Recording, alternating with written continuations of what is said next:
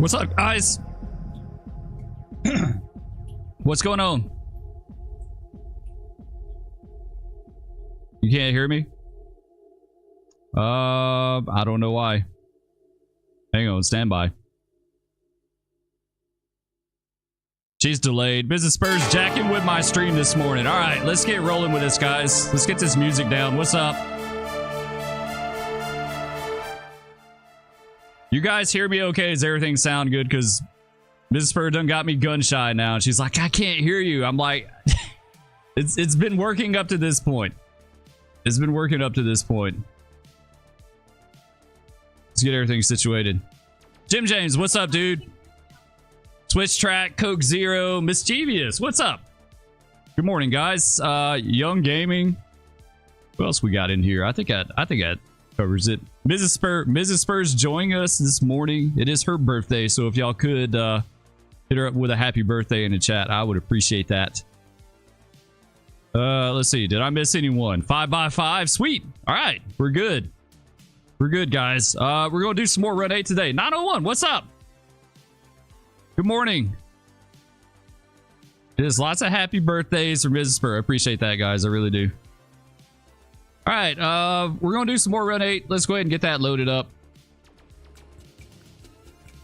We got, we're going to do some Run 8. Let's just get that down. We don't need that right now. Sweet. So, if you guys have not noticed, we made some changes to the cam. Spur's been busy. Spur's been working on things, guys. And just check this out. What y'all think about that? Nice, right? We got the green screen now.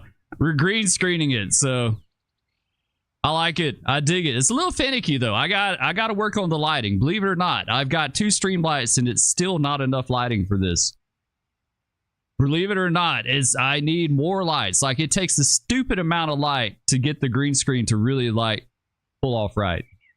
We kind of got it. It's a little bit, yeah, we need more lights. Yes, we need more lights now. We do. Okay, let's go to the game stream, guys.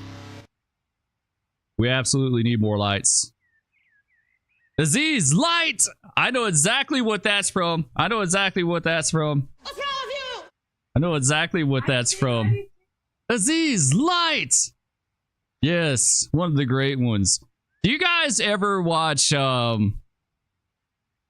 Adam from Mythbusters? Y'all ever check out his YouTube channel? He just did a video the other day where he went to some Hollywood prop shop. I guess, I don't know where it's at, but they had one of the original alien costumes from The Fifth Element, like complete, the whole thing from the movie. There was like 5 or 6 of them made, and they supposedly had the only complete one. It was super cool to see that they had that prop. All right, let's go down to did you see that? Wasn't that cool? Yeah, I love Adam's YouTube channel. It's really good.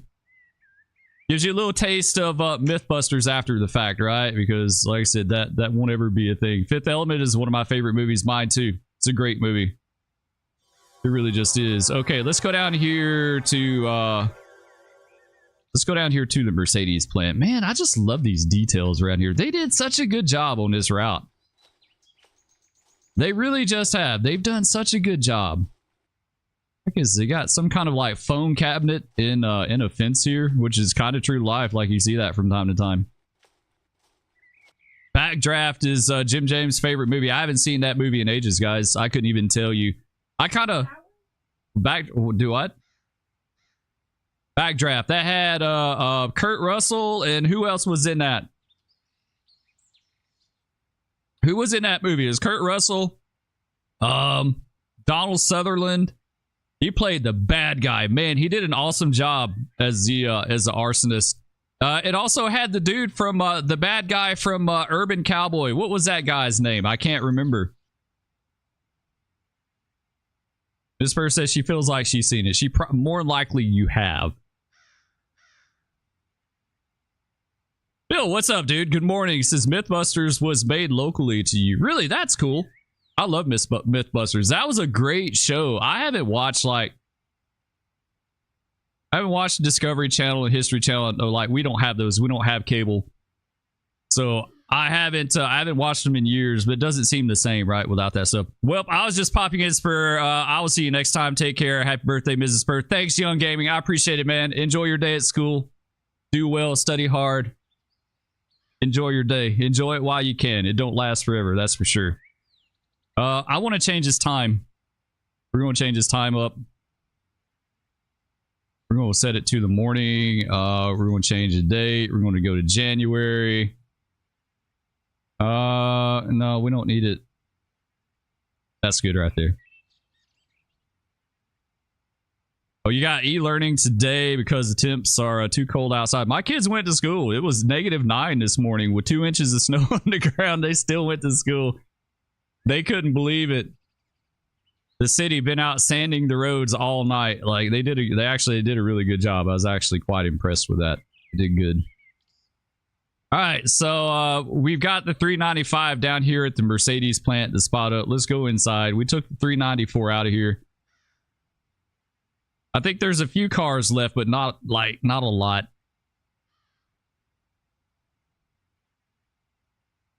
Yeah, it's a little cold here today. It was it said National Weather Service said it was -9 this morning, which was way colder than what it was supposed to be. I guess the front changed a little bit. They say snow around Nashville and the whole region shut. Yeah, that's pretty much par for the course in the southeast. They do really good with snow here. Like we get a fair amount of snow every year, and for the most part, it's business as usual. Like no one sweats it. They do a good job with the roads. They try to scrape them. They put sand and dirt down, and they put brine on the major highways and just go about your business. We live in a small town. Like our town's not even a mile across. So, all right, let's get. Oh, this is Amtrak. We're here in time for Amtrak, guys. Amtrak, the Crescent, number 19, AI. He's on his way, so this should be pretty cool. Y'all didn't watch the last video. Brian is garbage. Yeah, it really is. It doesn't. It does good for like a light dusting, but if it's anything that amounts to anything, it doesn't do anything. Yeah, you're right about that.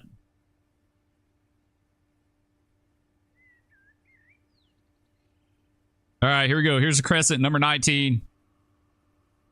Headed south. We're going to watch him by.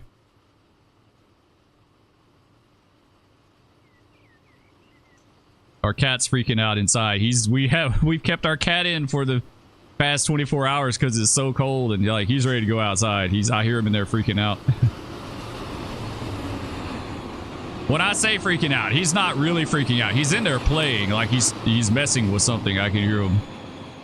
That's pretty cool. He's not going nearly as fast as I thought he would. He's playing. Yeah, he's in there playing. His name's OJ. He's a little orange shit is what he is, honestly. Like, pardon my French, but he is. Last night, he was laying at our, we shut the bedroom doors when everyone goes to sleep, you know, and he's laying outside of our bedroom door, sticking his paw under the door, trying to play. I said, he's a turd. He's an orange turd for sure. All right, now that he's by us, let's get this guy. We'll get him started up.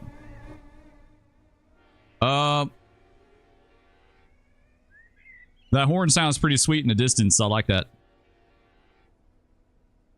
I still say the horn should be louder, though. I think they should be louder. Okay, we got to cut these guys off of here. We got to cut this head end power off, so we'll do that too real fast.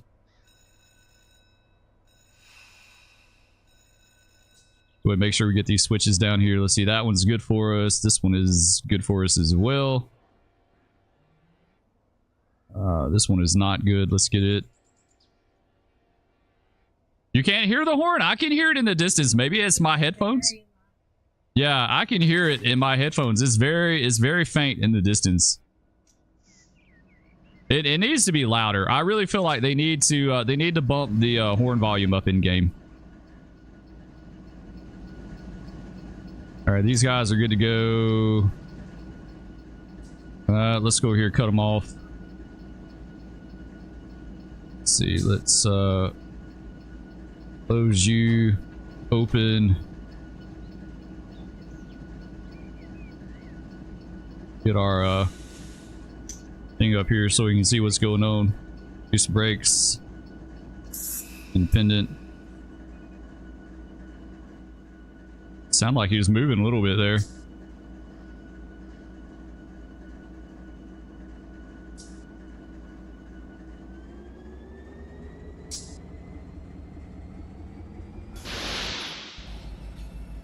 Nice, there we go.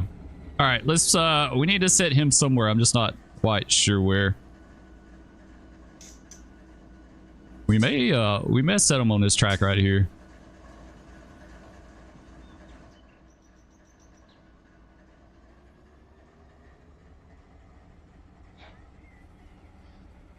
Yeah, cheapo dollar. Yeah, Mrs. Spur uses. She buys out DG's cheapo earbuds because we go through them. I don't use earbuds. I can't get used to them. But these are Razors. They're pretty good. They're pretty good. I can't do earbuds. They bug me. I just don't like it. I don't like having something stuck in my ears. Nice air dump sound. I bought Run 8. I've just not played it yet. Oh, dude, you got to jump in. McJacko, what's up, dude? Good morning. We're back at the Mercedes plant working this morning, taking care of our business here. We're going to get this power spotted over on another track out of the way. Then we're going to grab everything together with the butt head and start spotting up these industries. And then if we get done, if we had time, we'll take the 394 north. We got him tied down at the next siding.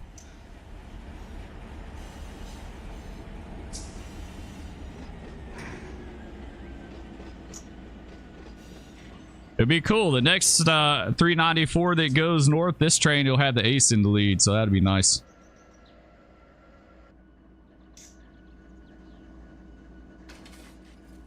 There we go. Let's get that switch. Let's make sure we're all good here.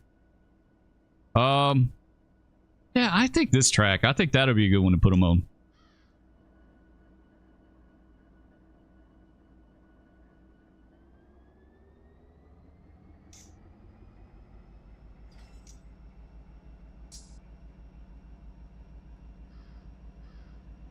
Did you work for RJ Corman? No, I did not work for RJ Corman. I worked for CSX. RJ, I don't even know if they were around when I worked in the early 2000s. They may have been, not on the scale that they are now. Yeah, actually RJ Corman was around because I remember them cleaning up derailments for us. I don't know if they had an actual railroad portion of it back then though. Maybe they had a few short lines back then.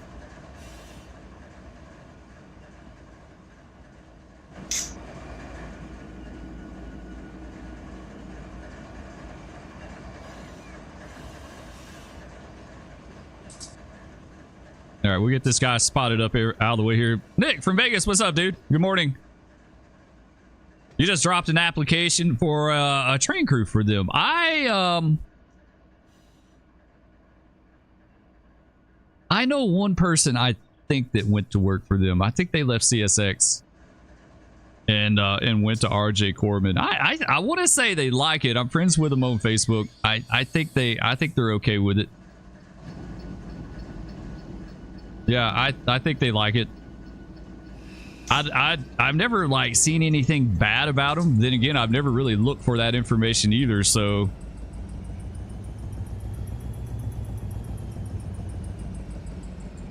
we'll move these guys down by the yard office.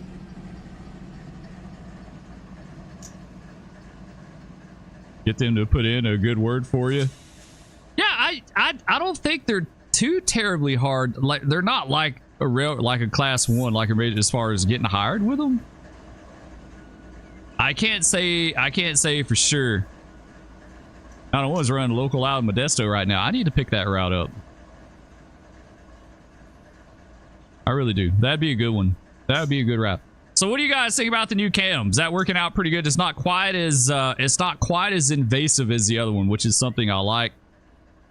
We may change it up from time to time. That's the thing I like about the streams and all this stuff, is I like to change it up from time to time and do something like experiment and do something different. So I'm wanting to redo my stream area and do some more stuff over here, but it's just a matter of like time and finances for it, right? Time is money, money is time. Ben, what's up, dude? Good morning. Sweet, appreciate it, man.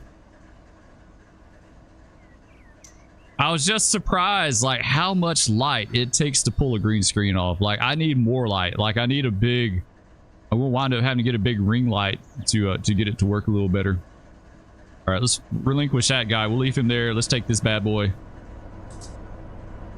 We need to come down this lead and we're just going to start grabbing all these empties up.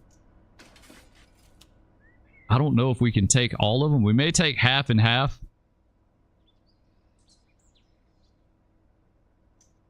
That's a lot, man. That's a lot, especially that one cut right here in the middle. That's a ton. It's relatively flat going in there, so I think the butt head can handle it.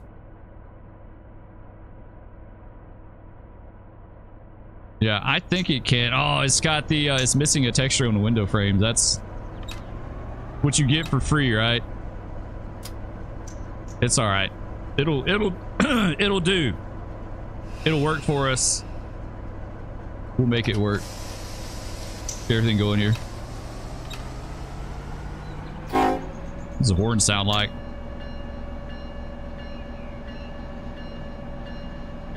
Don't underestimate butt heads. Those things can pull. Yeah, they can. They absolutely can. They're made for that. Like they've got the whole service selector here, which is a really cool feature of this thing. It's in road service, but we can do switching 1 or 2 as well. So we're in road right now. I was only on a butt head one time when I hired out, and I did own the job training down in Jacksonville. They had like tons of butt heads down there. Like Jacksonville is the butt head mecca. So that was the only one I was ever on. Let's kill that bill. We don't need all that mess.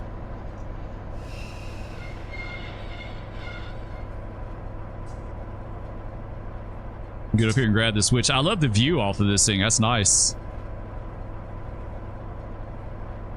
That's why a lot of the ones that I saw down in Jacksonville, they were in 2-unit sets. They were nose to nose, so they were cab out.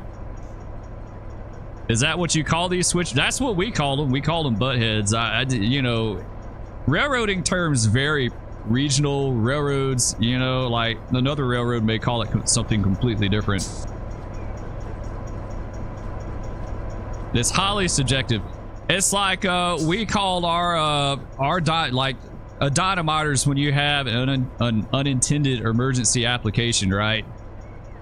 We call them snapshots, and we were the only railroaders I've ever heard anywhere call them snapshots. I don't know how that came about. Like a lot of people call them dynamiters. What are some other names for them? Like there's tons of different names for that. Let me move this chat because this thing sucks. It's not showing me much for some reason. There we go. That's better. Jim James, you gone? He says, take care, Spur. Have a good day, man. All right, Jim, I hope you have a good day. Looks perfect, not intrusive. Thanks, 901. Yeah, I think it's a little better. I think it's a little bright, but I had to brighten it like crazy to get the green screen to kind of like chroma key out the way it's supposed to. Put it in switch 2 and kick away.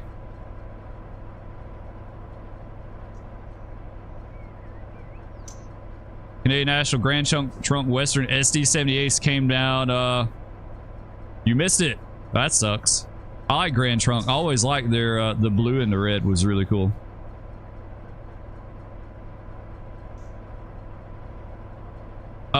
Matthew, what's up, dude? Says Spur, when you're working with CSX, what was more valuable, work experience or education? I'm in school for operations management, but I want to start low on the railroad. I would think back then, I can't answer for now, it's been 20 years, but I would think back then they would probably like the operations management a little bit. I think that would appeal to them, but I think work history they really like. They liked hiring. Like I worked with a ton of ex-police officers, ex-state troopers. Man, we had several ex-police officers that worked for us back then in the early 2000s. Ex-military, a lot of guys that were like straight out of the military, that sort of thing. And then we had some, I didn't have any experience in either one of those, and several of the guys that I hired with didn't either, but they were just needing a ton of people then too. But so it's hard to say. I would think the operations management would like pick their curiosity a little bit, like they might would like that. You're running A766. You call them kickers, okay? Yeah, kickers, dynamiters. Like I said, we call them snapshots. I have zero clue where that term came from for them. Like I said, I've looked and read. We were the only guys I've ever heard refer to them as snapshots.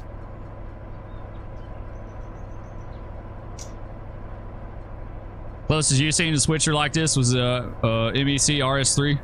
Yeah, they're pretty cool. They're pretty cool. All right, let's hop back in.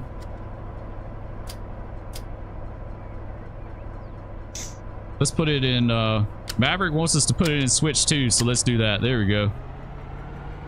So it ramps the RPM. You can hear it. Wow, it really ramps the RPM up when you're sitting in idle. What does 1 do? Okay.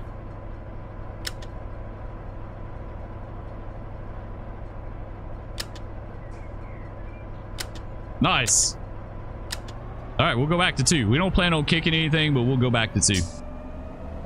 Clint, what's up, dude? I hope everyone is doing first class today. We're doing awesome, man. Absolutely doing awesome. We're testing out the new green screen for the webcam.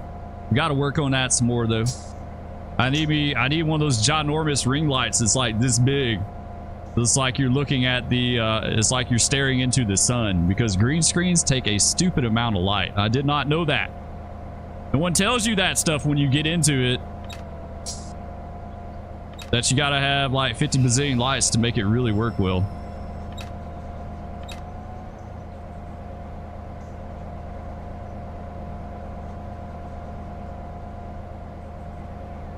All right, I'm trying to think how they would do this. We need to grab this EOT off of there. This is a nice touch with the green screen, man. Appreciate it, dude. Appreciate it. Absolutely appreciate that. Check out my hang on, let me move this around. My new chat screen as well too. We've been working on this for a second. Nice. I love it. I've been working on this one for a while. Believe it or not, it takes Spur a stupid amount of time to do this stuff. Believe it or not, to pull it off. Okay, we'll go back to there's some more stuff I want to do too. There's like, this isn't even all of it. There's more stuff that I'm working on. I don't know, that switch too kind of jacks with me because of the RPM is so ramped up on this thing.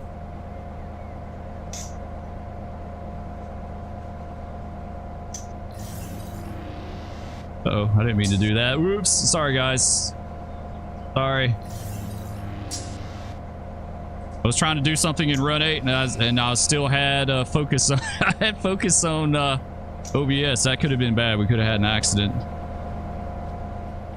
We could have had an accidente. That wouldn't have been good at all. Okay, let's take this guy. Let's remove the EOT. So he's got, I don't know if I want to bleed these or if I just, maybe we'll put air on them. We might just go ahead and put air on them. Let's see, the bottom, that one's open, so we got to close the bottom down here. Yeah, the added light gets the shutter speed on the webcam to get faster. Otherwise, your hands look like they're midway to hold while wait. Right? Yeah, I think this does pretty good. Like, it's doing pretty good right now. It's just it's extra finicky. It's extra finicky right now. So I gotta add some light to it so it won't be quite as touchy. CSX engineer left a hat and toboggan and a note, and he honks for me when he comes. He left me his phone. Oh, that's cool. Absolutely cool. There's some good guys that work out there for the railroad. You helped one of your brothers with a kicker the other day. Empty grain train. It happened in front of my house, so I gave him a car ride back to the head end. Also, clean shave is killer. Looking fantastic. Appreciate it, man. Yeah, I got tired of the beard. The beard will come back eventually. Sometimes it's nice just to not have to deal with that. You know, I did no shave November on into December as well. All right, let's close this guy. We'll couple up. I changed it up though. Like my dad has had a mustache my entire life. I have never seen my dad without a mustache. Like I've only ever seen him with a mustache. So I like changing things up. Like if I shave my beard off, my kids don't bat an eye. Like they did. Like it was 2 days later before they realized that I shaved my beard off. Literally 2 days, because I do it so often. It's like, it's not a big deal, right? The 2 days later, they're like, did you shave? I'm like, what do you think? My kids are so observant. Hoosier, what's up? Good morning. Trains and fishing. You going to run Norfolk Southern? We are on Norfolk Southern. We're working the plant right now. We're working Mercedes plant. How have CSX operations been impacted by the LA fires? Well, I hear about I don't think they have. I really don't. Those yards aren't around that area of LA, so I don't think it has. I can't say for certain, but for sure. Imagine they switch with air. Auto ramp doesn't require handbrakes, but the cars must be left in the hole. Okay, yeah, I'm going to do it with air. I definitely think they would switch the loads with air. Yeah, I gotta take it out of switch too. Like that just really jacks with me. It's so ramped up. It feels like I've got it in power, you know, with the brakes on or something. Okay, we're good here.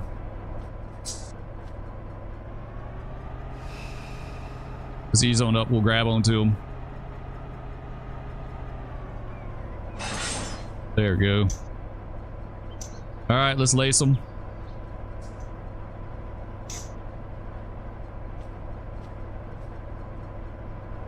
This one is not cut in. All right, this one needs to be open. Never mind. Open that one. Let's get this side. There we go. Now we're good.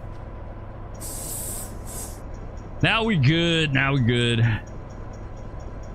Possible snow in Jacksonville tonight. Spur. Nice, Coke. Did you see New Orleans is going to have what, blizzard conditions? That's what my mom had messaged me this morning and was asking me how our weather was. I was like, yeah, it's like -9. We got 2 inches of snow. Par for the course in the other Texas in the Panhandle. That's not like unheard of, but cold here. -1 with -17 wind chill. We had a -29 wind chill this morning, guys. It was -9 with -29. 5 additional inches of snow. Yeah, we're done with the snow.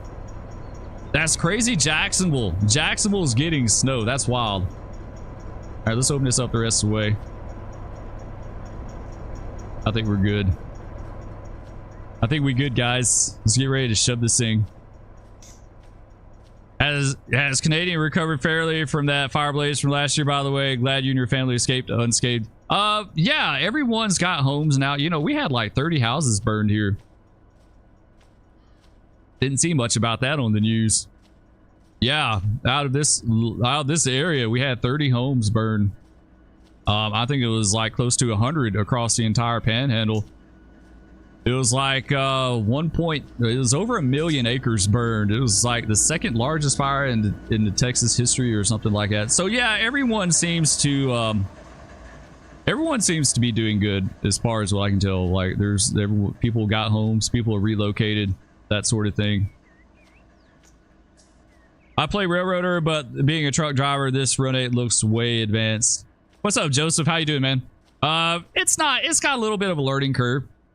It does. It has a little bit, but it's a ton of fun. Like if you've got the time to invest in learning this stuff and you want to learn it, it's a lot of fun. It's the closest thing you could probably get to actual railroading.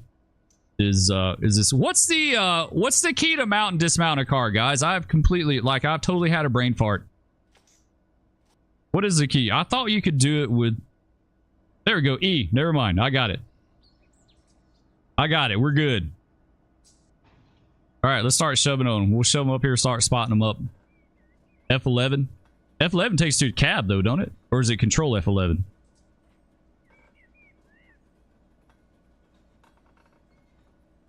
Steve, what's up, dude? Says it snowed in Houston. That's crazy. You guys definitely, like, when was the last time it snowed in Houston? When was the last time it snowed along the Gulf Coast, period? Like, in New Orleans, they don't ever get... They never get snow. That is insane. I remember one time I flew through New Orleans and that was the hottest, muggiest place I've ever been in my life. The air was so stagnant. Like, it was the most stagnant, immovable air ever. I'll never forget that. Winter is noped out of here completely. Hit 85 degrees today and didn't go below 70. We're cooked for summer. Maybe y'all won't have that bad with summer, dude. Joseph, what's up? This is good morning. How about Trains 22? I don't even have that game. I kind of thought about trying out the latest one, but I don't know. I'm on the fence. I'm really on the fence. Control F11 for cab, F11 for mount dismount. Okay. E also works. E works for it.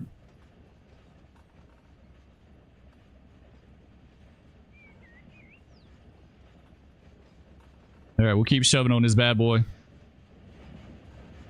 Nice, this is pretty cool. This is the first time I've ever actually switched auto racks in game, believe it or not. I've never worked any of the auto rack jobs.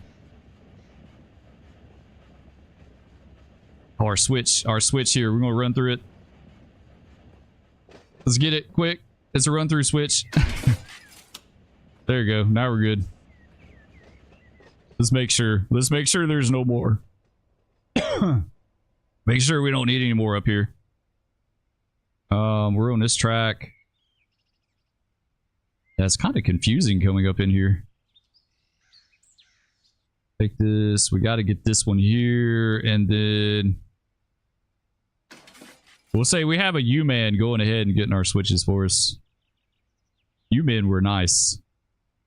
I like the U-Man. I used to like getting a U-Man whenever I could get him. I was all about it. All right, we're good all the way down.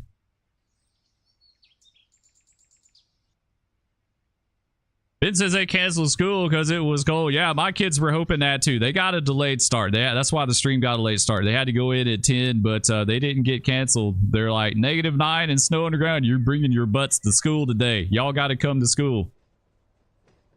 So that's what they did. They went to school. They were really hoping not to have to. There we go. F11. You're absolutely right, dude. Absolutely right. Just hit a 40-mile-an-hour switch at 50. It's not too bad. They always told us track was good for 10 mile an hour over what it was posted. Now, and we may, like back in the day when I did it, we may have hit some switches a little fast. Like, it happens sometimes. It's going to happen. Is Run 8 multiplayer? Yes, it is multiplayer. They got some perpetual servers that you can jump on and play, and then I think people host different servers and that sort of thing.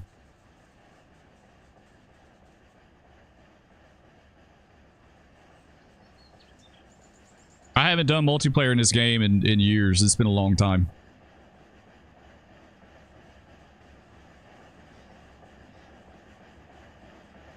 How do you join multiplayer? The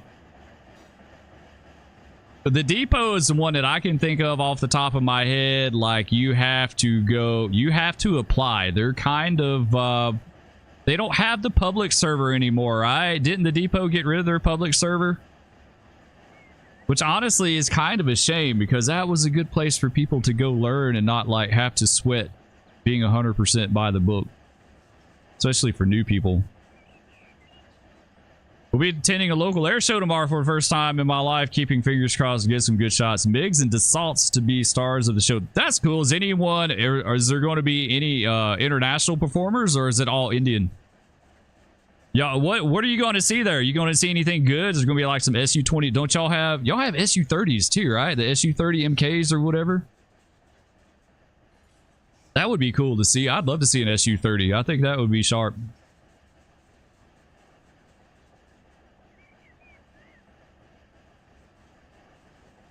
Yeah, that would be cool to see.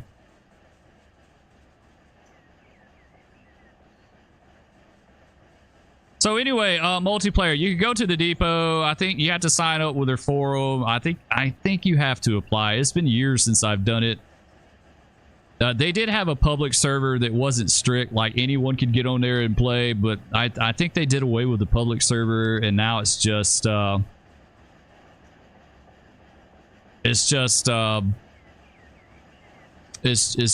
the I don't know what you would call it, like the hardcore server or something. Like,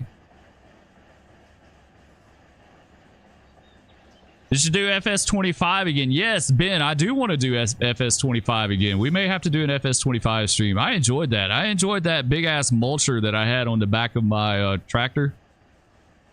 Big G. Ms. Spur says, you wash your hands, reapply your sunscreen. Yes, we did that at the last air show we went to. We went to the one at Tinker Air Force Base in Oklahoma City. This is back years and years ago. And we were there literally all day long from that morning till late evening. And we put on sunscreen, but we forgot to apply it to our hands. And so it washed off. Our hands got really sunburned. Mrs. Spur's face got really sunburned too because her makeup was not... We hit limited speed switch at 48 once. I didn't notice at the time because I was copying the bulletin board dispatcher. I wasn't too happy. Right? Yeah, I think we hit... I think, all right, so our medium switches, even though they gave us a medium clear in, which is medium speed is 30 mile an hour, the switches were actually only good for 25. So any time you got a medium clear into a siding or a medium out, you can only do 25. We hit it at like 32 one time, something like that. Like, and my engineer just he messed up. Like he told me, he's like, I'm sorry, man. I messed up. He's like, things didn't go down the way he hoped they would. And so we hit the switch a little fast. It's going to happen, you know, even with the best, you know, it's absolutely going to happen. Stuff happens, right? Roadburner, what's up, dude? Says, hey, Spur, I have an idea for next Into the Flames, Into the Flamen. Put every unit as responding on a call, and then while units are on scene, put all on scene. Okay. The only thing is, you got to drive them all there. I wish they'd auto respawn. That would be kind of cool. Which track got to fly in Fat Albert when you were in high school? That's cool. Did they do the JATO takeoff, or was it just a regular takeoff for you? I bet it's just regular, right? I don't think they might not do JATO with civilians on it. That would be kind of extreme. They did the regular. Yeah, the JATO would be really super extreme with people in the back. Man, y'all be like going weightless when they go over the top. It'd be like the vomit comet. Darren, what's up, dude? Good morning. How you doing, man? I hope you're having a good day. It's a very cold day here in Texas. Yeah. You said, okay, Flit says only going to be Indian aircraft at the air show. It says the Sukhoi Su-30 MKs are absolutely killer. They are sharp. I like the Su-30s a lot. Says they're workhorses for your Indian Air Force. Will y'all have any MiG-21s at that air show? That would be super cool to see if y'all did. You saw a JATO take off at local air shows. Yeah, it's crazy how they take off. Hey, have you guys seen the video of the KC-10 doing the extreme takeoff? Someone made a video at an air show back in the 90s, like 94, 95, 96. And a KC-10 did an extreme. This is the only time I've ever seen it do that. That thing took off and went like straight up. Like it was, look it up. KC-10 extreme takeoff. Air show, something like that. It should pop up.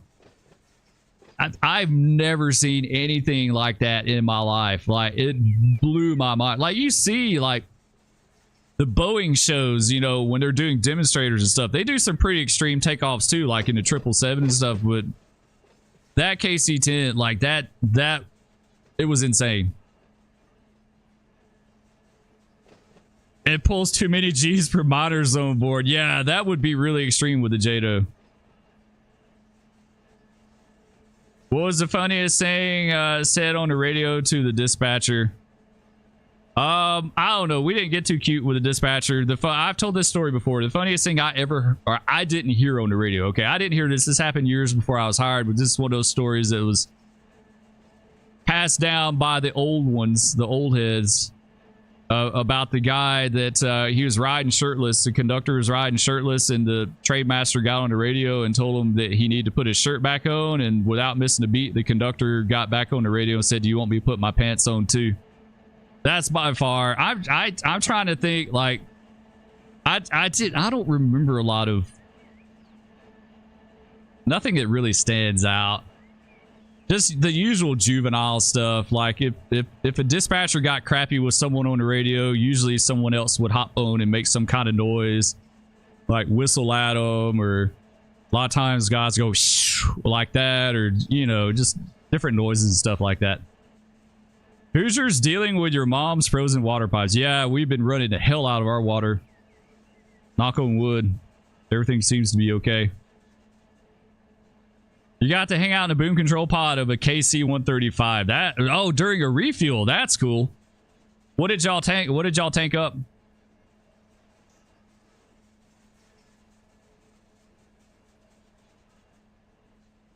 Very, very cold here. Schools and universities are closed. How cold is it there, Darren? It is -9 here this morning. It is -29 wind chill. MiG-21s have been scaled back highly and will be phased out from the IF. Oh, really? You're going to phase them out this year? Won't be seeing them this year. Too battered and unsafe to fly. I like flying the MiG-21 in DCS. That is a fun plane. Like, she's really finicky, but she's fun. Like, once you figure it out.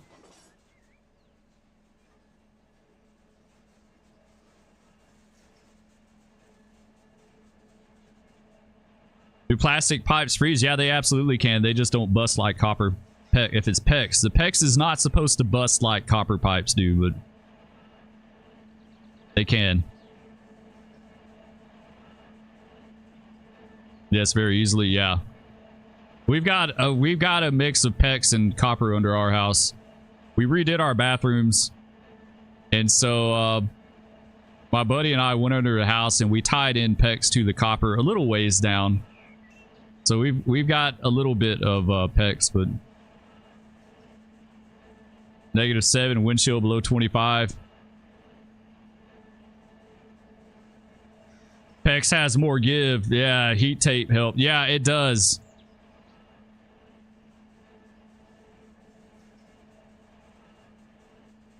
I need to get under there and do PEX the rest of the way to try to put as much PEX under there as I can, but I don't like going under the house. It's not my favorite thing to do. It's not my favorite thing to do. I don't like crawling under the house. It really just sucks. I mean, it's nice under there. It's a good crawl space. Like there's a decent amount of room, but that ground is like the hardest damn ground anywhere on Earth. It's like crawling around on concrete. It's not fun. Miss Spur never even been under the house. Miss Spur talking like she been under the house too. She never even been under there. I'm even getting in the attic and put some can lights in my... No, that's can lights at the edge of the roof line sucks, because where the roof line comes down like that, you've only got like a tiny amount of room to work. That sucks. That really sucks. Like the closer you...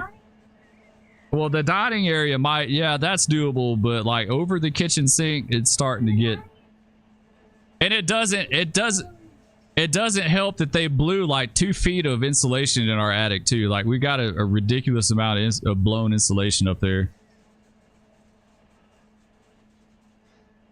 Green Bean, what's up, dude? So that's why you hired someone else to do it. We both live in mobile homes. I said they had tons of calls out here, won't even come out. Oh yeah, I bet they're swamped. Good time to be a plumber. If that's your job. All right, let's get this guy spotted up here.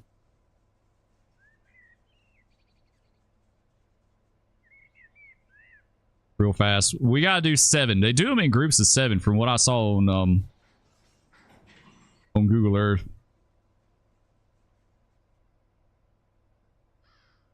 going, just a little more. Yeah, I don't want to put them against the bumper. You know what? That's actually good.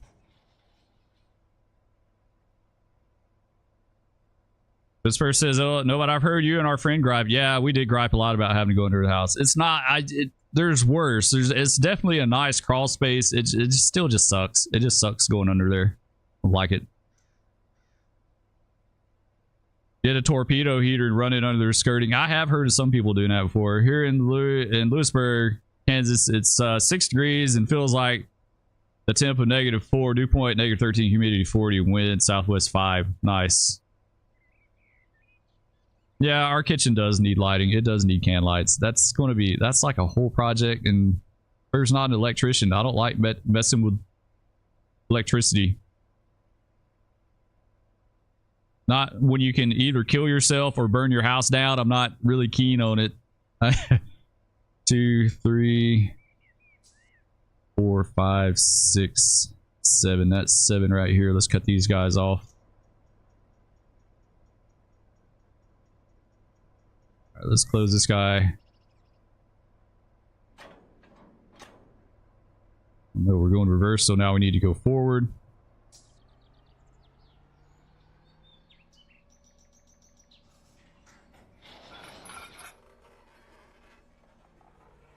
Oh, these weren't even laced up. My bad. They weren't even laced up. That figures.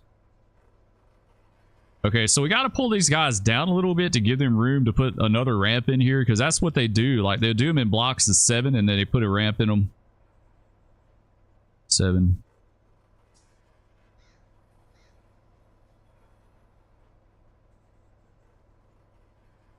Need to replace your bathroom fan vent. Yeah, we did all. We gutted our bathrooms all the way down to the studs and redid it. That was kind of a pain too, honestly. It was a lot of work.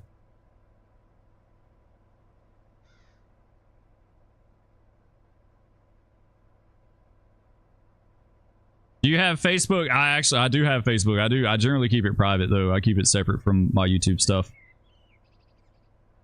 Oh, is it colder in Texas than Kansas right now? And I'm to your northeast by 2 states. I don't know, dude. That's the weather's going to weather. It's definitely cold. It's supposed to get up to 38. It's warming up really fast here, so I don't know. Maybe it's what came out of the Rockies.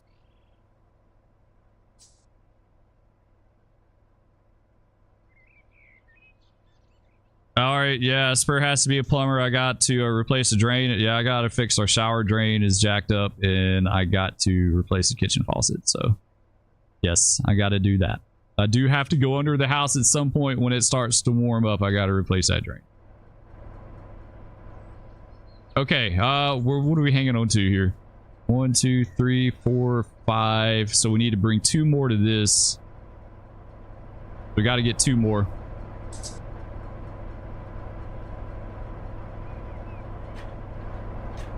Okay, we got to get 2 more.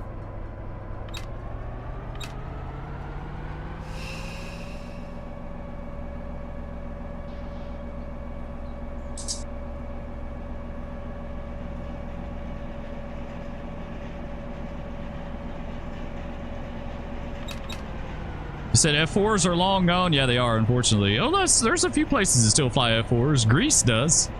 Turkey does. Iran. Does Japan still have their F4s, or did they get rid of them? I see a lot of pictures on Twitter of their F4s, but I guess they're older pictures. I'm not sure. Bill says, I'm an electrician, but I'm in the San Francisco Bay Area where it is dipping into the upper 30s at night. Nice compared to you guys, but freeze it. Yeah, you're right. It's all relative to what you're used to. There was one winter where we had like days and days and days where our high was in the negative. It was like -8 or something. It was like ridiculously cold here for like 2 or 3 days, 2, 3, 4 days. And so ever since we had that, everything else doesn't seem that bad. If you think about it, like there's not much difference between 10 degrees and -10 as far as like how it feels. I mean, the -10 could kill you quick. It could frostbite you quick, but like how it feels on your skin doesn't seem very different. At least to me, it doesn't.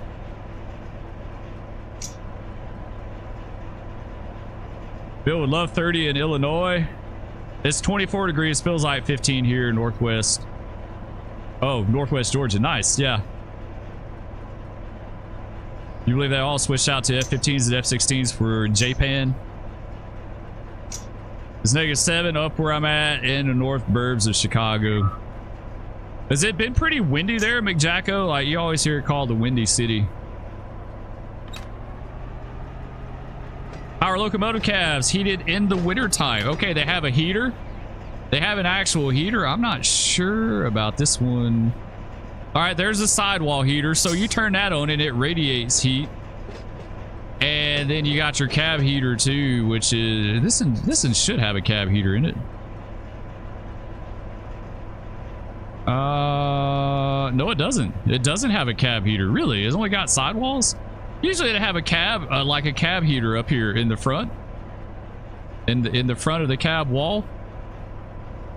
And then you just turn that thing on and it blows out hot air, and then you have the sidewall heaters over here that radiate heat up the side of the locomotive. It still gets cold. Like, if it's cold, it's still cold. They're not very airtight.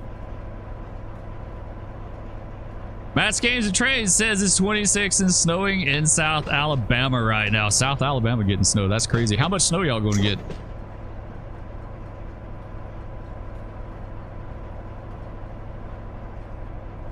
You're actually from the north, so I've lived in extreme low temperatures and deep snow. Yeah, it's like once you get a taste of it, everything above that doesn't seem bad then. Like, you know, before, when we lived in Alabama, I used to get down in the teens. I used to kind of, you know, we used to freak out about, oh, it's getting down into the teens tonight. It's like, now it's not even a big deal. 20, I don't even sweat. Anything down to 20, I'm like, eh. It's all right. Joseph, what's up, dude? Says, hey, Spur, finally caught a stream. That's awesome, dude. Glad to see you. The GP9 I used to work with had radiators along the fireman's window floor. I remember when I worked, there was still a lot of Conrail locomotives around. It was just straight off of Conrail. Nothing had been touched. They were Conrail stock, I guess. And we used to get like a lot of the Conrail C30-7s on rock trains, and I used to see duct tape like around the door all the time. Like they put it over the door crack. You know, you could see the residue, what was left of it. And I was like, why do they put duct tape on the door on Conrail? And then one winter it got really stupid cold, and I had a Conrail, or not, it was a Seaboard Coastline C30-7 in the lead, and it's like, then it dawned on me, they put that over the door sill to keep the air from coming in. Like, redneck weather stripping. Yes, that's exactly what they did. Used to see it a lot on Conrail units, so not so much on CSX, but I mean, Conrail was up north, so they were exposed to a lot colder weather. Mischievous Huss said, used to work in Chicago, worst days on the rails are -40 with 13 in. Yeah, I bet that did suck, dude. I recall pre-flighting aircraft in Thule. Is it Thule? How do you pronounce that? I've heard of that place in Greenland. Thule? Thule?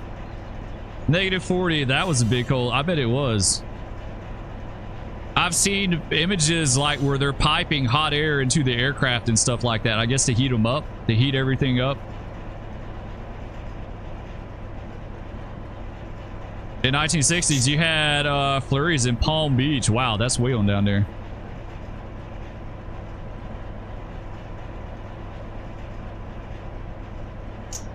You don't hear them freaking out about the orange crops in Florida like you used to. I guess because they don't grow as much anymore. Use heaters to get the hydraulics to function. Yeah. Yeah, I bet that would be a big deal. About to return to the swing of studies now. Have a wonderful stream ahead, Spur. Wishing you everyone here a fantastic day. Great. Going with the stream enhancements. All right, Flit. I appreciate it, guys. Flit's another one of the OGs has been around for a long time. Long time in the stream. I really do appreciate it, man. It's good seeing you in here. I was just thinking about you the other day, believe it or not. I was like, I wonder where Flit's at. I hadn't seen him in a good while. Anyway, I'm glad you're doing good, dude. We'll see you next time.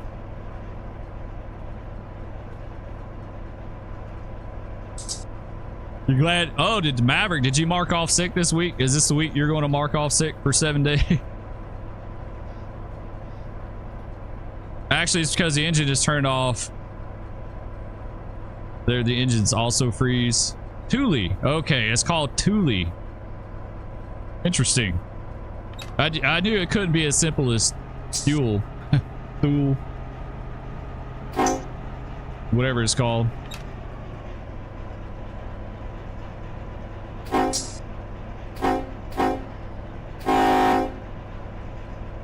All right, we'll keep easing down here. We'll grab another. Maverick took all his personal days. He took all his personal days off, and he's going to be like, I'm quitting. Bye. See ya. Mr. Spur had to mark off sick to marry. Yes, I did. I had to mark off sick to get married. I marked off family illness. Was supposed to have an automatic markup with a computer, except it didn't mark me up, and so I got in trouble. Yes, I got in trouble for it. I was off without permission for about 12 hours. They didn't do anything though. But they knew it was the computer's fault, so they didn't do anything.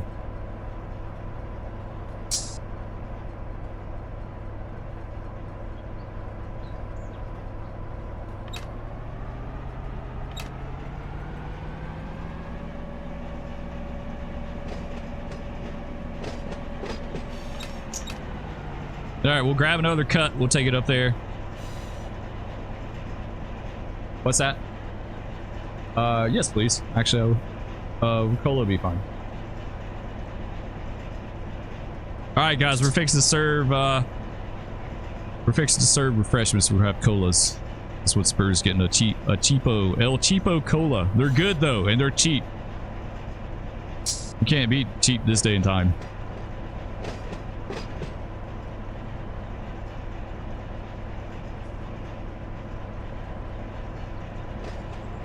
Bushtrack says he'll take one too. Screw the office, am I right? Yeah. It's the railroad. They don't care about you, so why should you care about them? Honestly, is the way I looked at it.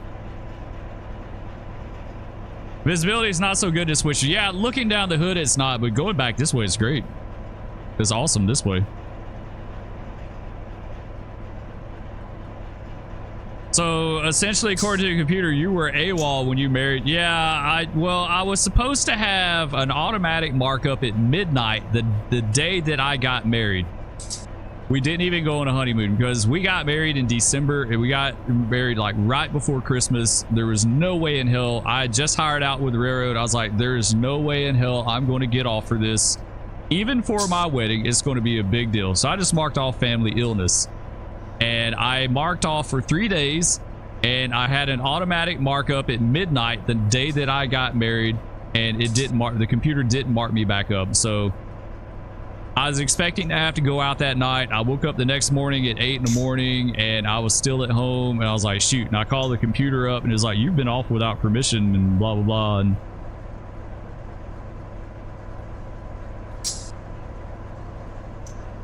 I was still having breakfast. Nice. We had breakfast. I had sausage, biscuit, and gravy. It was pretty good. So anyway, I called the crew caller the next morning. It was one that I knew that I was kind of buddy-buddy with, and so he took care of me. It was good. That's crew callers. Not all of them are bad. Some of them are jerks, but a lot of them, they're pretty decent. You know, they're just doing their job. You know, all right, here you go. Cola here, guys. A cheapo cola. Yeah, not all the crew callers were bad. Some of them did take pleasure in their job. They absolutely did. I think some of them did take pleasure in screwing you over.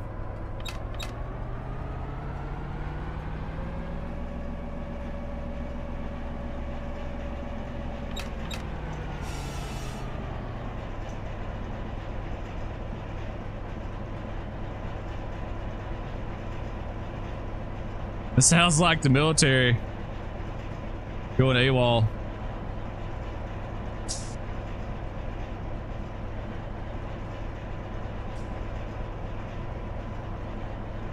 All right, so I guess we're going to grab this cut right here. That's the big cut. I think that's the next biggest cut. Maybe not. It may actually be this one right here. Let's see. Let's take a peek at it. I want to get the big cut, wherever it's at.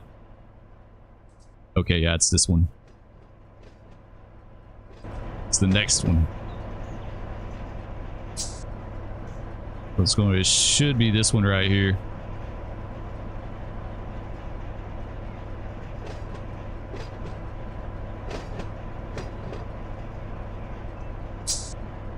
What's that?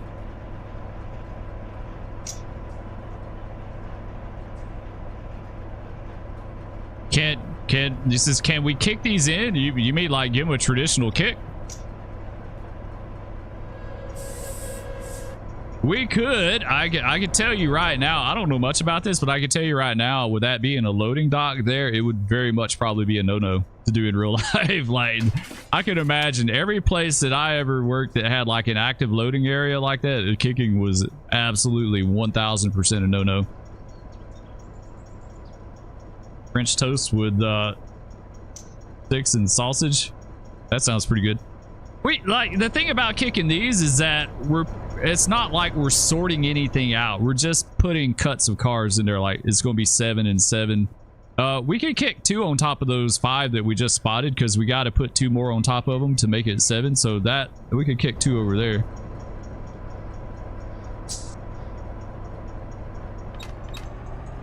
All right, let's go grab these.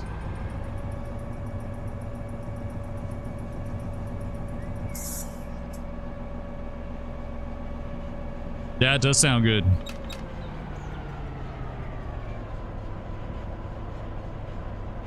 This Spur says, can you kick it? It's actually, can I kick it?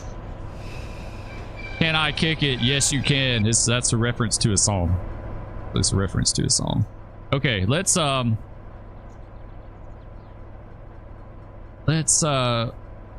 go of our train. We're gonna grab this cut right here. Oh, sweet. Just got a sub. Tyson Cooper. Welcome. Welcome to the club, bro. Appreciate it, man. Let's grab these, and we're going to grab them all together. We're not going to put air on them, but we're going to shift F7 these bad boys and get everything right before we go. There we go. Yeah, they're all good. It should be bottled now. That's the only thing about the shift F7 I don't like. Open that guy up. The bottom should be closed. Okay, let's let go of those. And let's grab this bad boy, hop back in. Nice, let's go. Let's do it.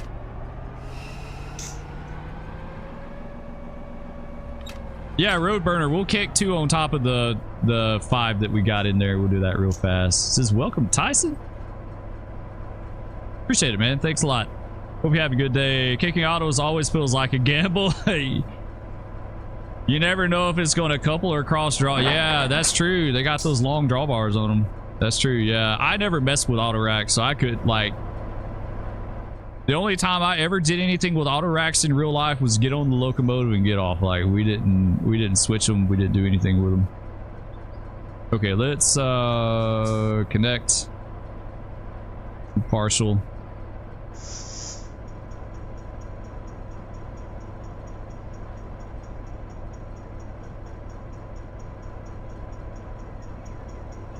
You have to let them charge up a little bit here. When is the next Into the Flames? I'm not sure, dude.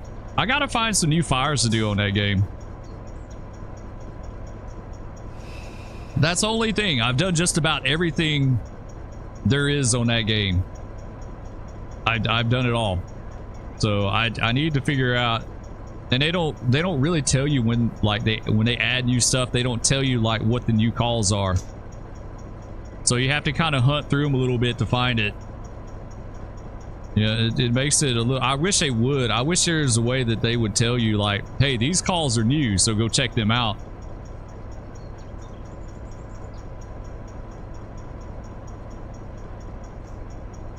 These guys keep charging up a little bit more. We'll let them go a little bit longer, then we'll open it up the rest of the way.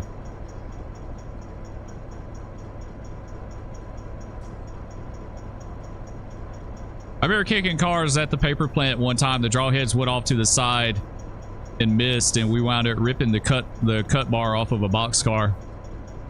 It got hung up in the coupler. Like, it was bad. They were offset real bad. Offset really bad, and we ripped the cut bar off of the off of the box car. And it was like, yeah, that wasn't a good day. We also kicked another one with the plug door open and knocked the plug door off of it too. That was actually a no-no. You shouldn't be kicking, or really we weren't. I don't think we were supposed to move anything with plug doors where the door was open, but we did. We wound up having one fall off. Okay, we're good with that. Let's we gotta get rid of these brakes. Okay, let's start shoving this bad boy.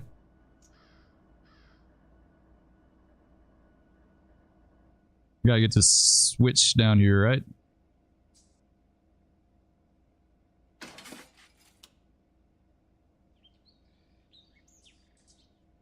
Oh, we still got brakes. I didn't realize this thing had air on it, or brakes on it. Wait a minute, what's going on? Is the bottom open? Bottom... Wait, whoa, whoa, whoa. Whoa, whoa, whoa, whoa. Which one is which here? Oh, it's still pumping up. Yeah, we gotta wait a bit here.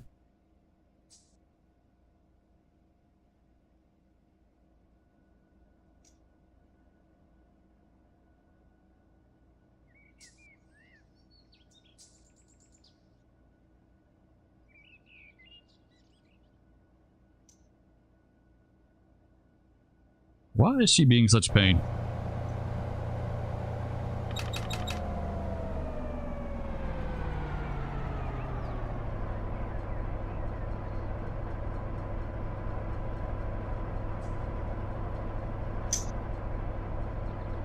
Alright, just bear with me, guys. I gotta figure this out.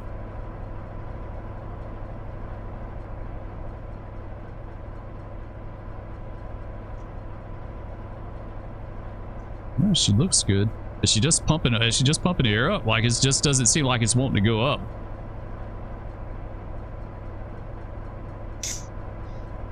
See what she's doing here. Weird. Okay, something's up.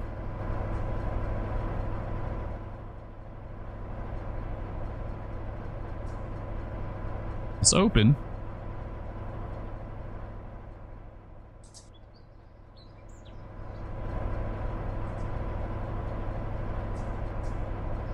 What is going on with this thing?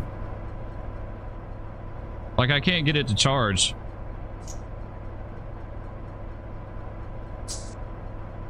I can't get it to do anything. Like, it's just not responding at all to anything that I do.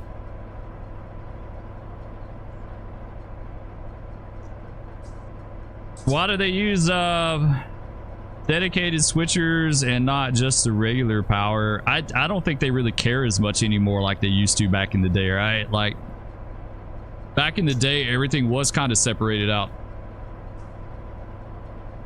Like, now they just use whatever they have because they don't buy specialized locomotives anymore. What is this thing doing? Maybe it just needs to pump up. Let's try this.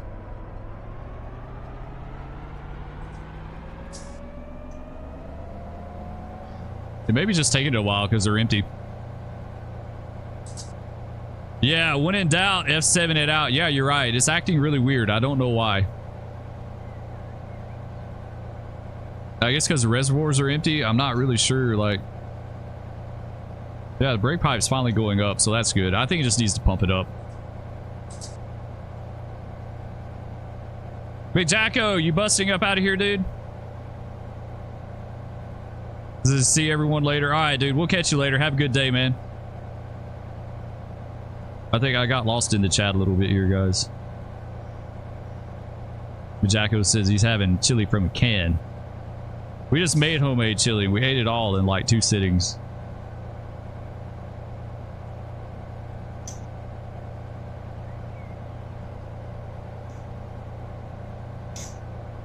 Made homemade ham and bean soup, mixed veggies, bacon grease, and dumplings, cornbread. That sounds pretty good. We had cornbread and muffins too the other day. That was really good. All right, he's pumping up. Yeah, it just needed to pump up. That's the problem. Just got to pump it up. There's a glitch in the matrix. Can't get the brakes charged lately. Yeah, this one seemed like it wasn't wanting to charge. It's doing better now. I centered the reverser and put it in number 4 to ramp up the compressor a little bit, even though that shouldn't be a thing on the EMDs, right? In the EMDs, the compressors are mechanical driven straight off the... which one is it? One of them is mechanical and one of them is electrical, right? GE is one and EMD is the other. And so one, you would bump the throttle up a little bit to get more RPM out of the compressor to pump up the air. I can't remember. Maverick, enlighten me on that, dude. I've done forgot. Is that something y'all did?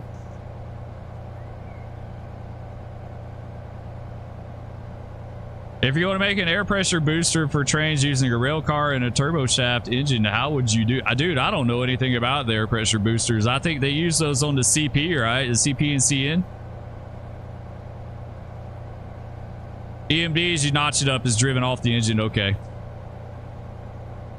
That's what I was thinking. It was something to do with the EMDs. You put it in like number 2 or 4 or something like that. Yeah, I don't know anything about the pressure booster cars. I've heard of them, but I don't know anything about them. So I take it they just have another compressor on them to help pump the air up for like cold weather and stuff like that.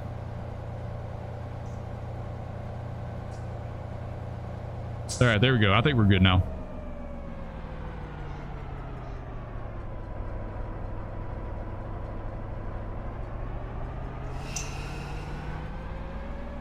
Now we good. We just had to pump them up. Why you don't get in any hurry when you're railroading? That is faux show. You don't get in any hurry. For show, for show. All right, let's hop up. There we go. All right, let's go with it. Do warp speed, Mr. Sulu. Hoosier makes some mean spaghetti too. Yeah, our stuff's pretty... When it comes to our kids eating, it has to be pretty simple or they don't like it.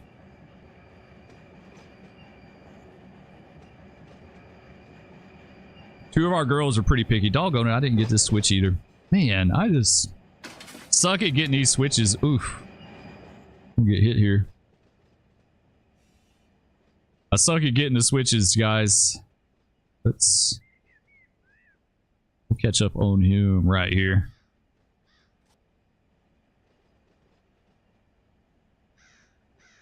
Supreme pizza for dinner, into beef and bean, green chili burritos for lunch today. That sounds good.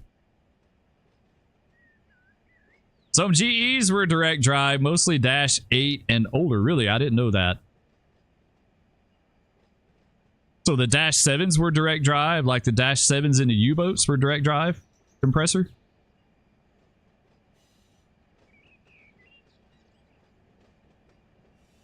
Put a cap full of olive oil in the noodle water, so I guess that keeps them from sticking so bad. Sticking together.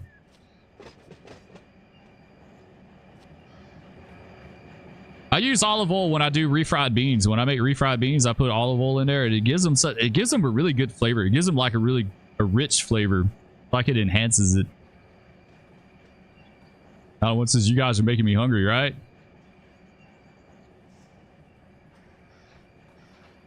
El Monterey, that's what we have, right? Yeah, we have the El Monterey burrito, the bean burritos. Those are pretty good. I like to put some cheese on top of them. Yeah, it adds to the flavor and texture. Yeah, you're absolutely right, Hoosier. Yeah, I like cooking with olive oil like that. It does add to the flavor. It just seems like it just gives it a richer flavor, a fuller flavor.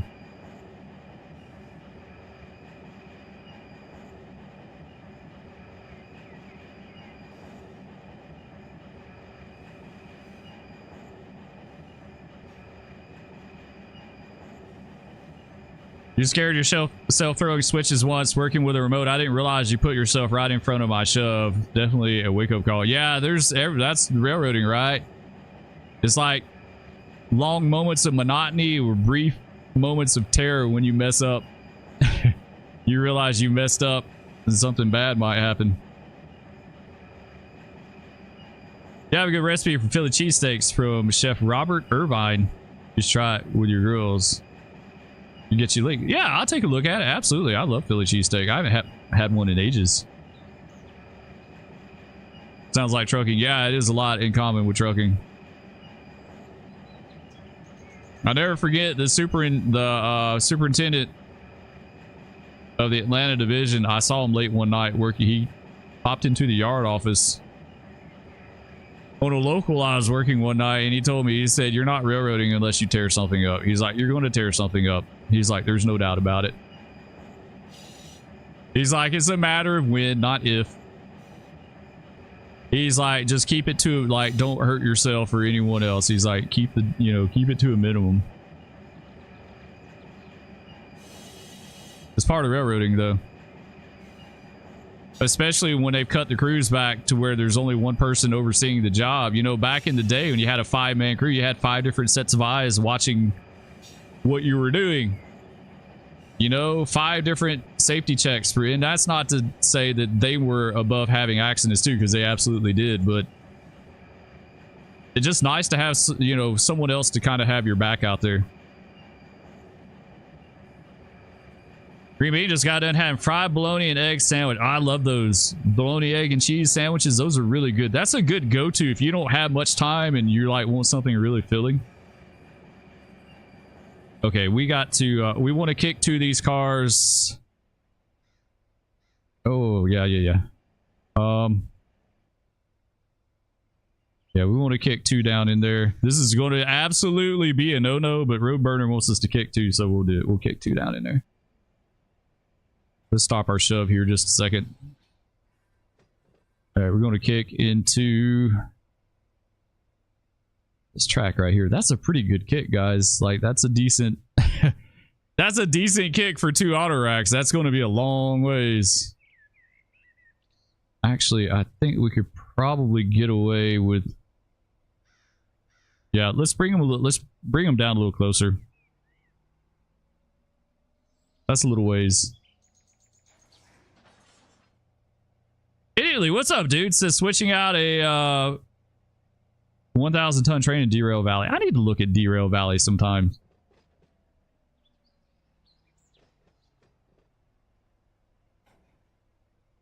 Your interview with the short line. They ask if I broke something. Guilty as charged. Broken switch. No main track authority violations. So I'm, yeah, that's the big ones that you don't want to, like, yeah, you're going to run through switches. Like, that's going to happen. I ran through switches. Like, it's going to happen. It's like I said, just keep the damage and harm to a minimum, you know?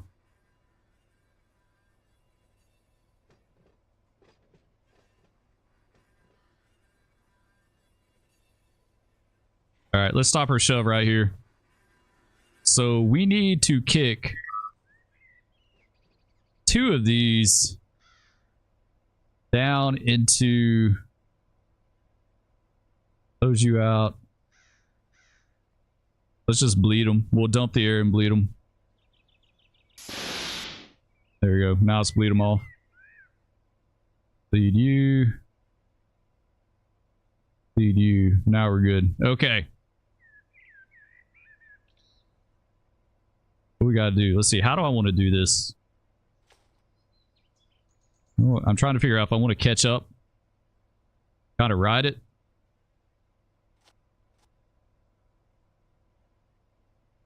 All right. Let's do a kick here.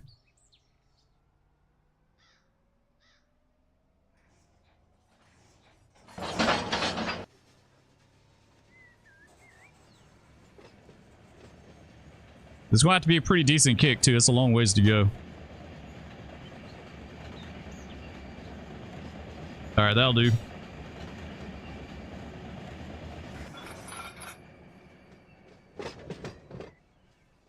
All right, there you go. 2 away.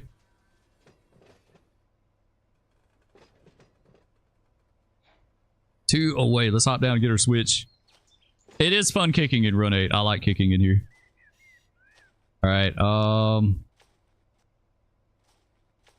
Need to go in this track now, all right?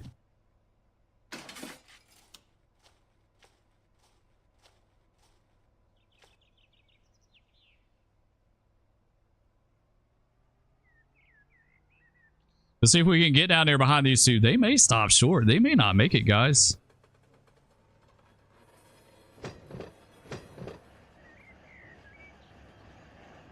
It's little Euro trains, but it's the best sim in my opinion besides Renegade. Really? Yeah, I wish that's the only thing about Derail Valley. I wish it was more Americanized. It's just what I know. Maverick did get the job, Mrs. Spur. He did. He absolutely. He's working for the short line now. Yep. His congratulations.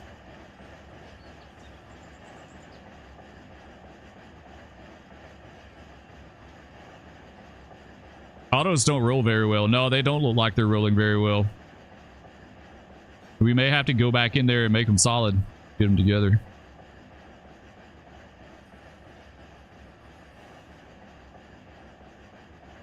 We were doing like at least 8 when I let go of them. I thought that would be pretty good, but it's a game too. Like it's not the same as real life.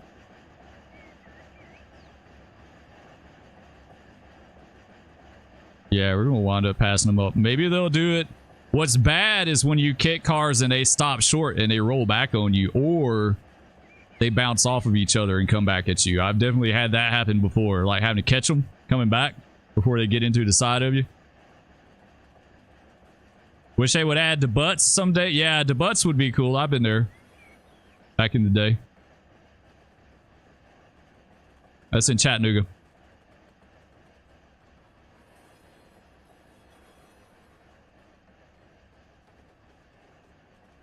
A hot dog with peanut butter. I've never heard of that.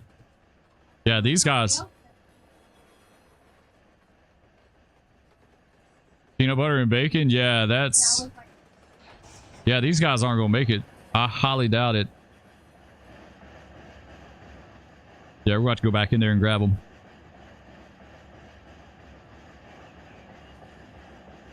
He says, I want what y'all are smoking, idiot. Yeah, I don't know about peanut butter, bacon, and a hot dog. That sounds pretty wild to me.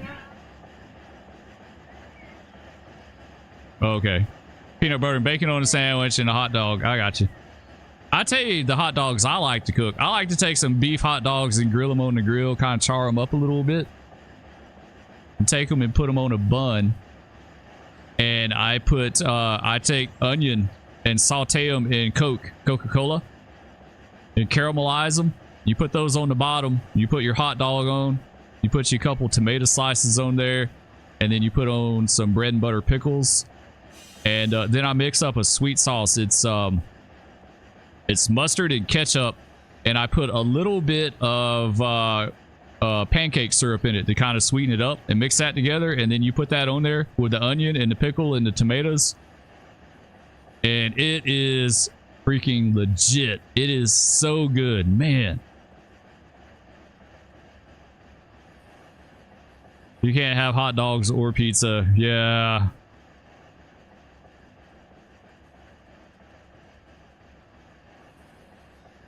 Everyone says don't knock it until you tried it. Yeah, right. That is true. Yeah, don't knock something unless you tried it. It doesn't sound appealing, but it could change your mind. Say what pickles? The bread and butter pickles? They're kind of a sweet pickle. I like the spears. You used to could get them that were sliced like lengthwise too, and so you put it on the hot dog. Like you put your tomatoes on one side of the hot dog, and then you put your pickle on the other side, and then you have your caramelized onions on the bottom, and then on top you put on your ketchup and mustard with the pancake syrup, right? Like I said, the pancake syrup just sweetens it up just a little bit. Okay, that was a good shove there. Let's put a handbrake on the end here. I think I put a handbrake on these either. I'm not sure how they tie these down. I kind of wondered if they tie them down on each end to keep them from moving around when they're loading the cars on them. I don't know what they would do with these, honest. Like, did they make it? No, they did not. They stopped short. That totally figures, right? That totally figures. All right, so our next cut should be just like right up here. Yeah, good enough. Get in here. All right, close you, open coupler.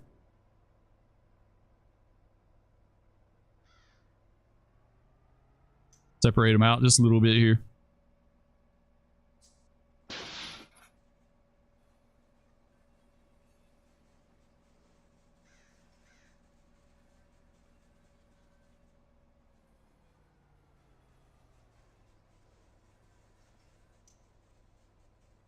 I think they do 3 groups of 7. If I remember correctly on Google Earth, I thought that's what it looked like they had. There you go. Should be good right here. Good enough. Handbrake on him. Handbrake on him. Handbrake. Okay, so now we need the other 7 is going to be right here. Close this bad boy out. Open them up.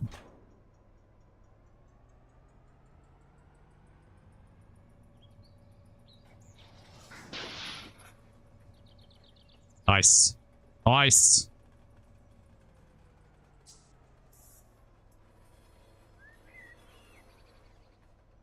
So then now we need another 7 just a little bit further.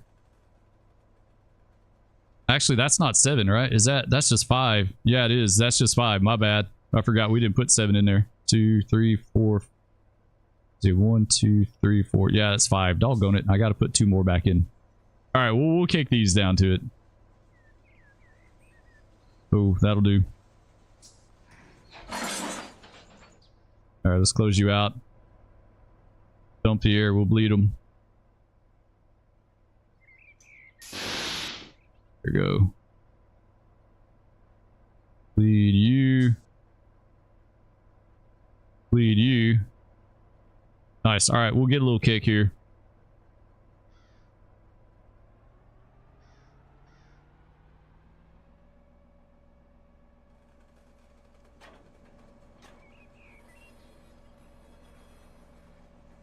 All right, that should do.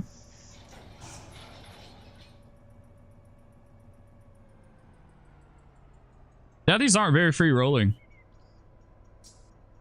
Think you have a flat tire on this train? They roll like they got a flat tire.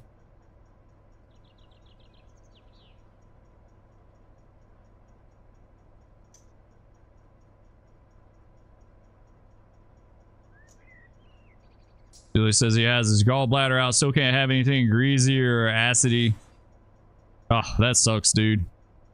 I feel for you with that. I totally feel for you. Like I said, they wanted to take mine out. I wouldn't let them. I didn't.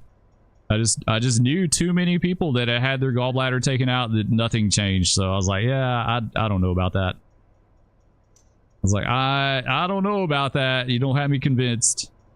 I'll keep it. Okay, these are good right here, so we need to put a few more in there.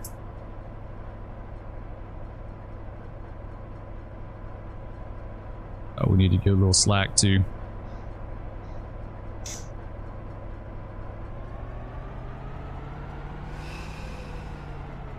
Come on, just a little bit. Good enough. All right, let's take them ahead.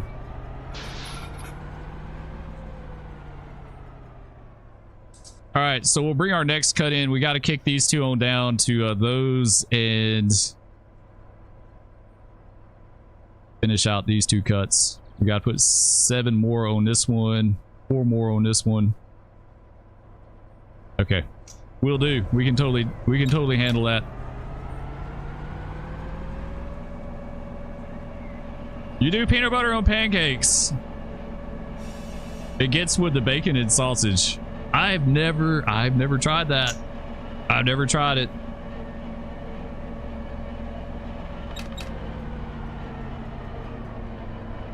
Lost almost 70 pounds in less than a year. How long ago did you have your gallbladder out, idiotly? Jim James, what's up? Welcome back. Young Gaming is back as well too. Welcome back. You had it out in July, so it's still kind of, you're a little over half a year out. Is there any chance for any improvement at all, or is that just it? Like, did you get the link I sent you over Twitter? I haven't looked at Twitter yet. I'll look at it later, Roadburner. Because of the way I capture Run 8, sometimes when I tab out of the, like when I tab into different windows, it messes up the capture, because I can't do it as a game capture for some reason. It won't work.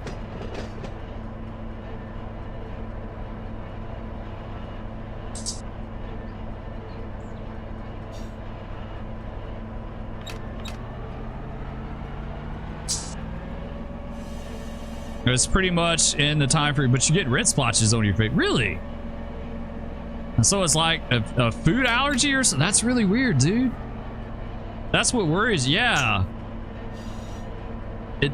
Is it like, I wonder if it's like an allergy or an autoimmune thing, maybe?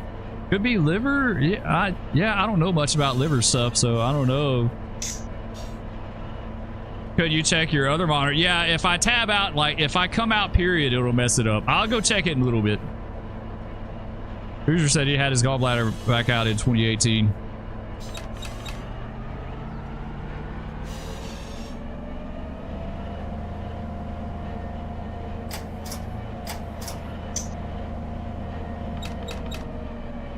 I hurry up and get down here. I wonder if it's autoimmune. Autoimmune can cause skin issues like that, or like baby food allergy too. I don't know.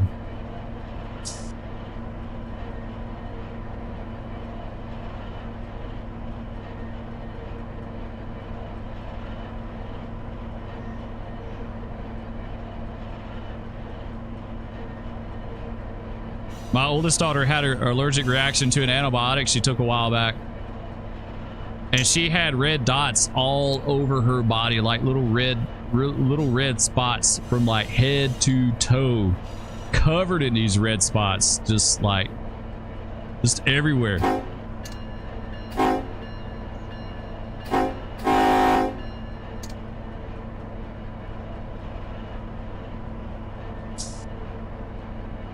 This started again out of the blue, no change in diet. So the red splotches just started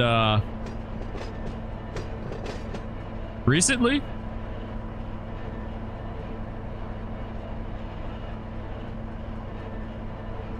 Yeah, I don't know, dude. I can tell you now, as someone that's suffered with stomach issues for years and years and years, I totally feel for you. I'm doing better now than I have in a long time, but yeah, it can change in a heartbeat. And I like, sometimes I don't understand why it changes, like why things changes, you know, but it's called hives. Definitely immune related. Yeah, she was covered. Is that antibiotic? Like, the doctor knew right off the bat. He's like, oh yeah, she's having an allergic reaction. He's like, that happens.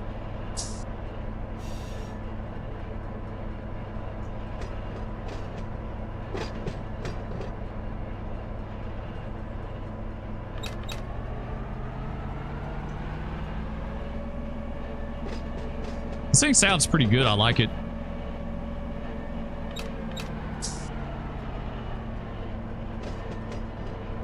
Do you bake or I microwave them just for simplicity. You know, you pop them. You pop it in the microwave for what, a minute? I think it's a minute on ours. And then I put cheddar cheese on top of it and do it for another 30 seconds and melt the cheese on top of it. And WF, what's up, dude? Good morning.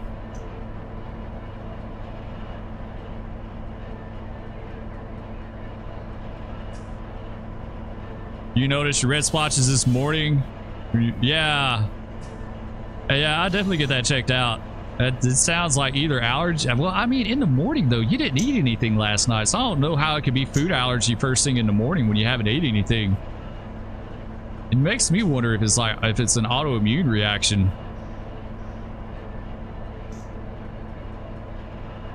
You got a cab tour of an Alco RS3 last Sunday. That's nice.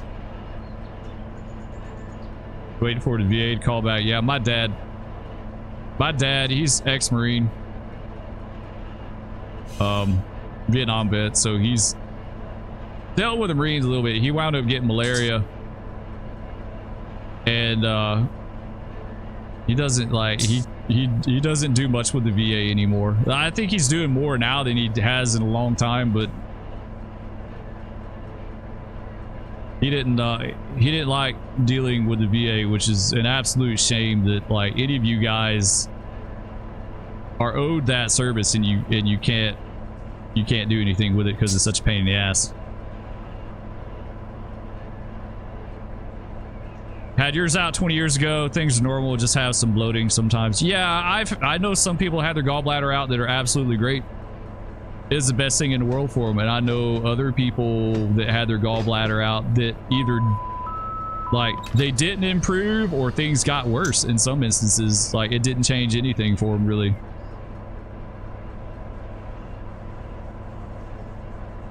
So that's why I was kind of iffy when they're all fire want to take my, like, you might have to have your gallbladder taken out. I was like, can you guarantee things are going to get better? And they're like, well, no. And I was like, well, then you know what? I'm good.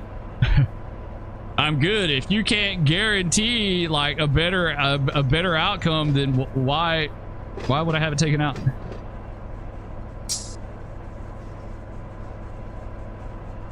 If you kick cars above 5 miles an hour, wouldn't the friction of the wheels on the rails slow the cars to cut? It does slow to an extent, but there's so many like I've kicked cars in real life hard as hell, like thinking that they were going to slow down, and they didn't. They hit like no tomorrow. So there's a lot of variables that go into that jointed rail. If they're rolling through curves, like how free rolling are the cars? You know, like not all cars roll the same.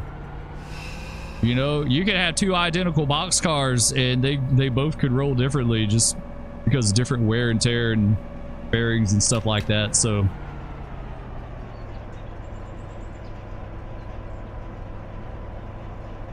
I mean, technically, in a world where all things are equal, and it's perfectly flat ground, and like they should eventually. They're not perpetual motion. Like they're eventually going to slow down and stop. It's just so highly dependent on all those factors.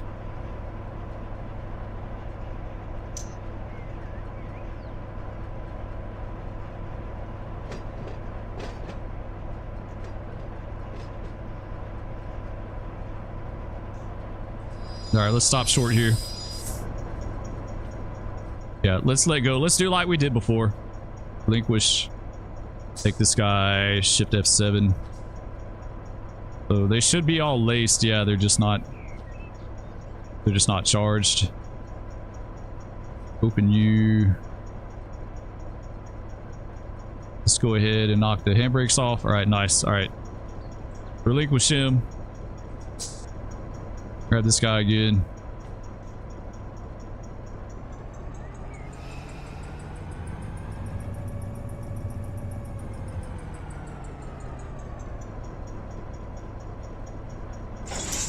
There we go. All right, let's get them laced. Connect. Partial. Now I know it's going to take it a hot minute to charge up. Go ahead and go neutral. Go center reverser.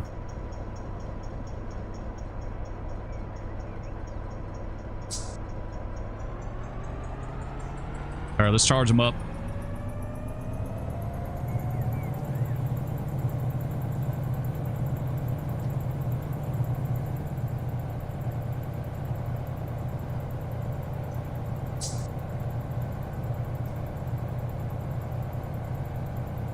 Just research on how to dissolve gallstones naturally. I have read on that. Like you take apple, you drink like apple cider vinegar and lemonade, and you drink all this acidic stuff that's supposed to help you dissolve, like gallbladder flushes and all that stuff you can do. Last time I was checked, I didn't have any gallstones. They thought mine just didn't work. Like, do I? They have medicine for it now? For gallstones, really? That's what Mrs. Spur was saying. They have medicine now for gallstones too. But yeah, mine, they've never, like, I haven't had an ultrasound in years, but the last one I had, I didn't have any gallstones when it's bothering me so bad. I didn't even have any wall thickening on the gallbladder. Like, it looked normal, but they said it may not be functioning, which I was like, yeah, I don't know. I don't know. I was like, I'm not convinced on that, guys. Like, I don't know.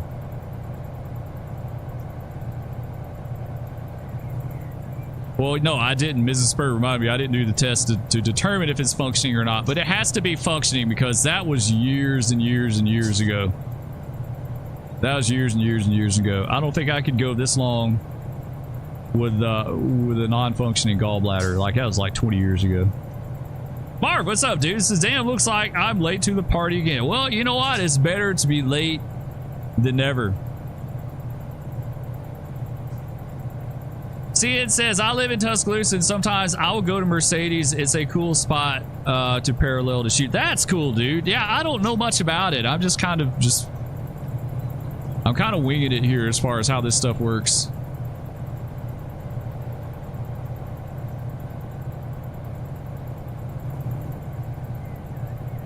Man, this guy's taking a hot minute to charge up, too.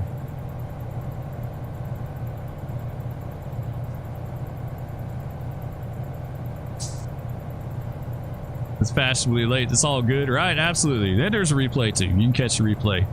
A lot of times. Okay, so what I do with the replays, in case you guys ever wonder,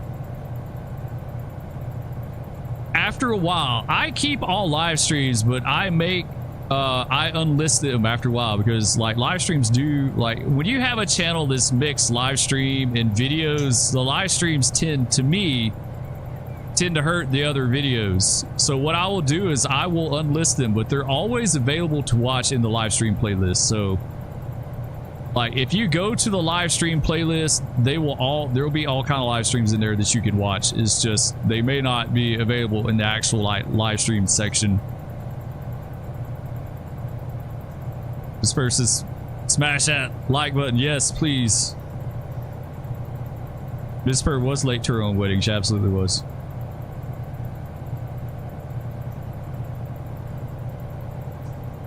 Okay, as CN says, A40 typically gets the train during the night and brings it to the McCalla running track and then becomes 394. So wait, A40 brings the auto racks from Norris? Is that how that goes down? See, I ran a 395 down here. We ran a 395 down here and we spotted it up in this little yard here. We brought like 75 cars, give or take. You've noticed long air charge ups too?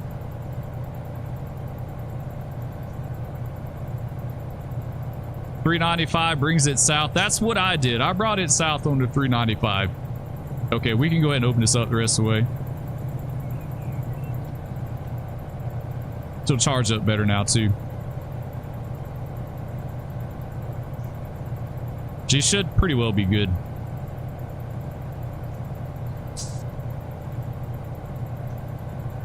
In fact, we'll go on down to the bottom.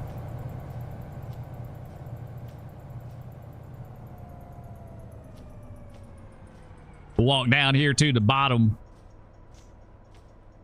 Got old Frisco there. Grand Trunk. I always like the Grand Trunk. That's another one just forgotten. That was always...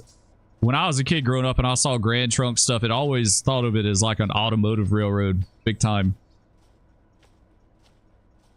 It's basically the same it's basically the same train, just different symbols. Yeah, A40 is a shuttle. Run back to McCalla and back. 394 origin is McCalla. Oh, so okay. So the 394, 395 terminate at McCalla, and then the A40 runs it from McCalla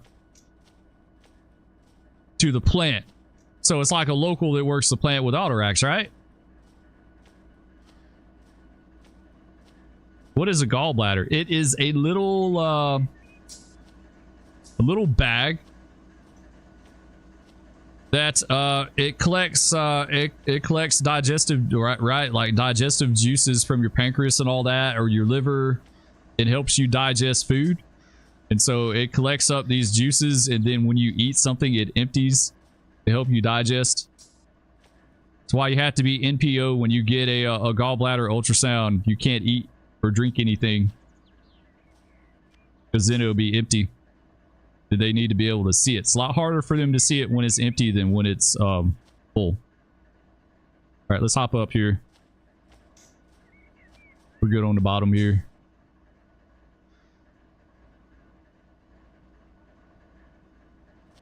It didn't catch us up. Why didn't we catch up? Come on, catch up.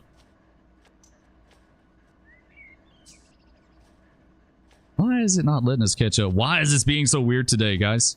Yeah, it's totally not letting me. It is not letting me catch up at all. Why are you not letting me catch up? Is it just this car? Is it this car or is it... It's the Rio Grande car. Oh, it is. We can catch up on this one.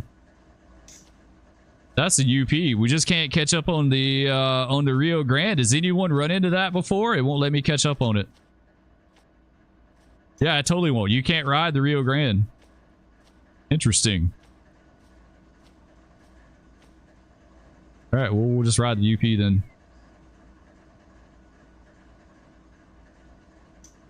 Actually, you know what? We're not riding anything. I need to look at this shove real fast. Also, I'm starting to reconsider to work for NS, but I'm not completely sure yet. Yeah, some cars won't let you ride. I knew there were some cars that wouldn't let you ride, but I didn't know the Autorax was one of them.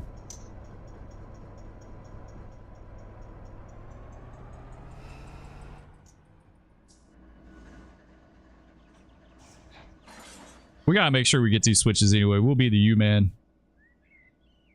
This guy there.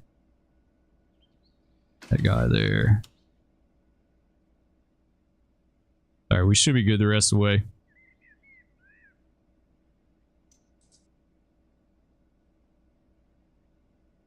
Sometimes the hitboxes are funky. Yeah, try further away. Maybe it's a hitbox issue. We'll try it here real quick. We'll ease them by.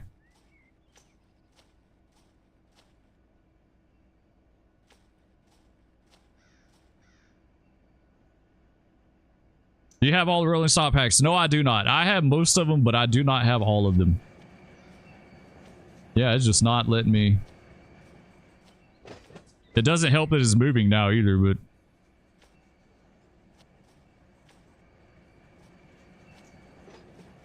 Yeah, it's just not rideable. It's just not a rideable car. That one is though, for sure.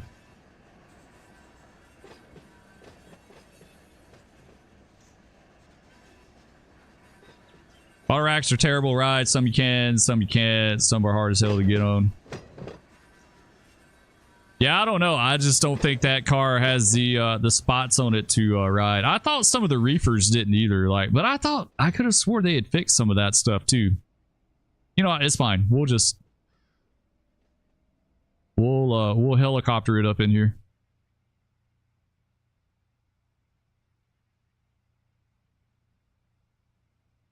We got to get these switches anyway. We got to grab those two cars that stopped short when we kicked them.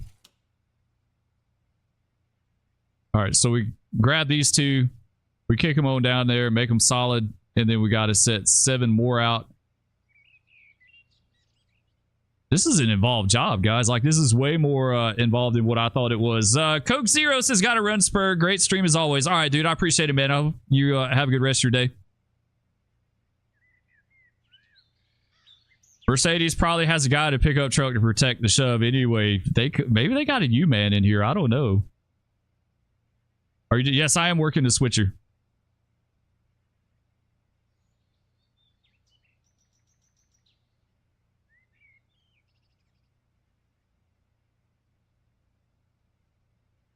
All right, I was going for lunch. No worries, dude. I get it. I totally understand that. It's all good. Like I said, y'all don't ever have to apologize for not being able to watch something. I totally get it. Everyone has real lives. Everyone is busy. I appreciate it when y'all watch when you can. You know, I totally get it. It's quiet on the railroad. There's not much going on. Man, we got more auto racks to get to. I totally forgot about these guys sitting up here at McCalla because we split the train.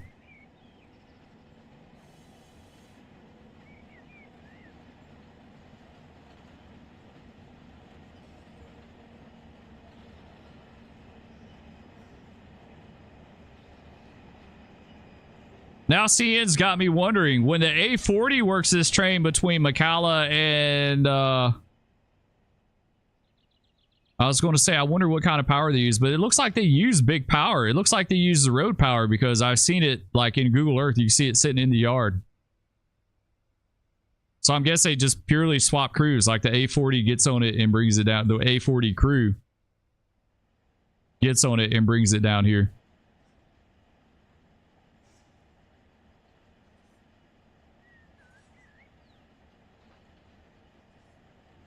You should spawn at Amtrak 19 South. Yeah, the Amtrak just came through here, dude.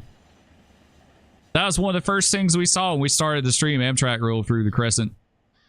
It was pretty cool. He came by the plant here.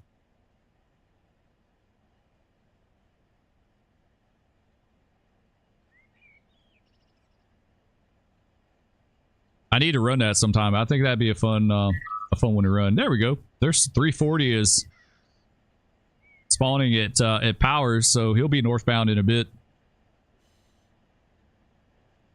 We got our 394s tied down at Woodstock. Yes, it does automatically generate traffic. It can. It just did. Yeah, I don't know if you heard it whistle at me and it said it spawned 340, so it automatically spawned this train in. You can go in and manually spawn them too if you want. Like, you can go in and you can hit Shift F2, go to AI traffic generation, go to spawn points, and then these are the spawn points on the route, and you can spawn them in that way too.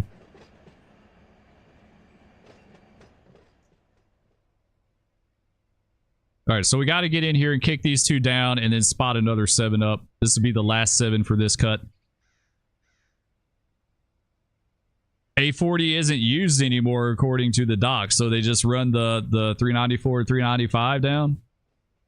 That's the thing about like railroad ops, that stuff, it changes with the wind. Like, it really just does. Like, they could do one thing one day and say, hey, we're going to do it this way today, and annul and abolish trains and do all this stuff, and then the very next day after that, they're like, oh, we're putting them back now. You know, like it changes so much. It's so fluid.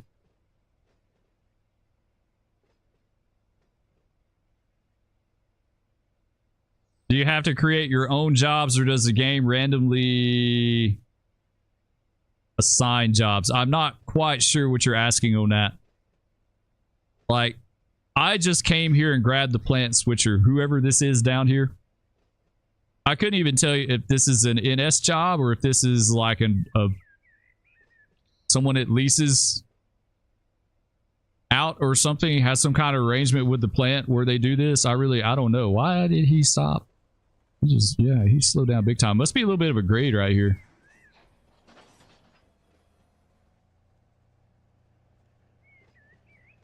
He totally stopped on me.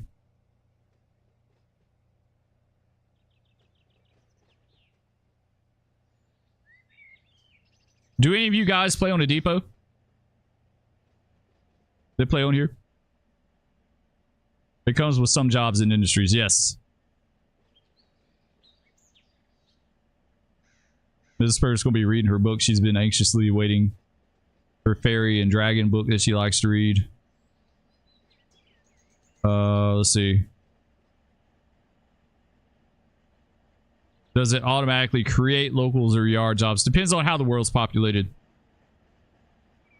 You could get a world that doesn't have any of that stuff populated in it, and then you can get some worlds that have like tons of stuff. It may have the power available for you. Oh, slow down, please. Slow down, slow down. Yeah, that was a little spicy. Sweet. All right, let's give him a little kick. Hold pin. There we go. Stop it.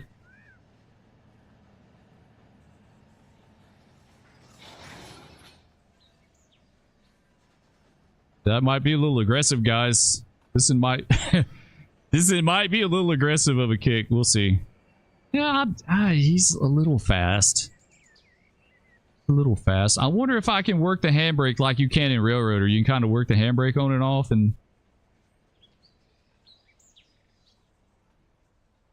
Seems like it. Yeah, it seems like you absolutely can. You can kind of work it on and off and slow it up. That's much better.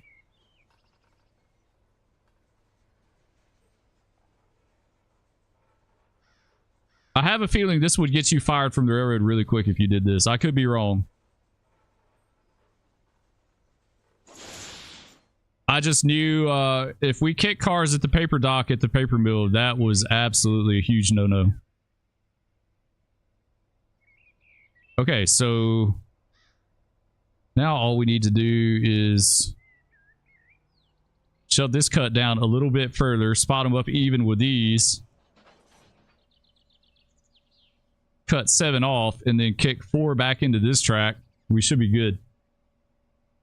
Aren't auto racks a do not kick car? Empty, I don't think empty, it doesn't matter.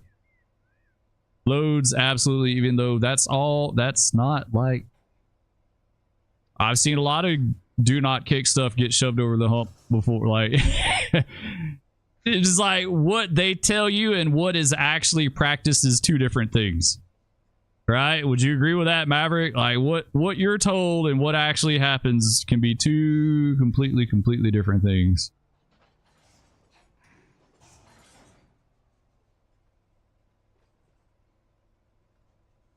All right, let's shove this guy just a little bit further here. We'll stop him.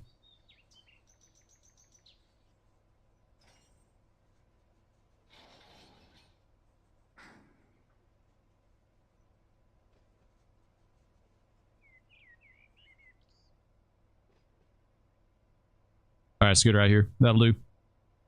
So good news instead. My dad coming back next month. He's actually coming back home here in Georgia. I let him know about Run 8 and the docks, and he said he'll see what he can do, which is basically yes. Nice. Good job. With your railroad experience, could you join them pretty easily? Most of them are ex. Join who? Who is that, Marv? Depot?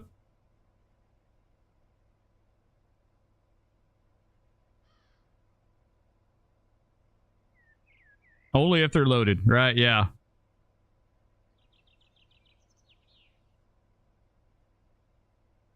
Yeah, you'll find out on the railroad. There's a lot of things that like you're told not to do, but it doesn't happen. It doesn't happen. Like it's more a kind of a suggested practice than an actual thing. 1, 2, 3,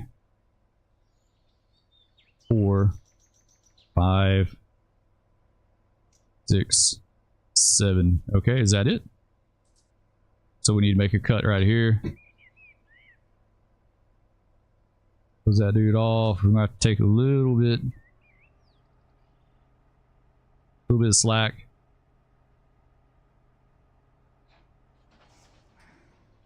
Just a hair. Come on. There we go. Nice. All right. Take him ahead.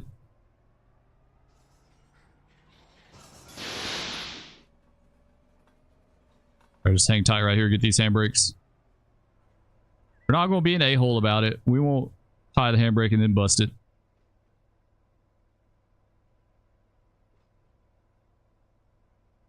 There we go. All right, I think that's good. Turbo, I think he's a member. Yes, I am a member of the depot, actually. I've been a member for years and years and years. I haven't done anything on there in forever, but yeah, I haven't. I am a member of it. Like from the get-go.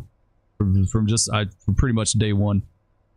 Yeah, I think Kerbo's on there too. The railroad preaches safety and following rules unless something is super urgent. Then they throw the rule book out the window. Absolutely true, dude. Absolutely true. Rules don't apply if you're helping them out.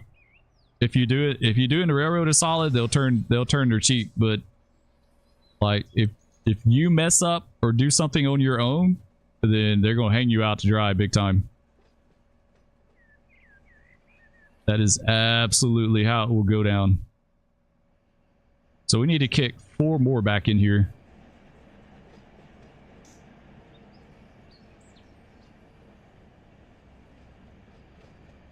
Do you know that too well? A cement plant when it's behind loading the C-bars. Yeah, unfortunately, that's pretty common practice, I think, in a lot of stuff that's like has a lot of safety requirements. It's only safe up to a certain point. And then they're like, screw safety. We got to make this paper right. One of my old locomotives, former CN 3573, still had faded red and zebra colors. I always liked the old CN scheme. I like the old one better. Do you have a job build tutorial out for tagging trains so Otto knows what to do with them?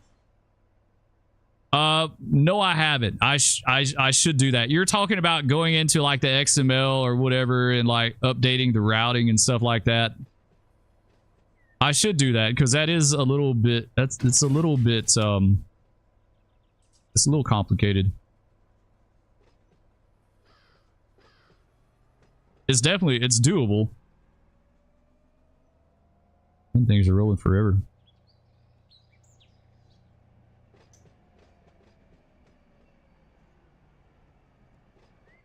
All right, so I want the kick to stop short of this switch right here. So I'm going to roll these down just a little bit and then stop them short. And then make this cut and kick these 4 in there.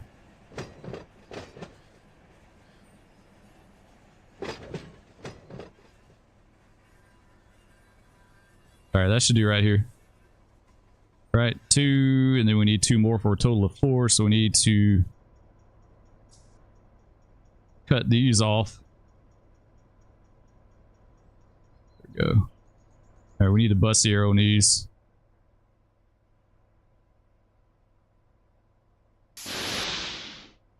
Bleed them.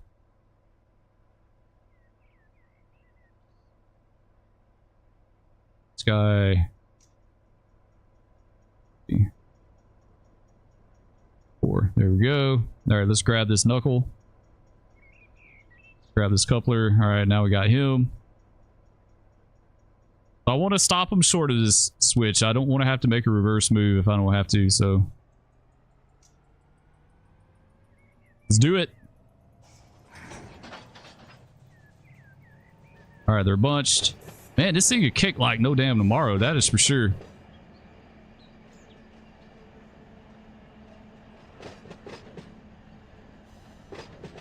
All right, that'll do.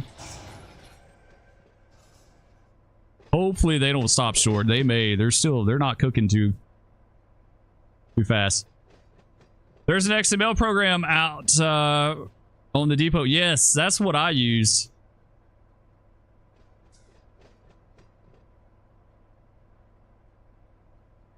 Why do you sometimes shove without air? So we don't have to mess with it.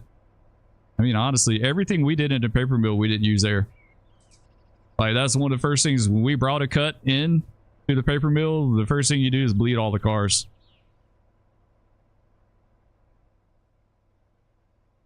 Man, that's a lot of tonnage. I hope that doesn't move these too much off the spot. So yeah, it's like if you switch with the car's bled, you don't have to lace air hoses. You don't have to cut it in. You don't have to do nothing. Yeah, work smarter, not harder. Yeah, you could kick them all over the place. You can drag, like we used to drag them with handbrakes on them. It didn't matter. You know, drag, instead of knocking the handbrake off to move it a few spots, you know, just drag it with a handbrake on. We did that all the time.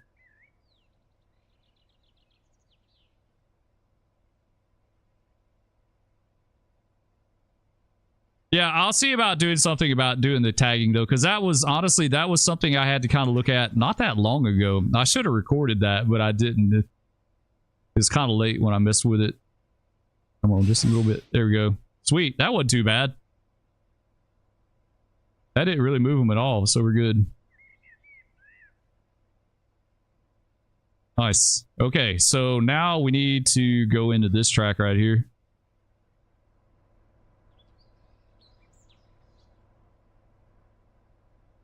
That switch. How many cars are we hanging on to? That's 3, that figures. That totally figures. Catch up. Really, we can't catch this one either. Yeah, this is another one you can't catch, the GT car. Alright, well, that's fine. We'll just shove it.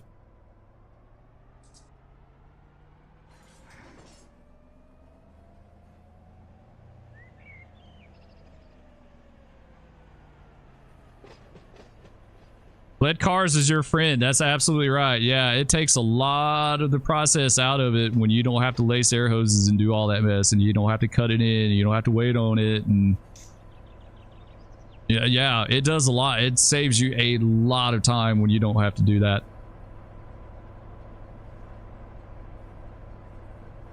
So a lot of things you need to know about the railroad. Yeah, it's all in time. It's all in time. You'll figure it out. You just, you know, if you're not exposed to that stuff, how you gonna know about it?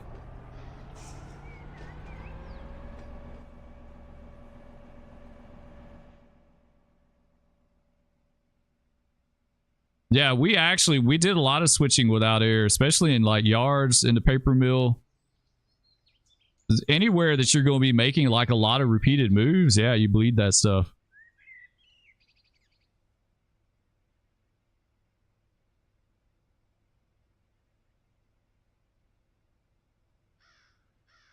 There was one time we pulled our excursion train. We may or may not have grabbed our 3 interchange hoppers and plugged into the back of a train. First mixed freight line saw in 35 years. Is that was why you didn't have to grab another locomotive and yeah, and go all the way back to get, yeah, just bring it with you. Why didn't you use shoving platforms? Because it's just something you had to keep up with. We had shoving platforms on jobs. I was like, screw that. I'm not taking that headache with me. Just leave it. I'd rather ride a car than take that shoving platform, because then you had to set it out off to the side and do all your switching and then grab it again, and like it was a headache. Especially when you're a one-man job. It's different when there's like a full crew. But when you're a one-man job, it's just more work. So I don't use them in railroader. Yeah, absolutely. One-man jobs, more work. It's a headache to keep up with.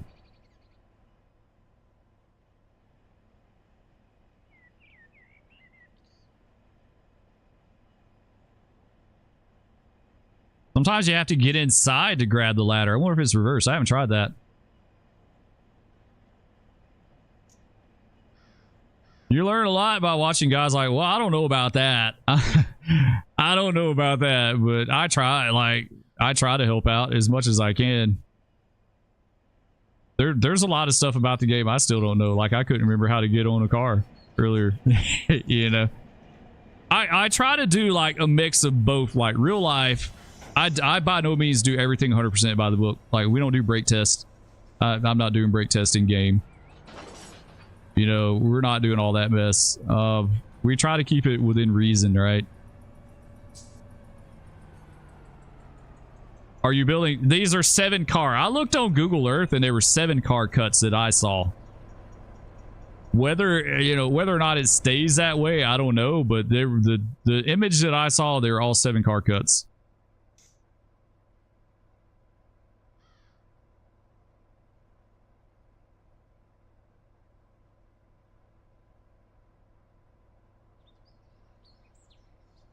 Could change with the wind, though. That's my #1 rule of railroading, is never say never, because what happens one day could be completely different the next day.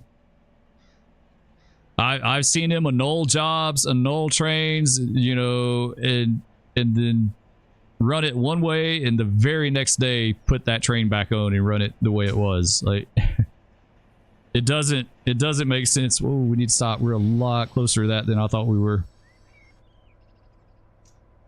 Safety stop.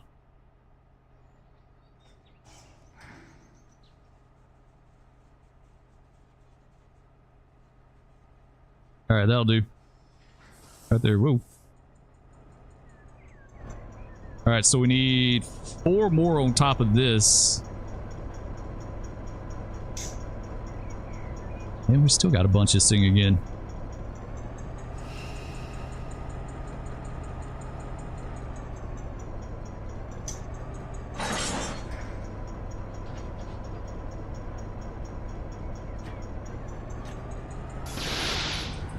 There we go. All right, that'll do.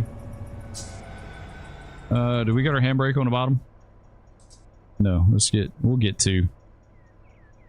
That sounds okay to me, but I have no clue if that's, they may tie them all down. I really don't know.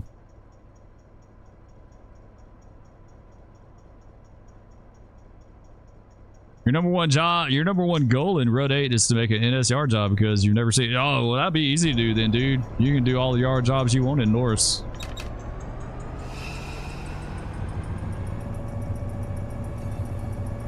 All right, let's blast off.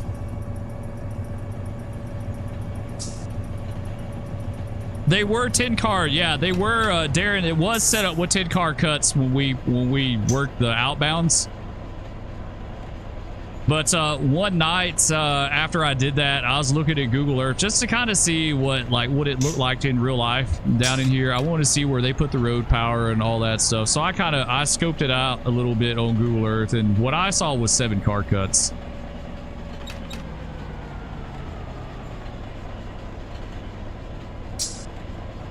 Brake tests are a pain. They're not worth it in game. That's purely like if you want to do it like just to do it, just for the sake of saying you did it, there's no benefit out of it at all. Yeah, why are they a pain? Depends on the type of brake test you get. Like, you have to go and check all the cars and make sure all the brakes are applied and they're all released and all that stuff. And yeah, I'm not going to go into it any further than that. As far as real life, it can be involved. It can be involved. I knew a guy that got pissed off because he had to brake test his train in a major terminal, and he took 8 hours to do it on purpose to kind of screw the man over. And that's when he was told by the superintendent to make a seniority move out of there. They didn't appreciate it. He messed up their entire railroad. Thankfully, most of my trains were short, so brake tests were... It wasn't something like... I don't ever remember brake testing a big train. Like, we did an on and off, and I think we had a Carmen. Right? I'm trying to remember how that went down. Like, every once in a while, we'd have to do one leaving out a terminal. Yeah, I'm trying to remember how to... Locals... Yeah. Brake tests were a pain. They absolutely were.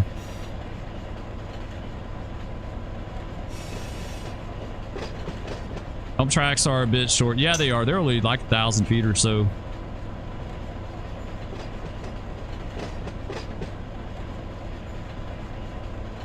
Only did it if you left yard limits. Yeah, there's so much stuff that goes behind, like if they're pre-tested and just like adding blocks of cars and like changing the makeup of your train and doing the 1,000-mile and all that. Like, it's a lot.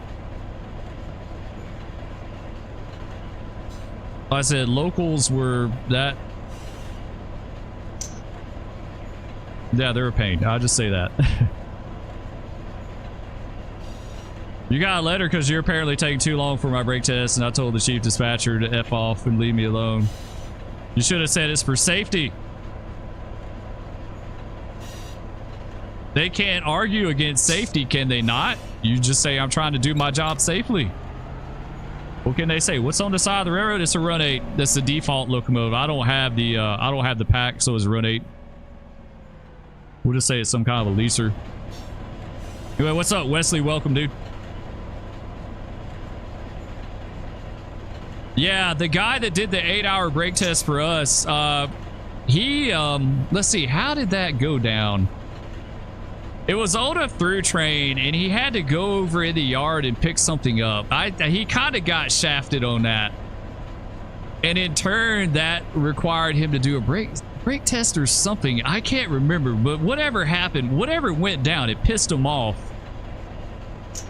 And so he did a brake test. He did a full brake test on like 100-something car train, and like he checked every car. I want to say he measured every car. It took him 8 hours though. It took him 8 hours. It sewed up the entire terminal. Like they were livid. They were livid about that. And that's like the next time that dude went back to the terminal, the superintendent called him to his office and said, "You need to make a seniority move out of here. Do not come back." So That's supposedly how it went down. I wasn't there. It's one of those railroad stories that are passed down. I know the dude did not go back to that terminal anymore the entire time that I worked there. He only worked a Waycross, so I figure something happened that made him do that.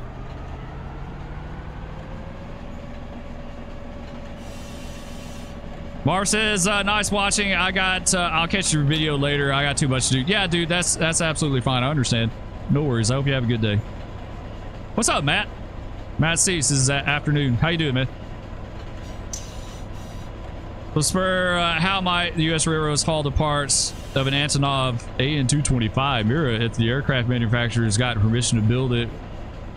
How would they haul the parts? I guess they would do it like they do Boeing, maybe. It depends. It completely depends on the manufacturing process, like where they need to move parts from. I've seen the Boeing fuselages come through here. Every once in a while, they reroute them through Amarillo. Usually they go up through Colorado in that way, but I've seen them come through here once or twice. Okay, so we've got... Nice. One more cut to grab, guys, and then we'll be done. Sweet, let's do it. Then we'll take the 394 back north. We'll take them north for a bit.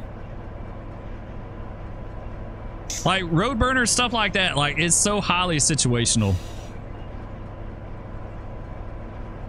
It's the largest aircraft in the world, right? So it may be a situation where they can't move that stuff. I'm trying to think what kind of fuselages they haul through here. Is it the 737 or something like that is what they haul?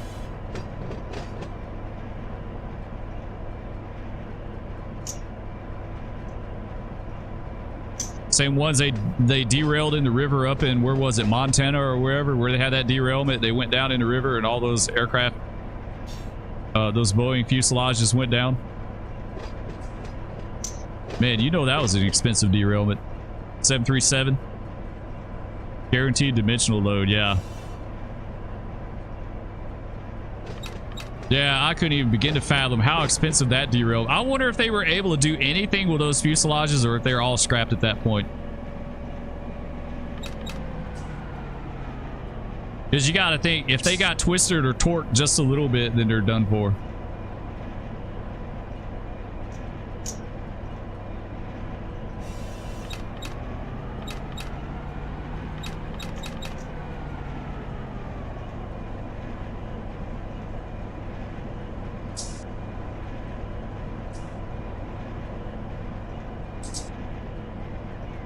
Nice. All right, we'll get in here, grab this other cut, shove them to a spot, and we'll be good to go. We do have the cut at McCalla, so this is actually only half of the auto racks. We got the cut still at McCalla. Really, we need to go get it probably after this. Go get those 40 cars from McCalla, bring them down. Darren just donated a $20 super chat. I appreciate it, man. Thanks so much. I really appreciate that. Yeah, hit Darren up with the dubs if you can, guys. I appreciate that, man. Thanks a lot. Absolutely. Couldn't they scrap the parts and use the undamaged parts? I don't know. That's like really, like, would you want to fly on an airplane that was in a derailment? I mean, really, if you think about it, if you think about it, do you want to be on an airplane that was previously in a derailment? I'd be a little bit iffy about that. Even if they said they were okay, I would still be kind of iffy about that, you know? You're talking about fuselages that have to pressurize and depressurize, you know, many, many times a day on all their trips.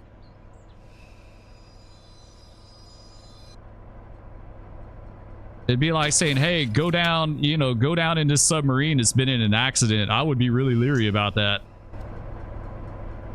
Or just fatigue, like worrying about parts failing and stuff like that. That would be iffy.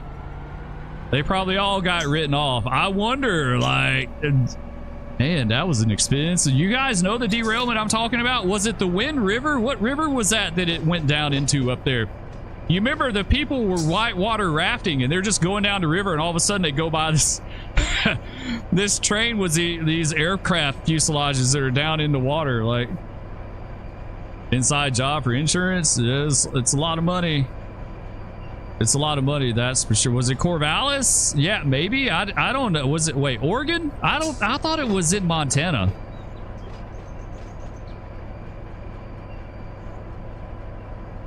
Was it? I don't know. Oh, we went the wrong track. Doggone, I wasn't paying attention. Stop. We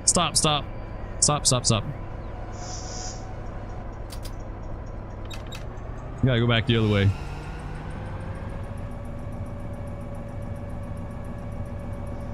You flew on a C-130, it took a 14.5 round. You'll be fine.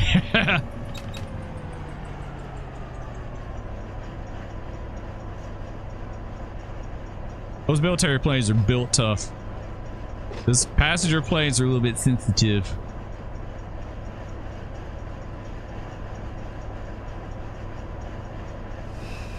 Especially the Max. 737 Max is extra sensitive.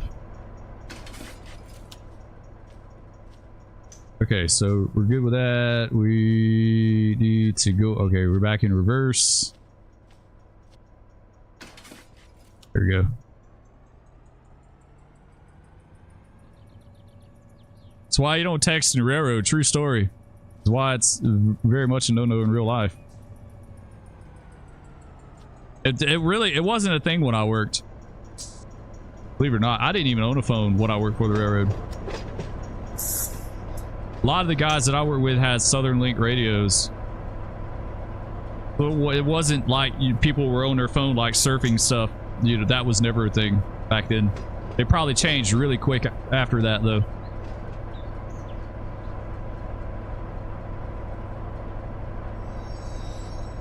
Blow her up a little bit here.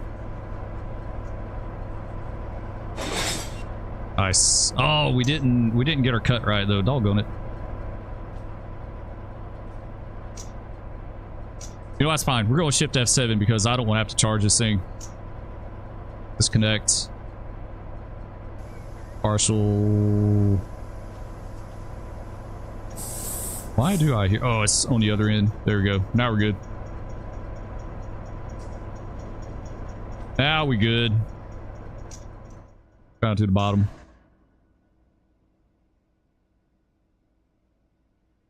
Up, down, catch up. Ooh, catch up on you. All right, let's shove away, guys. Missed a switch. Did I not get a switch? Oh, you're talking about the one we went by? We went on the wrong track. It happens.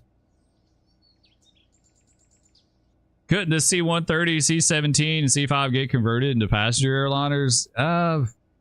Maybe. I don't know why you would want to. Those were built for a very specific job. So I always thought it's cool as hell how the C5 can kneel the nose down.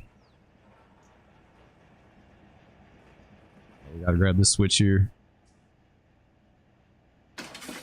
Let's grab him. There we go. Did I miss it? Yep, I did. I totally missed that. Let me catch up. Stop. I gotta catch. I gotta catch up. Oh, she's leaving us behind. Come on. Slow her up a little bit here. I want to catch up. Damn, this dude is slow as hell. Here we go.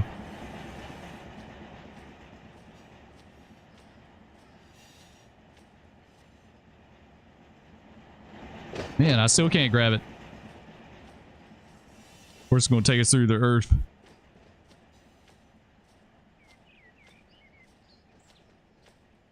All right, now let's see if we can grab. We're going to get it this time. We're going to do it, guys. This is all us right here. Boom. Got it. Nice. All right, let's go. Crossing's clear. Keep shoving. There's a C-17 at Nils, too. Those would be the toughest passenger planes ever. Yeah, they would.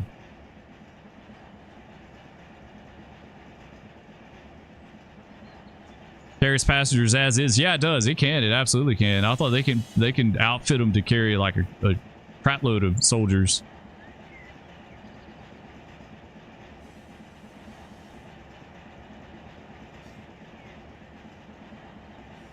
Flying in Kuwait from Bagram in a C-17, we had to do a combat landing at Ali Aslim Air Base. Thought we were going to die. Is that the one where they deploy the thrust reversers going down? Like they deploy them mid-air and then they descend at like 20,000 feet per minute, or is like some stupid descent rate. Iran was playing FF games in 2011. That's no surprise there. They did a lot of stuff in those wars. Absolutely. A lot of the IED stuff was directly as a result of Iran, which is really a shame.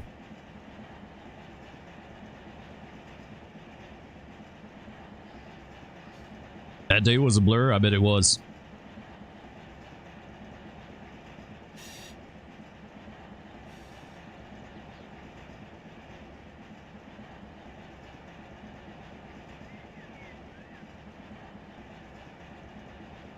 All right, we'll keep shoving around. We should be able to just shove straight into the track that we were at before.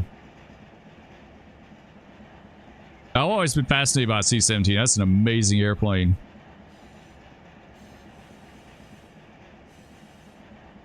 I think it's like highly underrated as far as its capabilities and what it can do.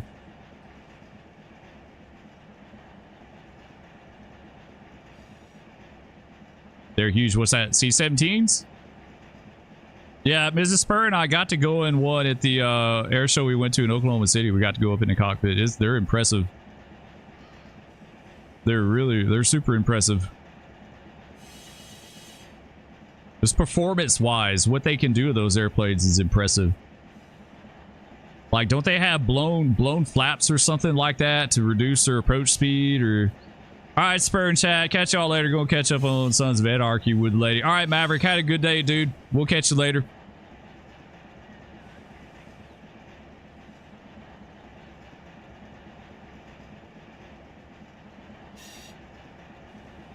Yeah, we got a little bit more to do here, and then we're going to be... When I was a kid, I was invited aboard locomotive in the early 2000s. Nice. Yeah, I did that too. When I was 7, I got to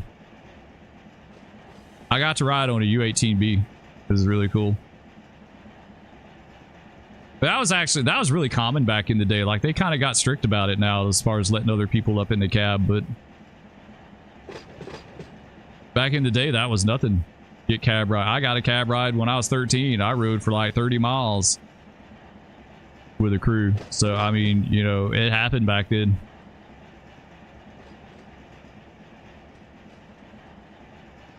I wish I added GP59, GP50, SC60, SC70 Mac. Those would go really good. Yeah, those would go really good. I would be all about those. I'd be all about some old Southern units, some of the NS SD60s that were set up for long hood forward. So on the NS SD60s, the control stand was on the conductor side.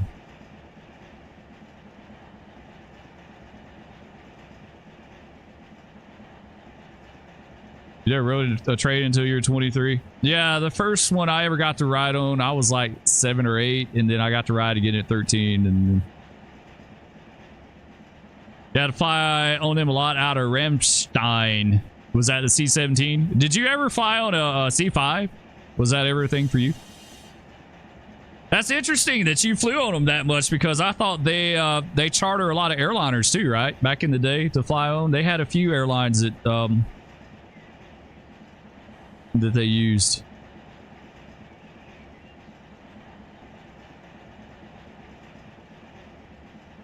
SP Bob, what's up, dude? How you doing, man? Says watch all your railroad videos, real like your stories about railroads. That's cool, dude. I'm glad you enjoy Evergreen. Yes, Evergreen. They chartered Evergreen, that's for sure. I want to say American Trans. Didn't they do American Trans Air too? Weren't they chartered a lot for military movements?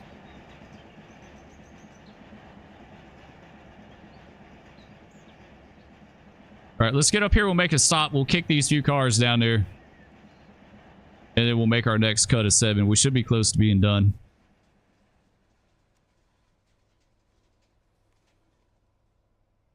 We do need some more locomotives in Run 8, though. That'd be really nice.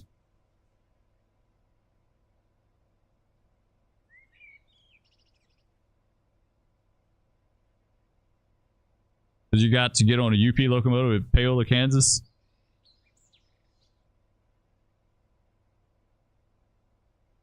Ali Al Salim Air Base was at the end of the Highway of Death. Camp Victory, where I was deployed, was a couple kilometers west. Oh, that's cool. Yeah, I definitely remember the Highway of Death. I remember watching all that when I was a kid. Me and my parents, we watched CNN every night when the first Gulf War happened, right? And you got to sit and watch on TV, watch Storm and Norman Schwarzkopf give his briefings. You got to watch the videos of them putting laser guided bombs through like vents and windows into buildings and stuff. It's the most fascinating. Like, it's nothing now to see that stuff, but you got to think back when the first Gulf War happened, like that was unheard of. You know, when we bombed Libya, when we bombed Tripoli that first time in the 80s, you heard about it, but you didn't see anything about it. You just heard that it happened, right? But you didn't see nothing. Same with Grenada. You know, we invaded Grenada. You didn't see nothing. Like, you didn't see video or film of that happening. But like during the Gulf War, the first Gulf War, it was on.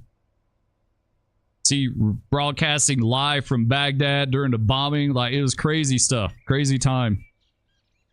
1, 2, 3, 4. So we got to kick 4 more cars down in there. We'll do that. We'll grab this one, 2, 3, 4. We'll just give him a light kick. We'll just give him a little kick. Grab this dude. Close. Let's dump the air and bleed him.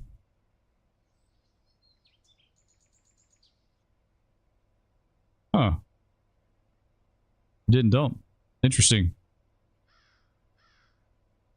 Did I grab the right ones? They don't have any air on them to begin with. Weird. I shipped F7. Oh, I shipped F7'd it, but it didn't. I didn't have the air part of it enabled, so it didn't put any air on them. Okay, that's fine. It just saved us a step. Okay, let's grab you. Give a little kick, just a little kick. It don't need to be a lot. Pull pin.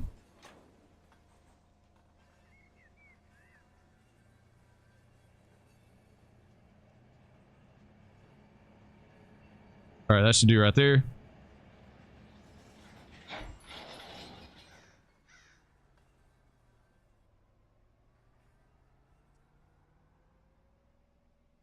All right, let's get ready to catch these guys here with a handbrake. We'll just put a little handbrake on them right before they hit. Ride them down. Grenada was like a 48-hour conflict. Well, it was super short. I can't remember exactly. I vaguely remember stuff about Grenada. Yeah, I was so young, I didn't really care. I just want to know what was going on, but I definitely remember Tripoli. I remember bombing Libya with the F-111s going. I remember asking my dad about that. I was like, is this a big deal? He's like, nah. Totally remember that. Let's work this handbrake just a little bit. So it won't move them off the spot too much.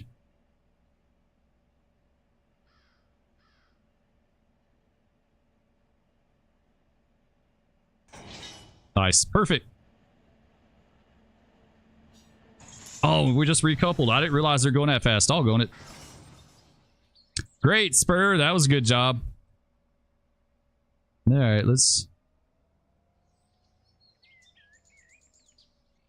get a little slack so we can make his cut. I wanted my train to kind of ease along behind him, and I didn't realize that he was like moving along pretty good.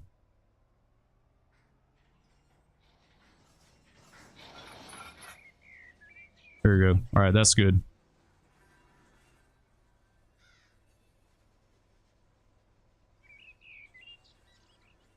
All right, we'll spot this guy real quick and I'll catch up with chat.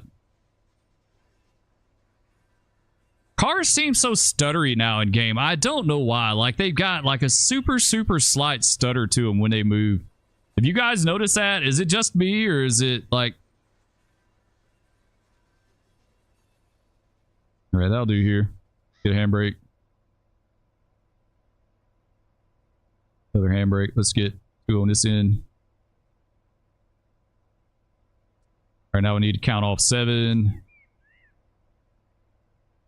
2, 3, 4, 5, 6, 7. It's gonna be right here.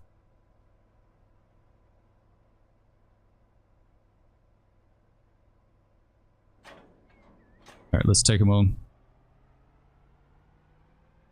1, 2, 3, 4, 5, 6 cars.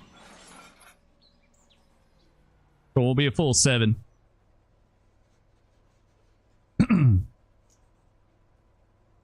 All right, give me just a second, guys. I'll catch back up with chat here.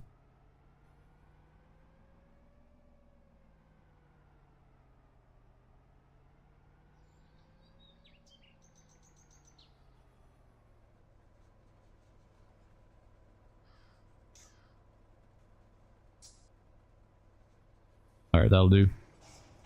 Handbrake. Handbrake.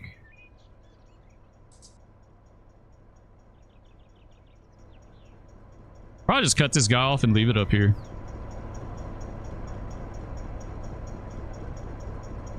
Open.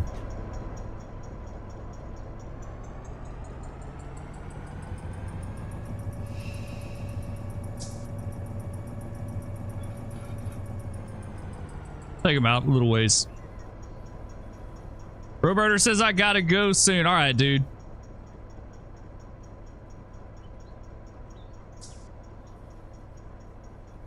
Even though they have lots of locomotives, there are still missing variants and others. The things I like seeing at most is GP59 for you. Yeah, the GP50. The thing about the GP59 though, and you got to think about this, there weren't a lot of them. They were kind of a one-off. I don't know how many they were rostered, but it wasn't a bunch. SD60 absolutely, GP50 absolutely.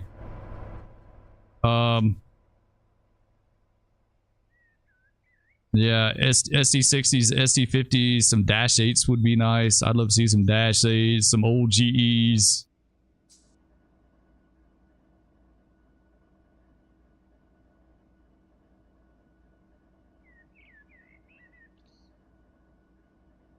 We're pretty much watching interviews of the Rangers and Green Berets. Those dudes were Chads, right?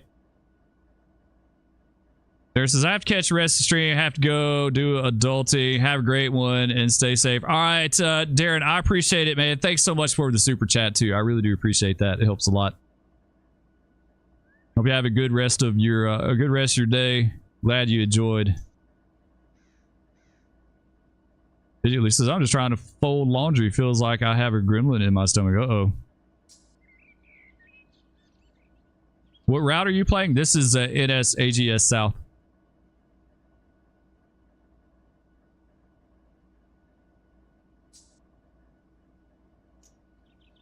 Okay, so we're good there.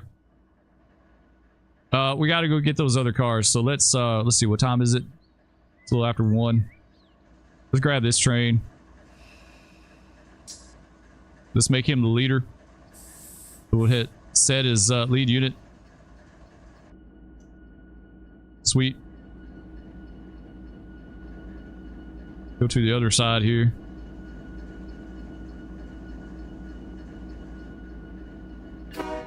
What horn we got? What is that?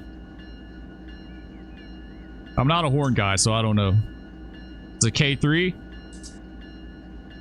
I kind of think I want to do a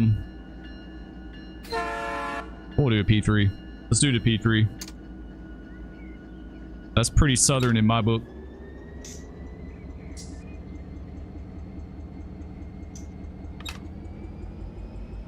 Might help if I put it in forward. Alright, we're just gonna run light to McCalla, guys.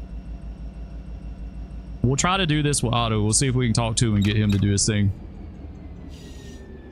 Not familiar with that route. Where is it? AGS runs, the AGS South runs from Birmingham through Meridian.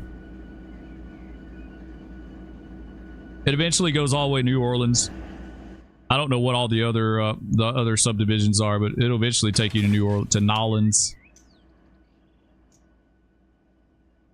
Switch. Let our U-Man get it. Get that one. This one here. There we go. All right, I think we're good. We'll talk to Otto before we unlock and come out on the main. In fact, we need to dial him up. Let's do channel 56. 56.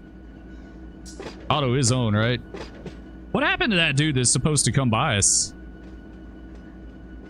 Oh, 340. He's just at the next siding. I don't think Otto's not going to let us out, guys. Yeah, he's totally not going to let us out. We may have to wait a bit. Alabama new route. Yes, it's based in Alabama. In game, it runs from Birmingham to south to a place called Powers.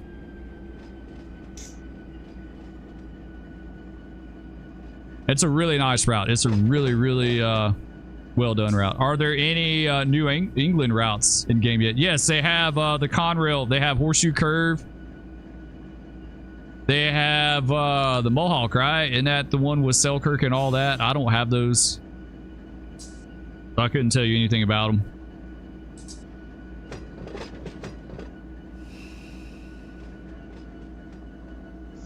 All right, this comes out into the siding, so he should technically let us come out into the siding. Really, like, we'll dial him up. We'll see what he says. Zone 803.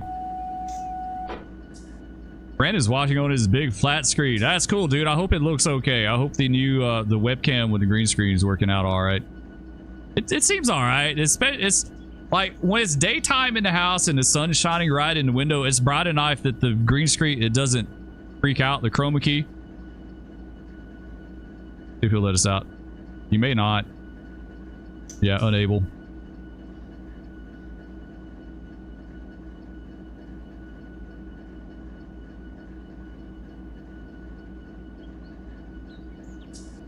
I'd love to see an NS at GP50 in game, a high hood. Those had high hood. A lot of their GP50s were set up for a low control, like the old school DPU back in the day with the remotes.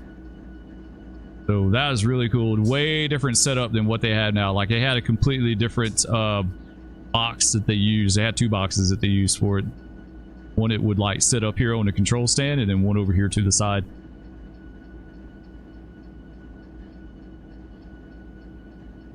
Need East Coast route. Well, I mean, you got the Nahuna from Jacksonville. Supposedly they're working on Savannah. That's East. It depends on like where you want East Coast.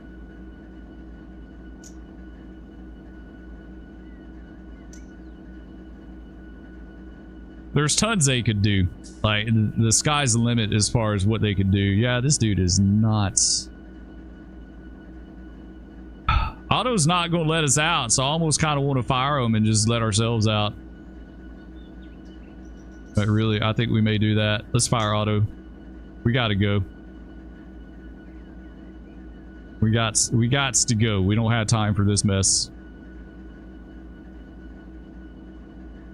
But we need to go all the way up to McCalla Light. We got to run up to McCalla Light and get our train.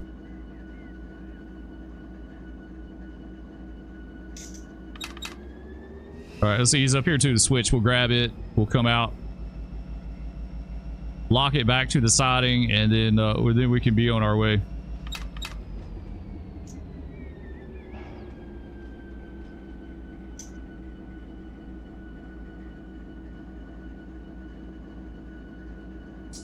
All right, that should do right here. Let's go ahead and stop. We'll hop down.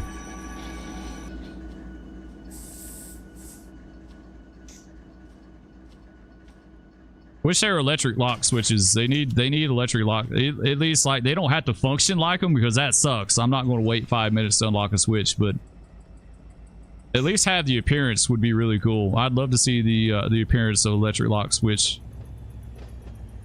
It would look a lot better than just hand throws off the main.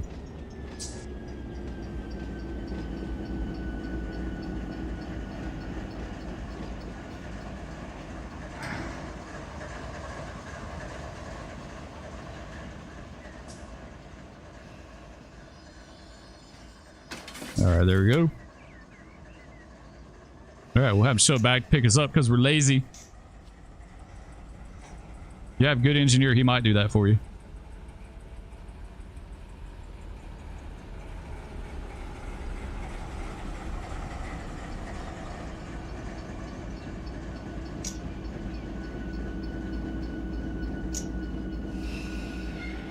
All right, that'll do. Let's catch up.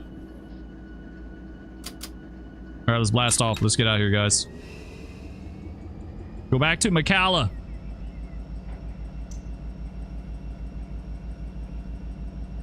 Russ, what's up, dude? Russ Ivy says, love the stream. Found it a couple weeks ago. Looking for Railroader Run 8 videos. Enjoy hearing your stories and how friendly the chat is. Awesome to have your stream while playing. All right, dude. I appreciate that, man. Thanks a lot. Yeah, we have an awesome community. Like, all you guys are absolutely, y'all are amazing. Really. Like, it is a good chat. It really is. It's always a good chat.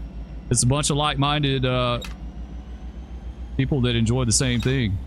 At a minimum, you know, just the love of gaming. All right, I think this is a 20-mile-an-hour sighting, actually. We may have... Yeah, it is. We may have busted that speed just a tad. Let's slow her up just a little bit here. Spur's ready to go. I'm chomping at the bit to get to McCalla.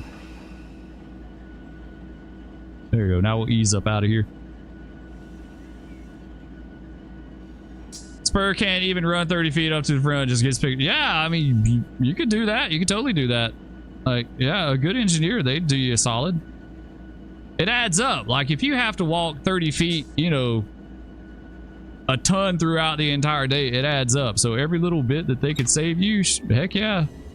Come on back and pick me up. That's an easy reverse move to make.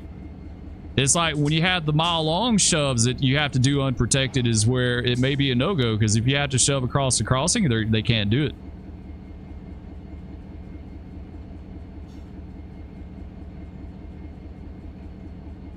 As soon as we'll get out of here, we'll turn auto back on.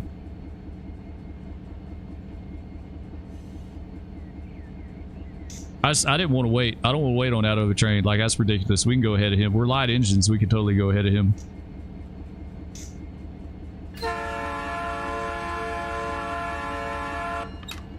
Little southern flavor there.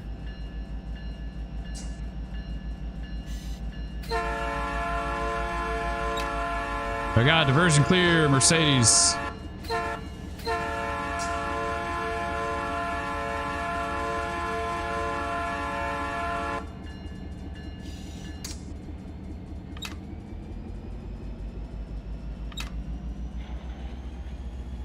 Train speed, really? They're going to give us 75 mile an hour in light engines on the NS? I don't, yeah, no.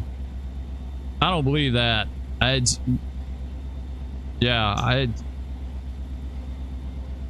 don't think that's a thing. I don't like, we on CSX, we could only do 70 in some spots in light engines. I don't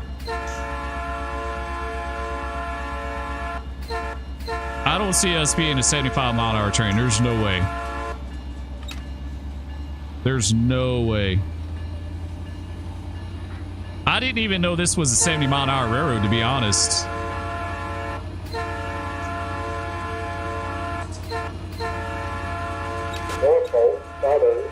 It may be 70 for Amtrak, but I don't...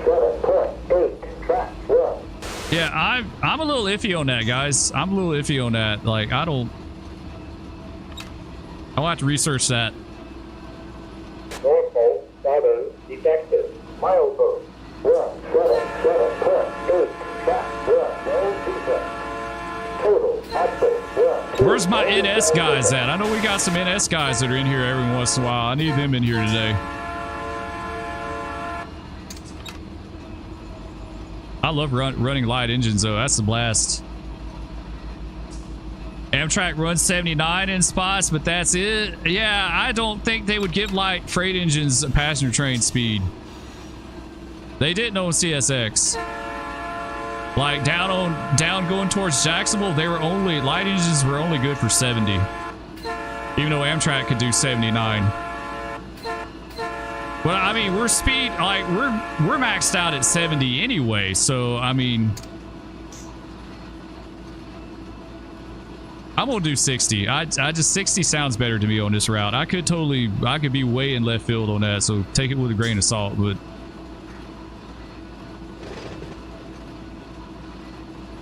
I didn't know this would. They could do 70, I guess. Maybe it's a 70 mile an hour. What is maximum, like, what is intermodal speed on this route? Do you know, SP? You live by this line in McAllen. That's cool. So what is intermodal speed? Do you know? 60. Okay, that's what we're going to do is 60. Yeah. Yeah, we doing 60.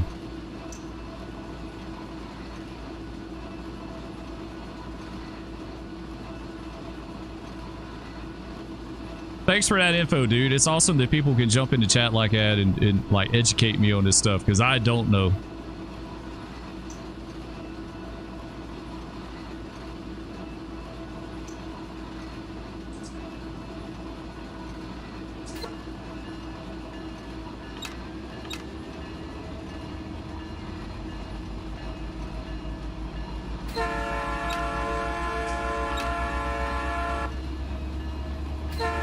If you haven't run light engines in game, you absolutely need to do it.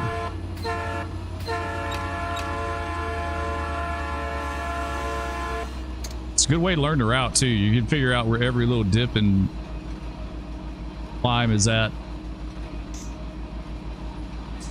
CSX just raised the speed limit from 25 to 45 through your hometown. First time I'm able to catch you live, always busy with work. I totally get that, dude. Yeah, I stream during the day, so it's not always conducive for people, and I get that. It just works out better for me to stream during the day. Every once in a while I stream at night. It's never say never, but and I don't mind streaming at night, because it allows more people to watch, but it's harder with my kids around. You know, that's like the main thing. It's just harder with them around. Big fan though. I appreciate it, man. Thanks a lot. I'm glad to see you in here, dude.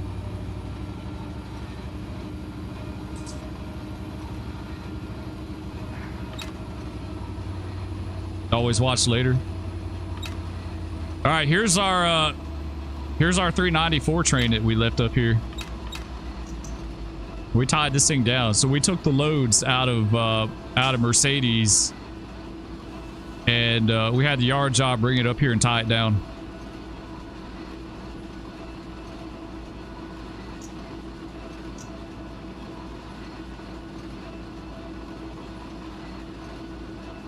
It should have about 80, I think it's about 85 cars. He's pretty decent auto rack train.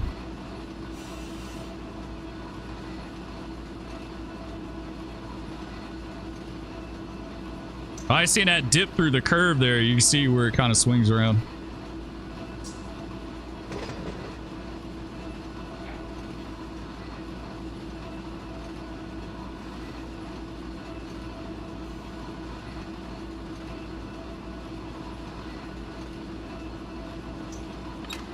Yeah, this route, it has some good work on it. I've enjoyed it a lot. Eventually, we're going to get back to the Fitz. I want to get back on the Fitz too, do some running on there.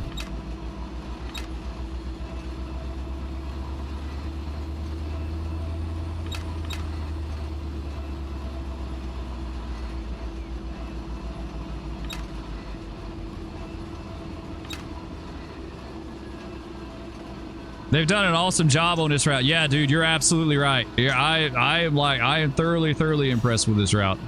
I don't know much about it. I'm not an NS guy, but it looks really good.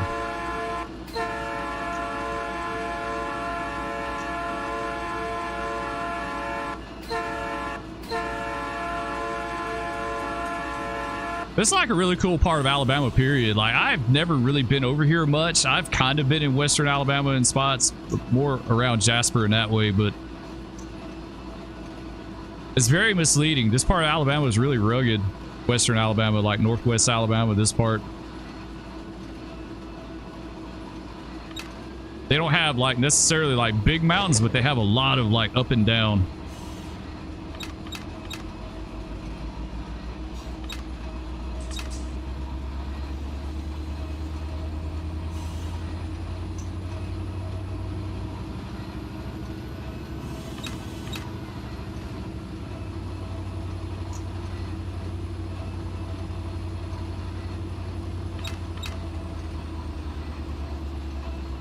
Look forward to doing Limo sub. Limo sub would be awesome to link up Birmingham and the Fitz.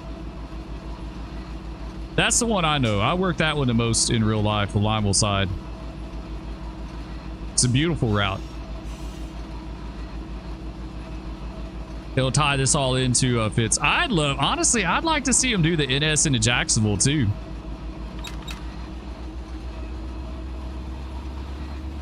I think that would be really cool to have.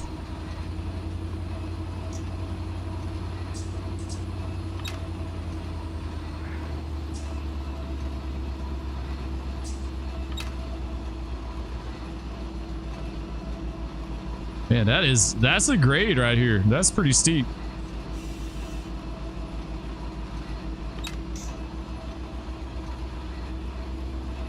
But yeah, the Limo sub was beautiful. It had it had some really nice areas on it. Going through the Talladega National Forest. I wonder when they'll tackle the east end from Birmingham to yeah, I would honestly rather see them take the NS east out of Birmingham than like going towards Meridian. I mean, really, I think either way would be good. I think it'd be cool to have the east end though. Go through Addiston and Bremen and that way.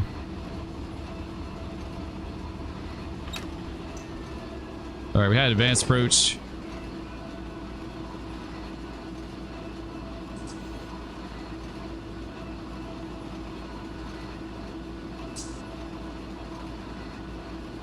I wonder if they'll give us a light in. We're lined into the siding. Yeah, we're absolutely lined in. Try to keep this guy moving behind us.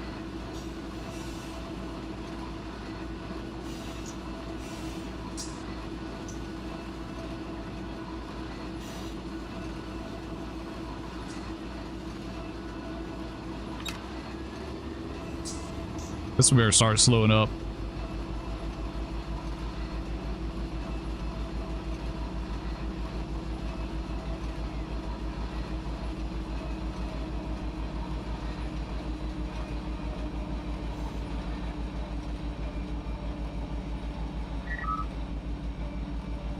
All right, that should be good for now.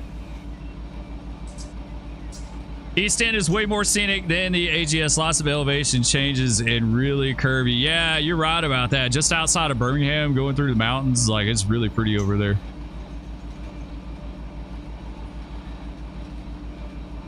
Across what, the Coosa River, or do you cross the river or the lake? I can't remember. That was like Star Trek up in there. Yeah, I think they used some of the Star Trek sounds.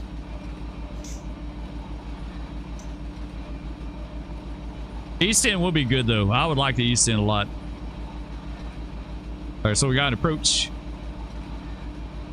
So he couldn't give us a light in that siding because that other train is tied down in there, so we'll just talk ourselves by it.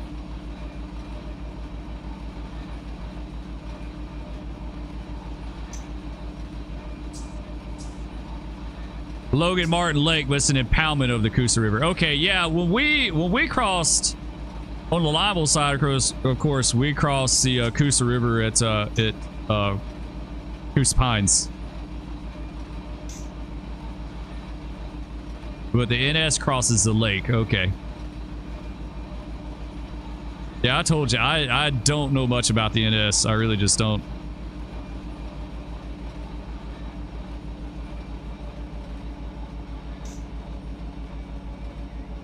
All right, slow this bad boy down. Lay Lake is the next one down. Yeah, I've heard of all those, but I like picturing in my mind how they lay out. I couldn't tell you.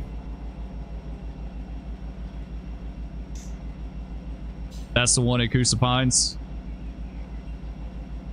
You know, they had a big derailment there back years ago.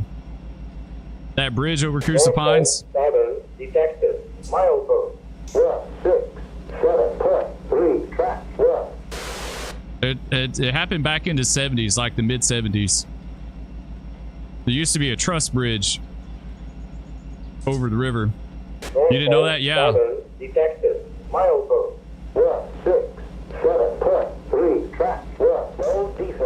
No defects. Total, actual, we're 2, end of transmission. Some of the old heads that I worked with were working back then. So they were hauling, it was a regular freight train. And they had a flat car with a part of a boiler on it, a big steel like boiler. And it shifted, it rotated off the flat car and was hanging out off the side. And when they went through the bridge at Coosa Pines, that boiler caught one of the trusses and brought it down. Like there's in a Trains magazine from the 70s, there's pictures of it.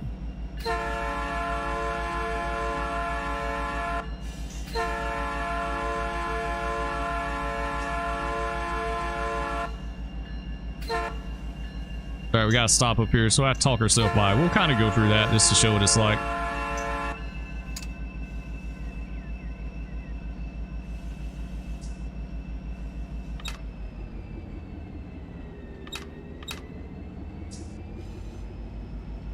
Had one at Ohatchee. I didn't know about that one, but I definitely heard about the one at Coosa Pines. I seen a picture of it. There's a picture of it with one of the piece of the bridge still standing and a freight car hanging off the end of it. A whole bunch of stuff went down in the river. I want to say there were some pieces of it still down in there. Like even when I worked, there was some stuff. But it completely took the bridge out. It took a few spans of it. It's why it's a big part of the reason why the bridge over the Tallapoosa down at Wadley used to be truss as well, and they took those out. Not long after that derailment, they took all the truss spans out. They completely redid the bridge. Made it as ballasted deck.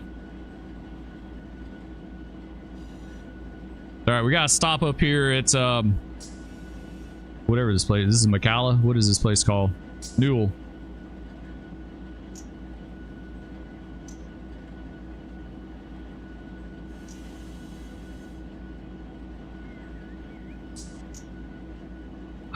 I thought they could give you a restricting in here. I guess not. We'll just talk ourselves by it. It'll be fine.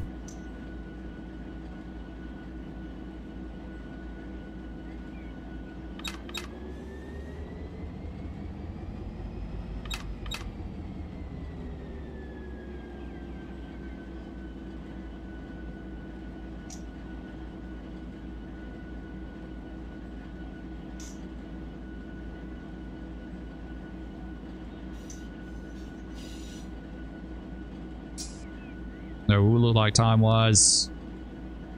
We got time. We got time to take this thing back south to the plant.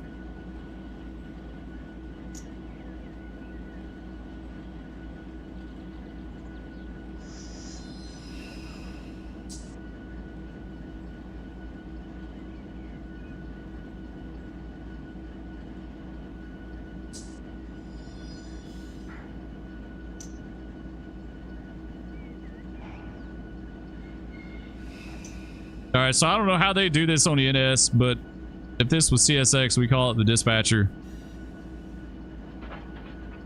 Yeah, we'd be like, yeah, we need a light here at Newell to get back on top of our train and deciding, and he would probably be like, all right, whatever our train is, you got permission by a stop indication. NAS CP Newell. Main deciding, switching motor, looking out for train ahead. And then we'd be able to go up in there.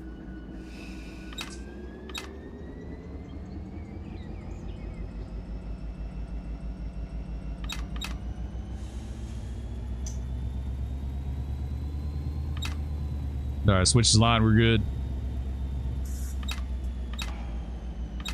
Going there at restricted speed. Because we ran a red signal, it's fine though.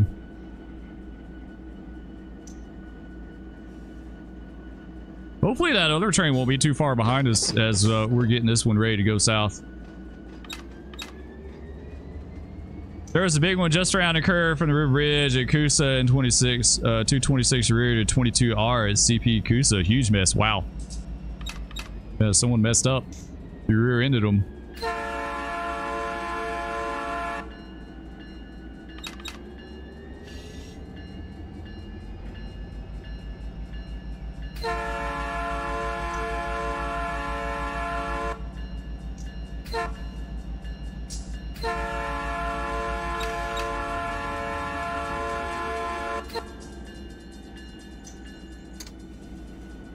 All right, let's look out for our train.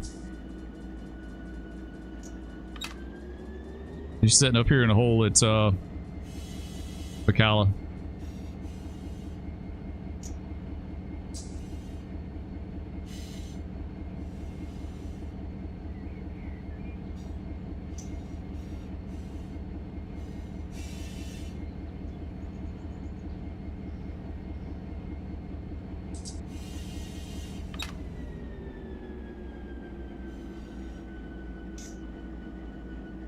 A little further back than what I thought. I guess we didn't drag them up and make them cut. I guess we just cut it where it was at. It was sitting back there a little ways. There she is.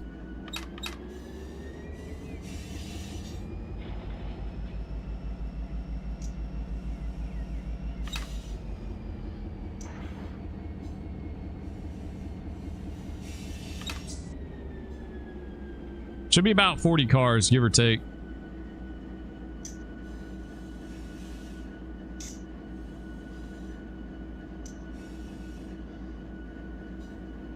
Actually, we could...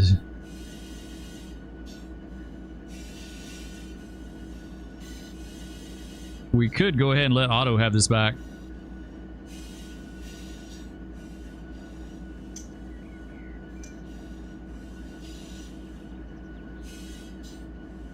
Yeah, we'll do that in just a second. We'll let Otto have it.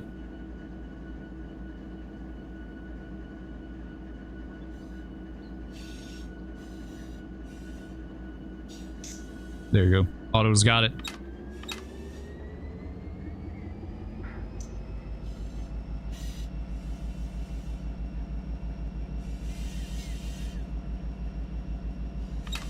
Get up here, grab this cut. We gotta swap ends again.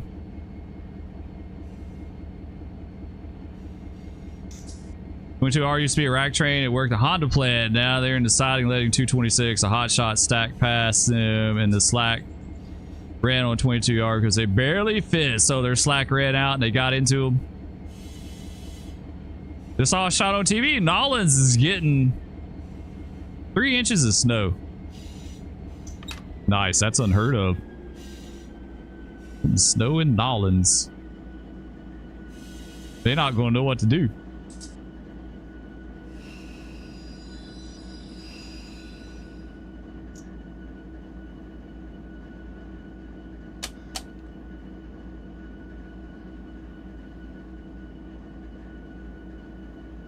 Yeah, that's the thing. When you're a tight fit in a siding like that, and you all like, that's crazy. That was a tight fit. If their slack ran out and they got into the other train,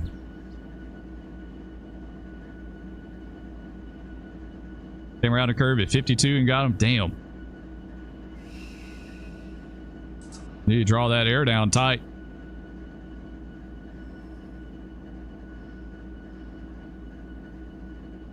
Immediately's going to the hospital. Might be appendix. All right, dude. Keep us updated when you can. I hope you get feeling better. Pain is an 8 out of 10. Yeah, dude. You need to go. I'd go. Absolutely. That could very well be appendix. I hope you're okay.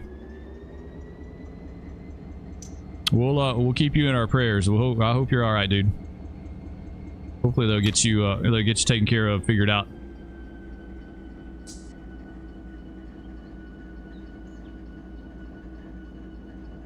About an hour and a half drive. Oh, dude.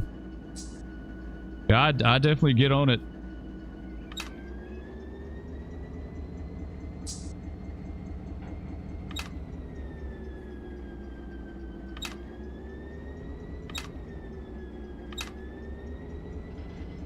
Yeah, I've never had appendix problems, so I don't know much about what's involved with that. But yeah, if you're hurting really bad, that absolutely could very well be it. Oh, we got shift F7. This guy, never mind.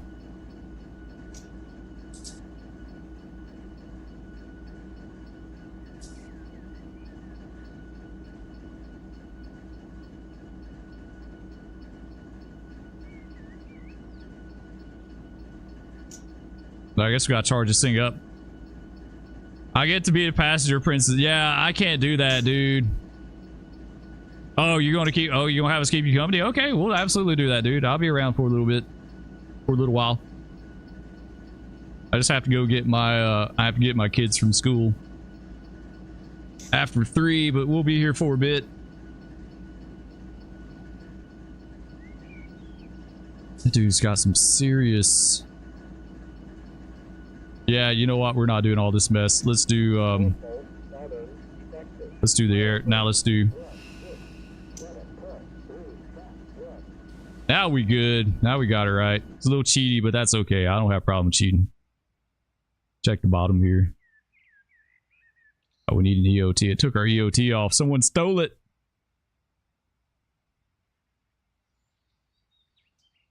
They stole our EOT.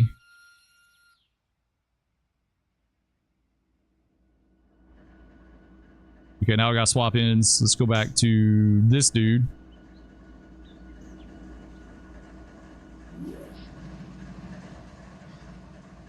All right, she's all ours. Hop in. Set reverser, release handbrakes. We can use around here to the signal till we can peak it. We'll go with that. I like that.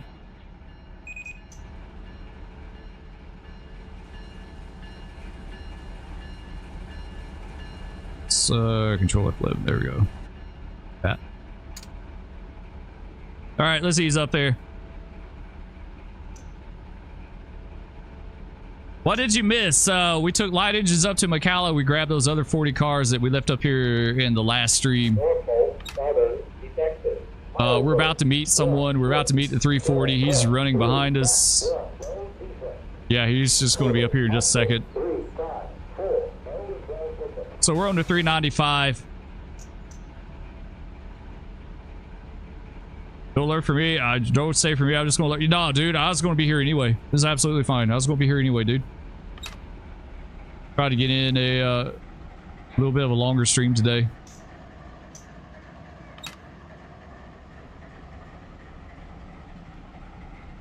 It's easy to do with good followers. It makes all the difference in the world. It really does. When you're starting out and you're streaming to like 3 people and no one's chatting, it's not easy. Oh man, he's already up here with us. Nice. Wait. Oh, that scared me for a second. I thought he was on our track for like a split second. When I looked at it, I was like, wait a minute. He's not though. We good. We good. We all right.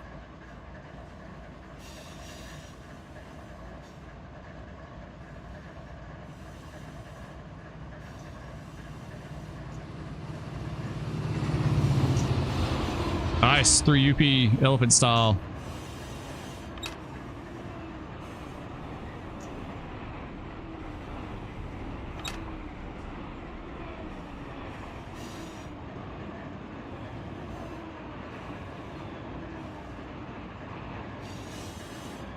If I survived all that crap at FG to be taken out by this, I'm gonna be a mess. Ghost. Yeah, I don't blame you, dude. You'll be all right. My granddad, when he was a kid, his appendix ruptured. He never even went to the doctor, believe it or not. They didn't find out until way later that he'd had a ruptured appendix. He got really, really sick, but they didn't know. This is way back in the 30s. They had no clue. Like this was like probably about 1932 when his appendix ruptured.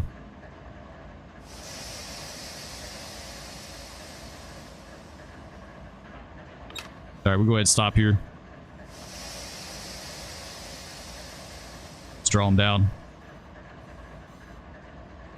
We gotta talk to Otto. I haven't even dialed him up yet. I should have already done that.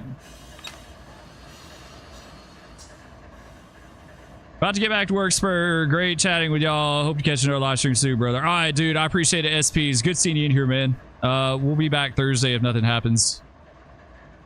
I try to do Tuesdays and Thursdays and then some extra streams here and there if nothing. It's all highly like today. Usually I try to start at 9 in the morning, but my kids had a late start at school because of snow, and so it just kind of messed the day up. But that's what we try to do. Style of auto. Those little subs are built out of brick and twisted steel. Yeah, there's no doubt about that, dude. What's our bottom look like? 80 on the bottom. Yeah, we're pretty short trained, so we shouldn't have to worry about stuck. We're waiting for at least one train. Are you kidding me? No, we're not. Dude, I'm fixing to have to fire you again. We're not waiting on it. Why are we waiting on a train?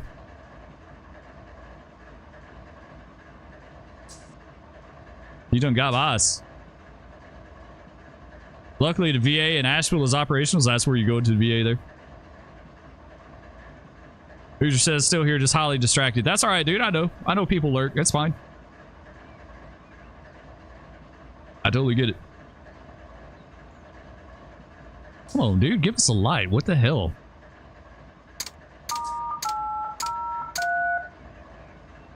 Call him up again.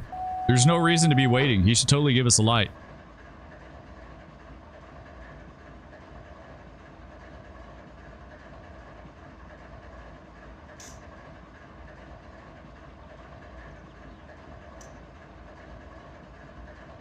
We're fixing to take a light.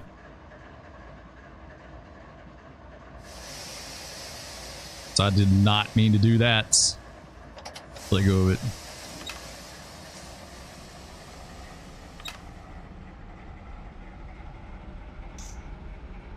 Let's just start dragging them down there a little bit. We may have to fire them. He's just not wanting to do it for us.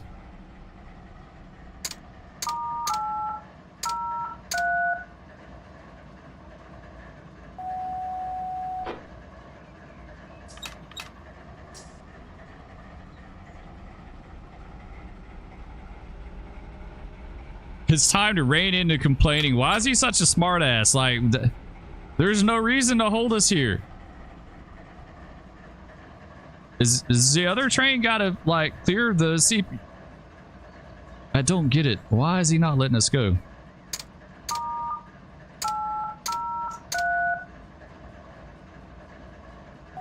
Come on, bro. Do me a solid, Broseph.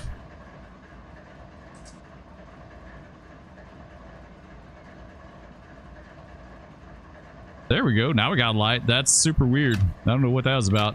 All right, let's blast off. Oh, it's a 40-mile-an-hour siding. Nice.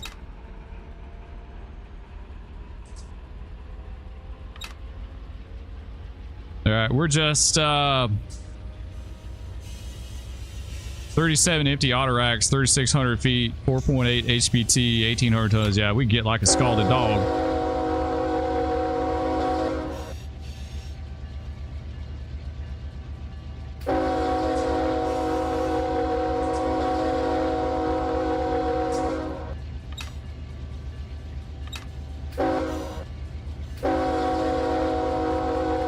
It's not the greatest horn. I like the sound of it. It's just the fall off is a little bit harsh. It's just it's a wee tad harsh. It should be faded just a little bit. Faded out just a hair.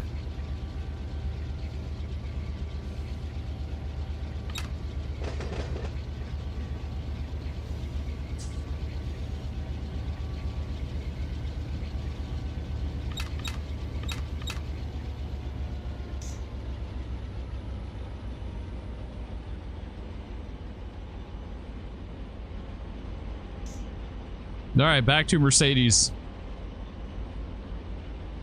I don't know if we would be considered the 395 or the A40. I guess the 395. Someone said it was the 395. Someone said it was the A40. Someone else said it was the 395. So I don't know. It's all cruise semantics at this point. It don't, like, the rest don't really matter.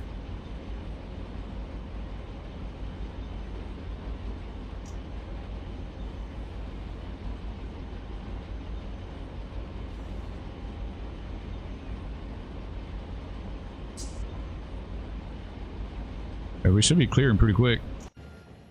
Yep.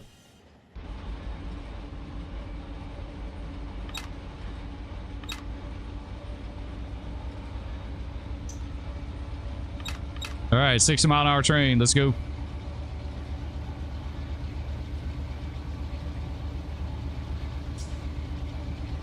How deep of water can these locomotives get through? I think they can get, I've seen videos of them going through a few inches. I wouldn't feel comfortable doing that because you don't know what's washed out. If you can't see the track, you don't know if it's washed out or not. Like, that would freak me out.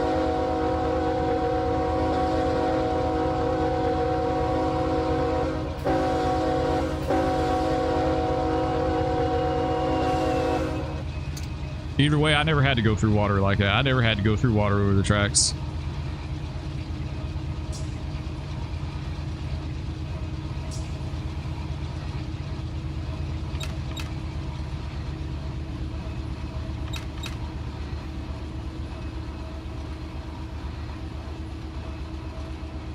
All right, pull her through this little sag here.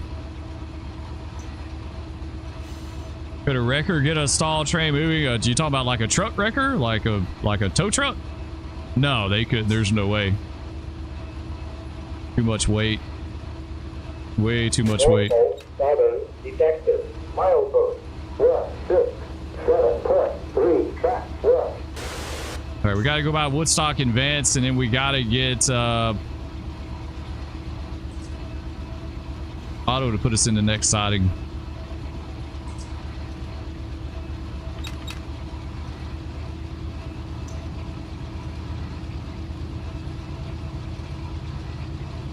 A Cat D11, it could probably move a little bit of a train, depends on the tonnage.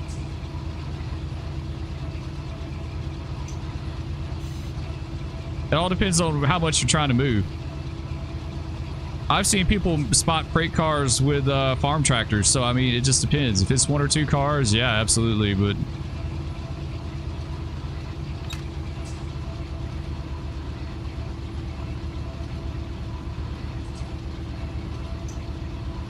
Norfolk Southern detected. Milestone 167.3 track 1. No defect. Total axle 160. Only transmission.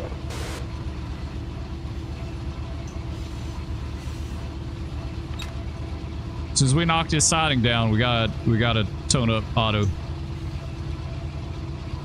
What's up, Darksider? How you doing, man? This is what's up. How's it going? Have been here sometime. Yeah, you're in the last stream though, weren't you? Which has been a little while, I guess. It's good to see you though, bro. Hope you're having a good day. Yeah, we're working the Mercedes job. We're taking auto racks that we left in McCalla down to the Mercedes plant. We spotted up the first half of the train. We got them loading up, and now we got to get the other half of the train down there.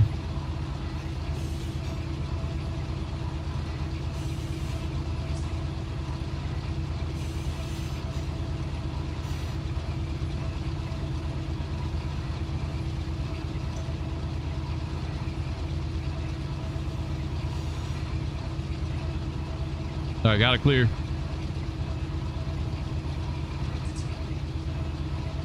If last stream was like a week or 2 ago, then I was there. Really, was it that long? Maybe it was, dude. Charles Dowd, what's up, dude? Says, I noticed if you are pulled up to the light far enough, Otto won't give. Really, is that it? He won't give you a light unless you're on top of it? That could very well be it. He is kind of picky about giving out lights. Yeah, that's a good tip. Anyway, welcome, dude. Glad to see you in here. Yeah, that could very well be it.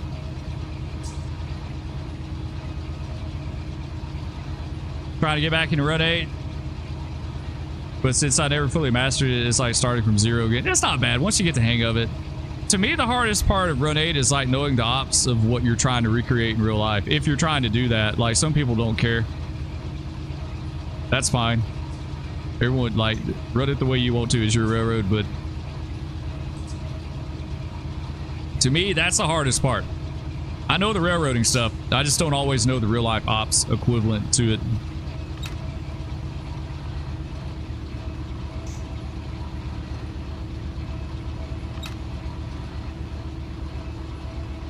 Yeah, I've noticed rocking a new webcam. The green screen, it's working out. It actually looks like it's working out pretty good now.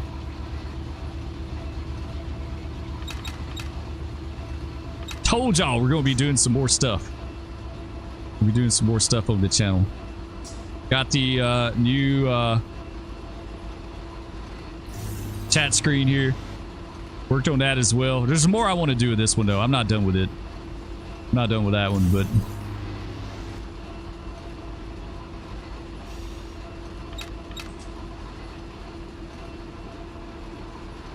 you want to run on us a little bit down this hill here. I don't know if I want to grab air or just go with it. Yeah, we were grab a little air.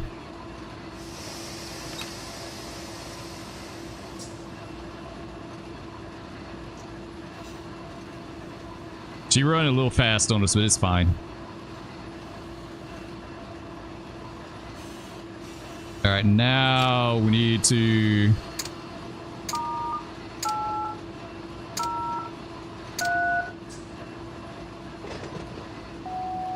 Now we need to tone up Otto.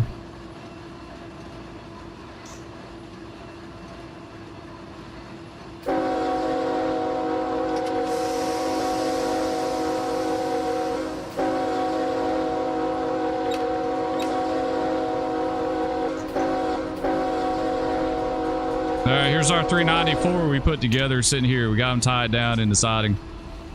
We'll eventually get around to him too. We left him there for now.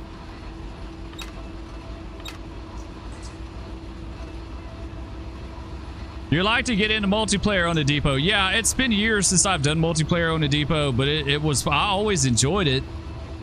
I don't do it because I don't enjoy it. It's just because I just don't generally have the time to do it. I might get back on the depot. The thing about the depot to me is like learning how to handle the paper, like the documentation side of it on there. Like keeping track of the cars and the train, especially the locals. The locals get really involved. But I think they changed it where you got to have so many hours on certain trains before you can go to a local in a yard job.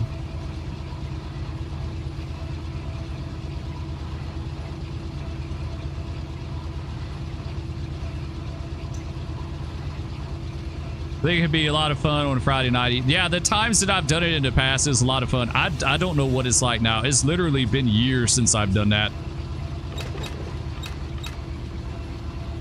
Yeah, it's been years, but it was in the past. Let's do, let's go to this side so we can watch them by here.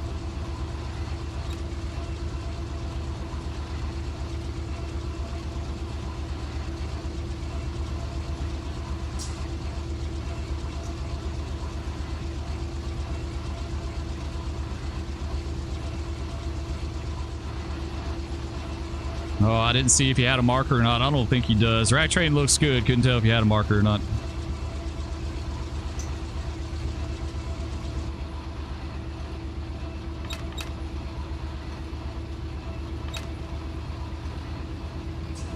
All right, let's keep going with the Seki's Bad Boys to Mercedes.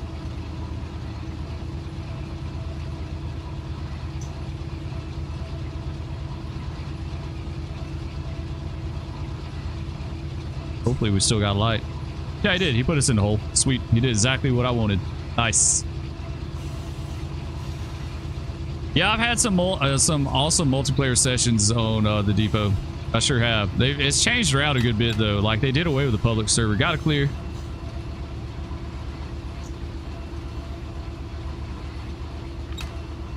They totally did away with the public server. Which I don't know. I felt like that was a good way for people to kind of get their feet wet.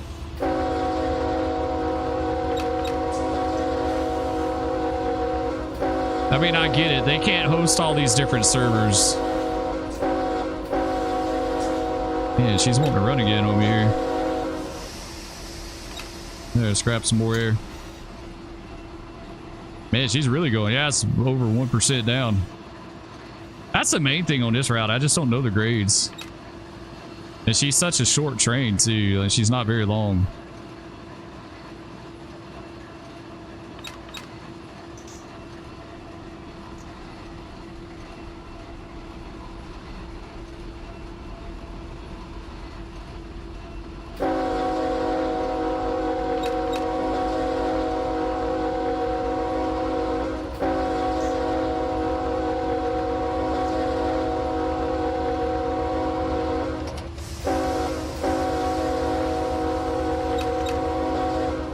All right, let's go. Is it a problem if you overspeed in U.S. Railroad? Like, how strict is it? I think with PTC, it puts you in a penalty application now. I think you get like, what, 3 over or something like that. And back when I did it, I gave all my engineers 3. I gave them 3 over. Once they start getting up to 5, like getting towards 5, then I say something to them about it. I had one old head engineer, he ran 3 over everywhere. If the speed limit was 35, he did 38. If the speed limit was 50, he did 53. If it was 60, he'd do 60. Like, he always, like, everywhere he ran 3 over. That was just his thing, and I was fine with that. I had 0 problem. He was a damn good engineer. Never had to worry about anything with him. Like, a lot of it depended on the engineer. You could tell like who was on top of it and who was struggling. And so if it was someone that I wasn't really comfortable with, then I would be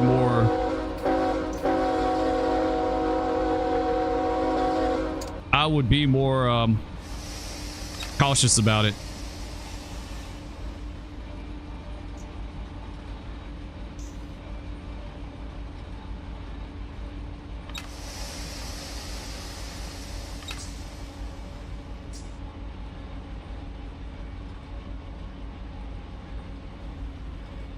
All right, got to take the siding up here, 20-mile-an-hour turnout.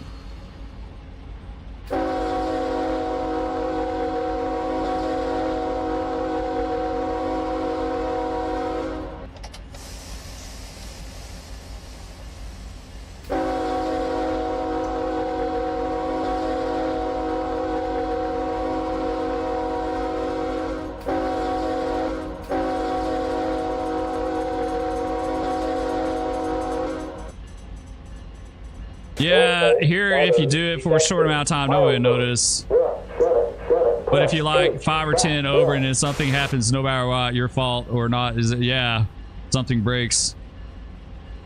Hey Spur, how cautious would you be hypothetically if a 6-year-old prodigy got hired as an engineer and you were the conductor? I would be very cautious. Because a 6-year-old don't have the same maturity level. Right, like, I would be really, yeah. I would be really cautious. Absolutely with 6-year-old. I'd probably have some serious pucker factor. Like, he'd have to prove to me. Of course, it ain't ever going. That ain't ever going to be a thing. So I mean, you can say whatever, but they go check the data in the computer and then show that you drove quick for the whole day. Yeah, see, back in the day, like, not even all of our locomotives back in the day had recorders, and the ones that did, like, they didn't download them unless they had to. You know what I'm saying? They didn't download a locomotive unless something happened. They may have spot checked. I don't remember any engineers complaining about them, like, downloading. I don't remember that being a thing. That's not to say that it wasn't, but like, I don't remember that being an issue. It honestly, like, back then when I did it, it was pretty lax. Like, it wasn't. Yeah, they don't download unless something happens here, but it's too risky. Yeah, I think, like, now the locomotives just automatically update, like, they can see it real time, or it tells on you or something. It's not like it was back in the day. Best way is to drive 1 below the speed limit.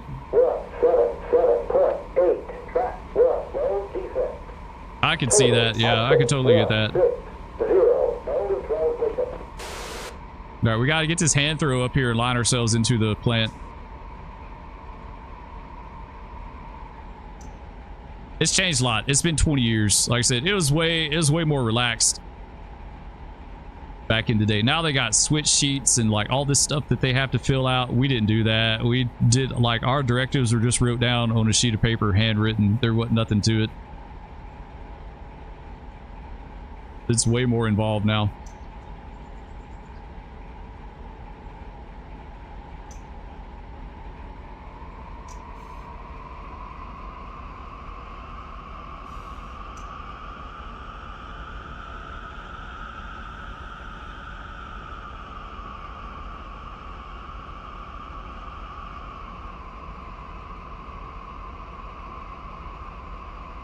Where did he line it? Okay, he just lined us in. That's good.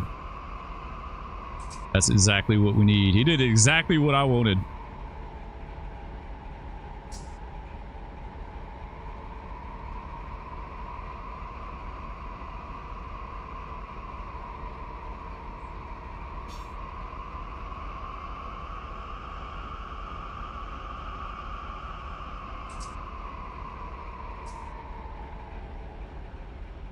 Alright, that should be good. Let's just ease up here to it.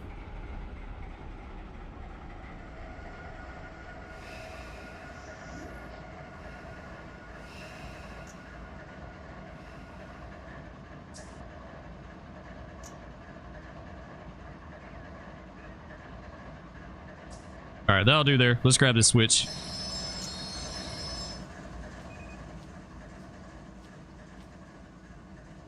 We'll fly up here and figure out how we're lined into the yard. What is... None of these tracks are honestly that great. Maybe this one, right? Yeah, I think straight ahead. We'll just take the straight ahead track. And then we'll just have to start breaking the train up. Let's do that.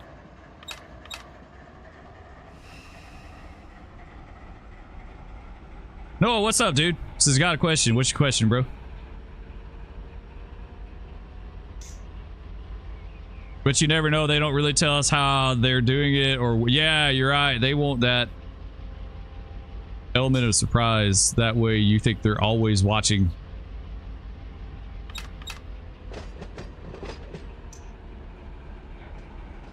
You still play Emerge NYC? Not a whole lot. I really don't. Like, nothing's changed. It's the same stuff.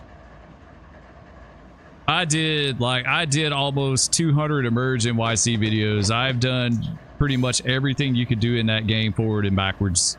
And when they're not putting in new fires and new calls and stuff like that, it gets to be the same thing, right? I mean, I'm open to jumping back in there from time to time. Absolutely. I was kind of thinking about that the other day. I would get back in there from time to time, but I don't know if I'd ever play it hardcore again unless they update some new content. Because like I said, you can only roll up on the same fires so many times, and it gets to be repetitive, you know? Like, it's the same old thing.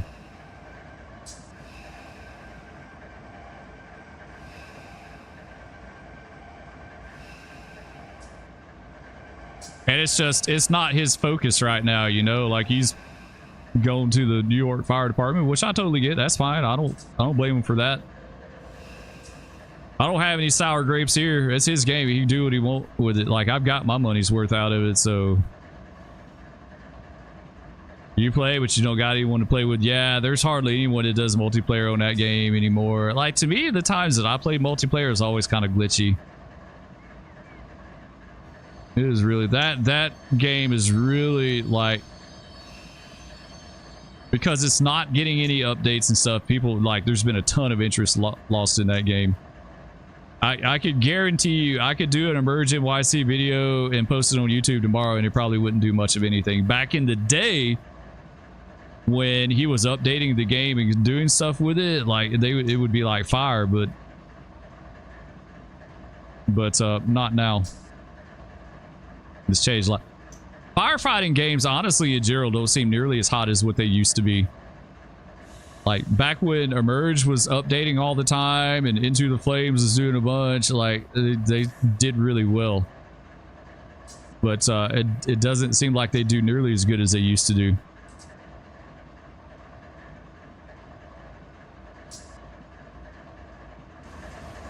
All right, we got to pull this guy through. Let's get this switch.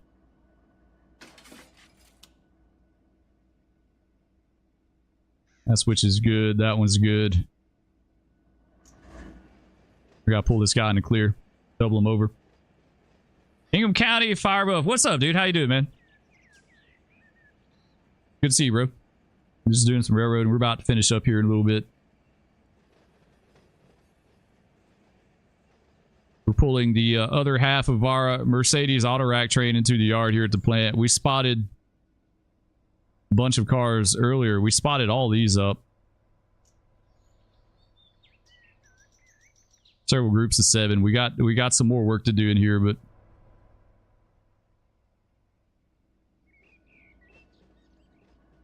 I just got to get this guy in a clear, break him up.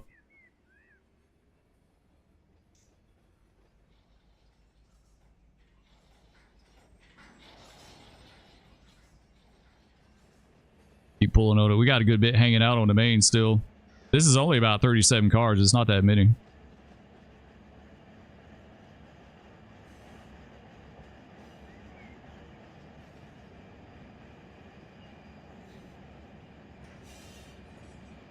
Where's that Mercedes factory? Like, what is the city called? It's at Vance, Alabama. It's like, I want to say it's like the largest Mercedes plant in the world, believe it or not. Mother Slug, what's up? How you doing? Yeah, I want to say this is the largest Mercedes plant in the world now, but it's in Vance. Between Birmingham and Tuscaloosa.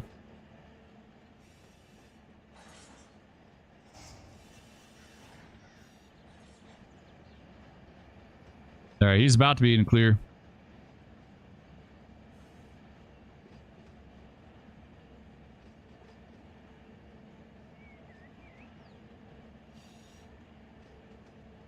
Just got about half a dozen cars left hanging out.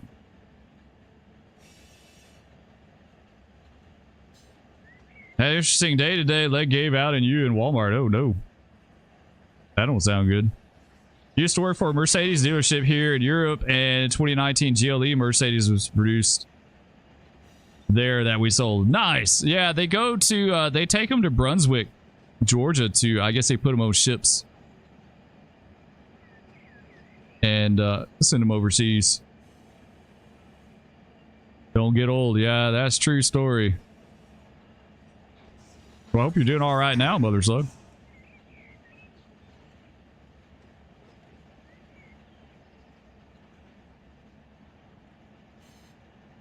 All right, let's get this guy right about here. Would be good. He's in the clear. He's not fouling anything.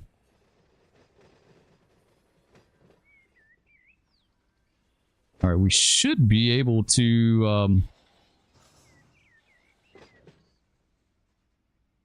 cut him off right here. It's a little tight. Just it's doable. Probably just grab him here though. Let's close this guy. I gotta take a little slack, unfortunately. Just a hair. Just want to make sure we don't shove them back into the foul when we do that. Like that. That's good.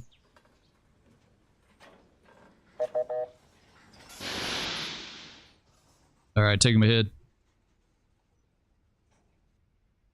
Hopefully we didn't shove these into foul. I hope we didn't. Yeah, they're alright. They're good.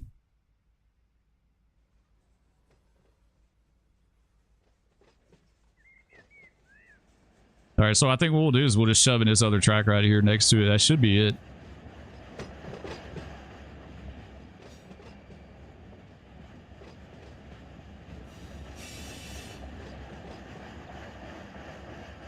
What's up, Kenny Elliott? How you doing, man? Is doing better now. Icy hot and resting.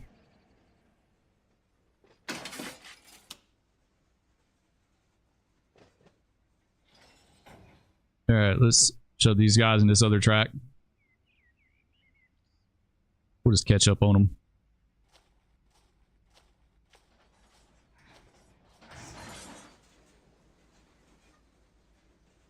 Oh, I didn't get my switch. Whoops. Never mind. Never mind. Yeah, that's not good. Spur about goofed that up big time. All right, take him ahead.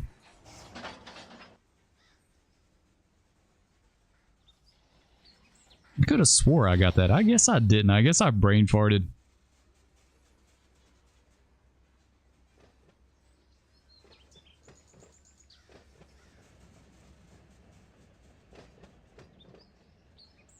All right, that'll do.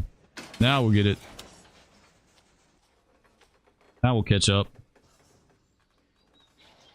And now Full shove. There we go.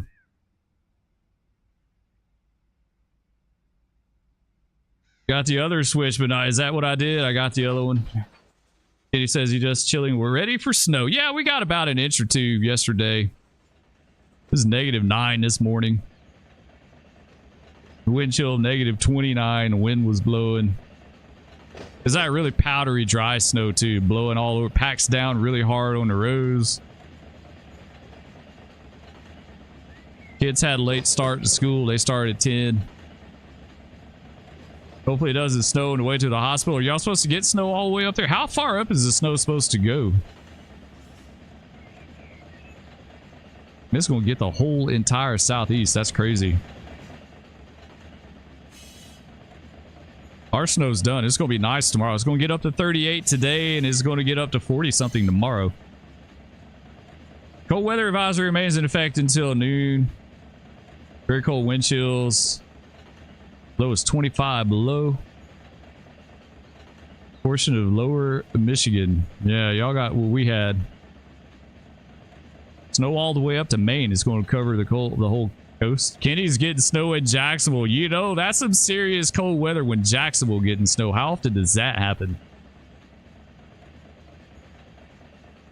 Jacksonville don't ever get snow. That's like the rarest of rare.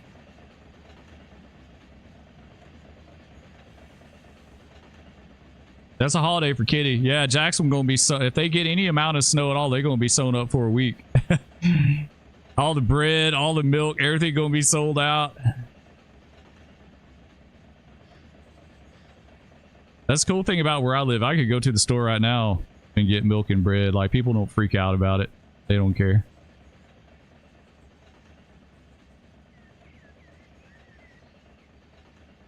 And a small watercraft advisory on top of all that. Who in the hell wants to take their boat out in all that mess? Like, seriously. Why?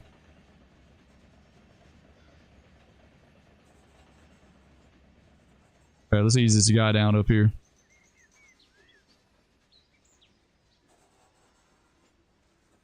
This should be in the clear. I think this should be all of it, hopefully.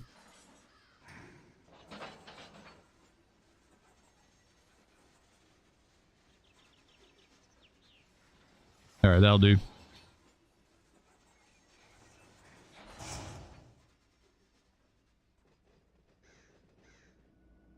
Oh, we still got some hanging out. Okay, well. Alright, we'll make a cut right here.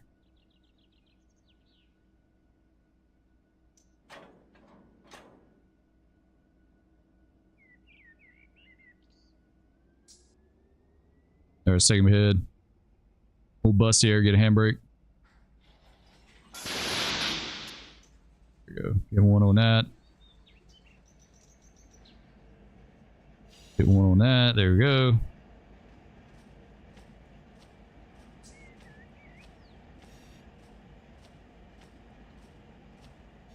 Get her switch back.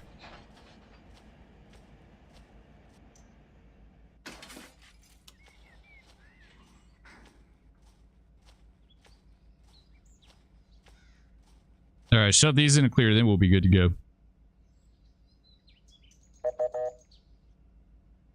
Pulling throttle a little bit there. There we go.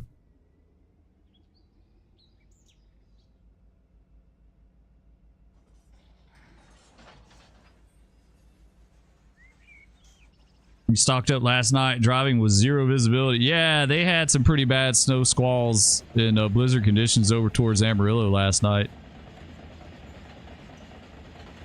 F being on the water this cold. Yeah, who is going to take their boat out on a lake? I would take a boat out on a lake in anything under 40 degrees, honestly. Like, are you kidding? Nope. I'm good. Probably even 50. I want it to be nice and pretty. I don't want it to be cold and choppy. I'm not that diehard of a mariner. I would never do that.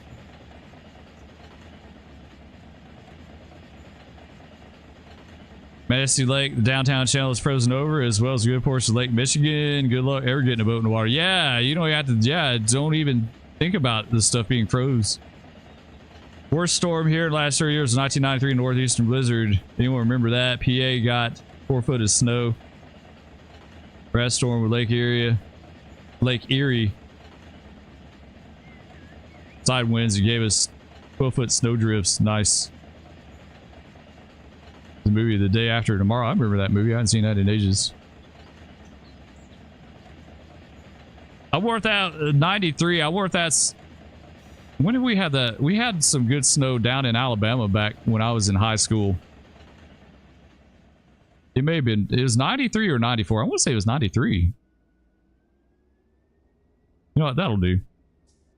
That'll do right here. That's good enough right here. Good enough. Really didn't need to shove it down that far. Okay, let's cut these guys off. We gotta take slack again. Doggone it, Spur. To here.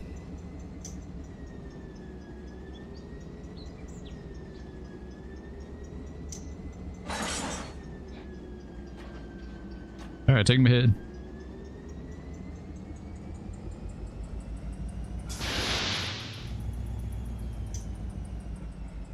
Hit handbrake. Sweet. Hop in, crossover. We'll park these guys where we had them last time. 93 blizzard came up from the Gulf of Mexico. Waycross is going to get snow. Yeah, that's rare. It happens from time to time, but it's not very often.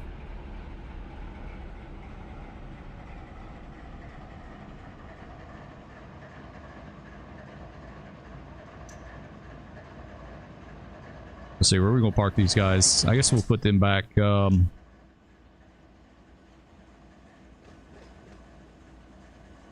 put them on this track.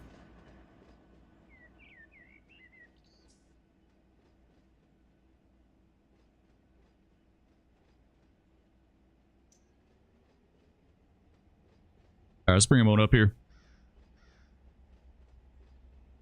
Yeah, I'm just ready for our snow to all out today. I'm done with it. Like I said, we got 6.5 inches just the other week. An inch or two today.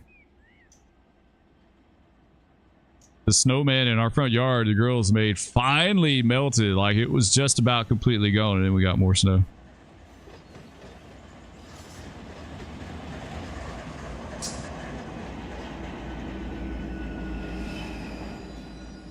All right, that'll do there.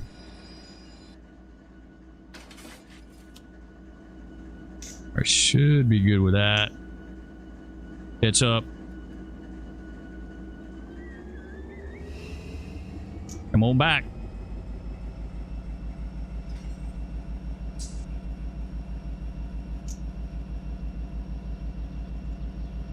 The UP AC units in Run 8 are horrible units in game because they're not drivable in real life. Thunder cabs. They're used as DPU only. Really? I didn't know. I don't know anything about ACs. That was all past my days.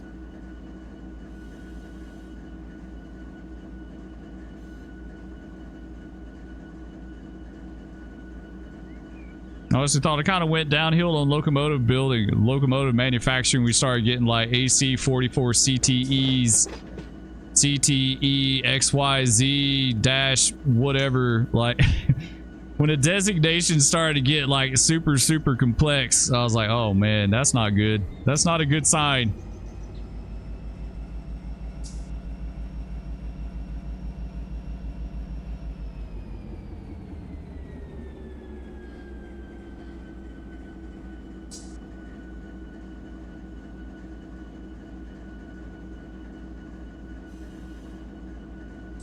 You had to go to Walmart, DC, and King of Prussia.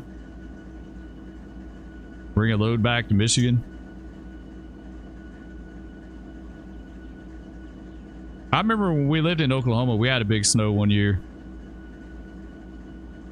It was like 2012, something like that. I remember we had snow drift. We had a snow drift in our front yard that was over waist deep for me. I had to shovel us out so we get the car out. It was really super deep. All right, we good here? Yeah, we'll tie him down in front of the yard office. Get some handbrakes. That one. We'll just do the one. We're not going to get crazy with it. All right, well, we got a few more in here. We might could spot these up sometime. I don't know if we're going to do it now. Or, I mean, anytime soon. Yeah, we got a couple of tracks we could spot. We could do 7. 7 says 14, 21, 14 and 21. What, about 35 cars? Just about all of them. Yeah, we probably could put all those in here. Really, if we wanted to. It'd be close. Did we get our switch back? Yeah, we didn't get that back. Otto was not going to like that. All right, what else is going on the railroad before we end this? Not a whole lot of anything. What's up, Chessie? How you doing? Yeah, 6 to 8 feet of snow on a drive-in trailer, man. That's a lot.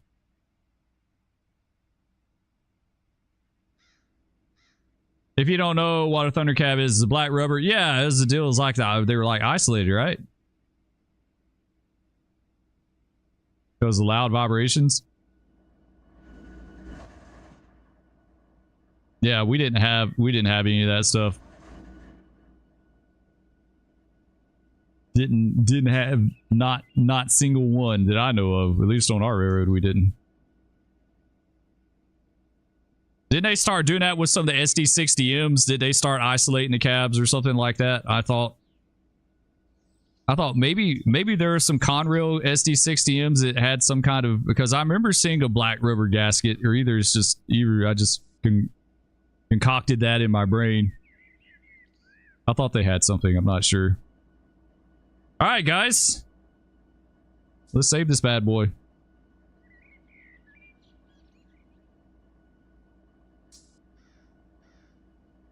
We are fixing to call it a day.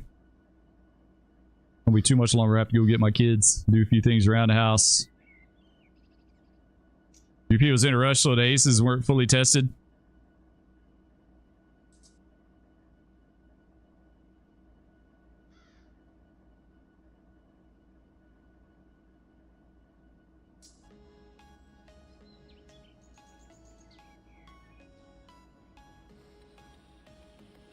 Need to automate more of this stuff. We're working on it. We're slowly but surely working on it, guys. Got the new chat screen. There's more I want to do with this. I'm just not sure what. Sometimes I know I want to do more. I just don't know what I want to do. It's like the story of my life, right? I want to do more. I'm just not sure. We're going to do more though. Eventually we'll do more. Or either I know what I want to do, but I can't figure out how I want to do it, or I don't know how I want to do it. Okay, let's move this chat out of the way. There we go. Green screen turned out pretty good. I'm pretty happy with it. I just need some more lights. We got to get some more lights, some lighting, especially for early in the morning. It was not very bright in here. The green screen wants to wig out, but it seems like it's done pretty well so far today. All right, guys, that's another stream in the books. I appreciate it. Appreciate everyone jumping in. Stay safe. Hope y'all weather the snowpocalypse that's coming up. Stay warm, stay safe. Idiotly, I hope you get to the doctor, get seen about, bro. Get that checked out. Hopefully it's nothing too bad. Thanks to Darren for the super chat. Appreciate you. All the channel members, thanks to you guys. I really do appreciate all of you. And we'll catch you next time. Peace.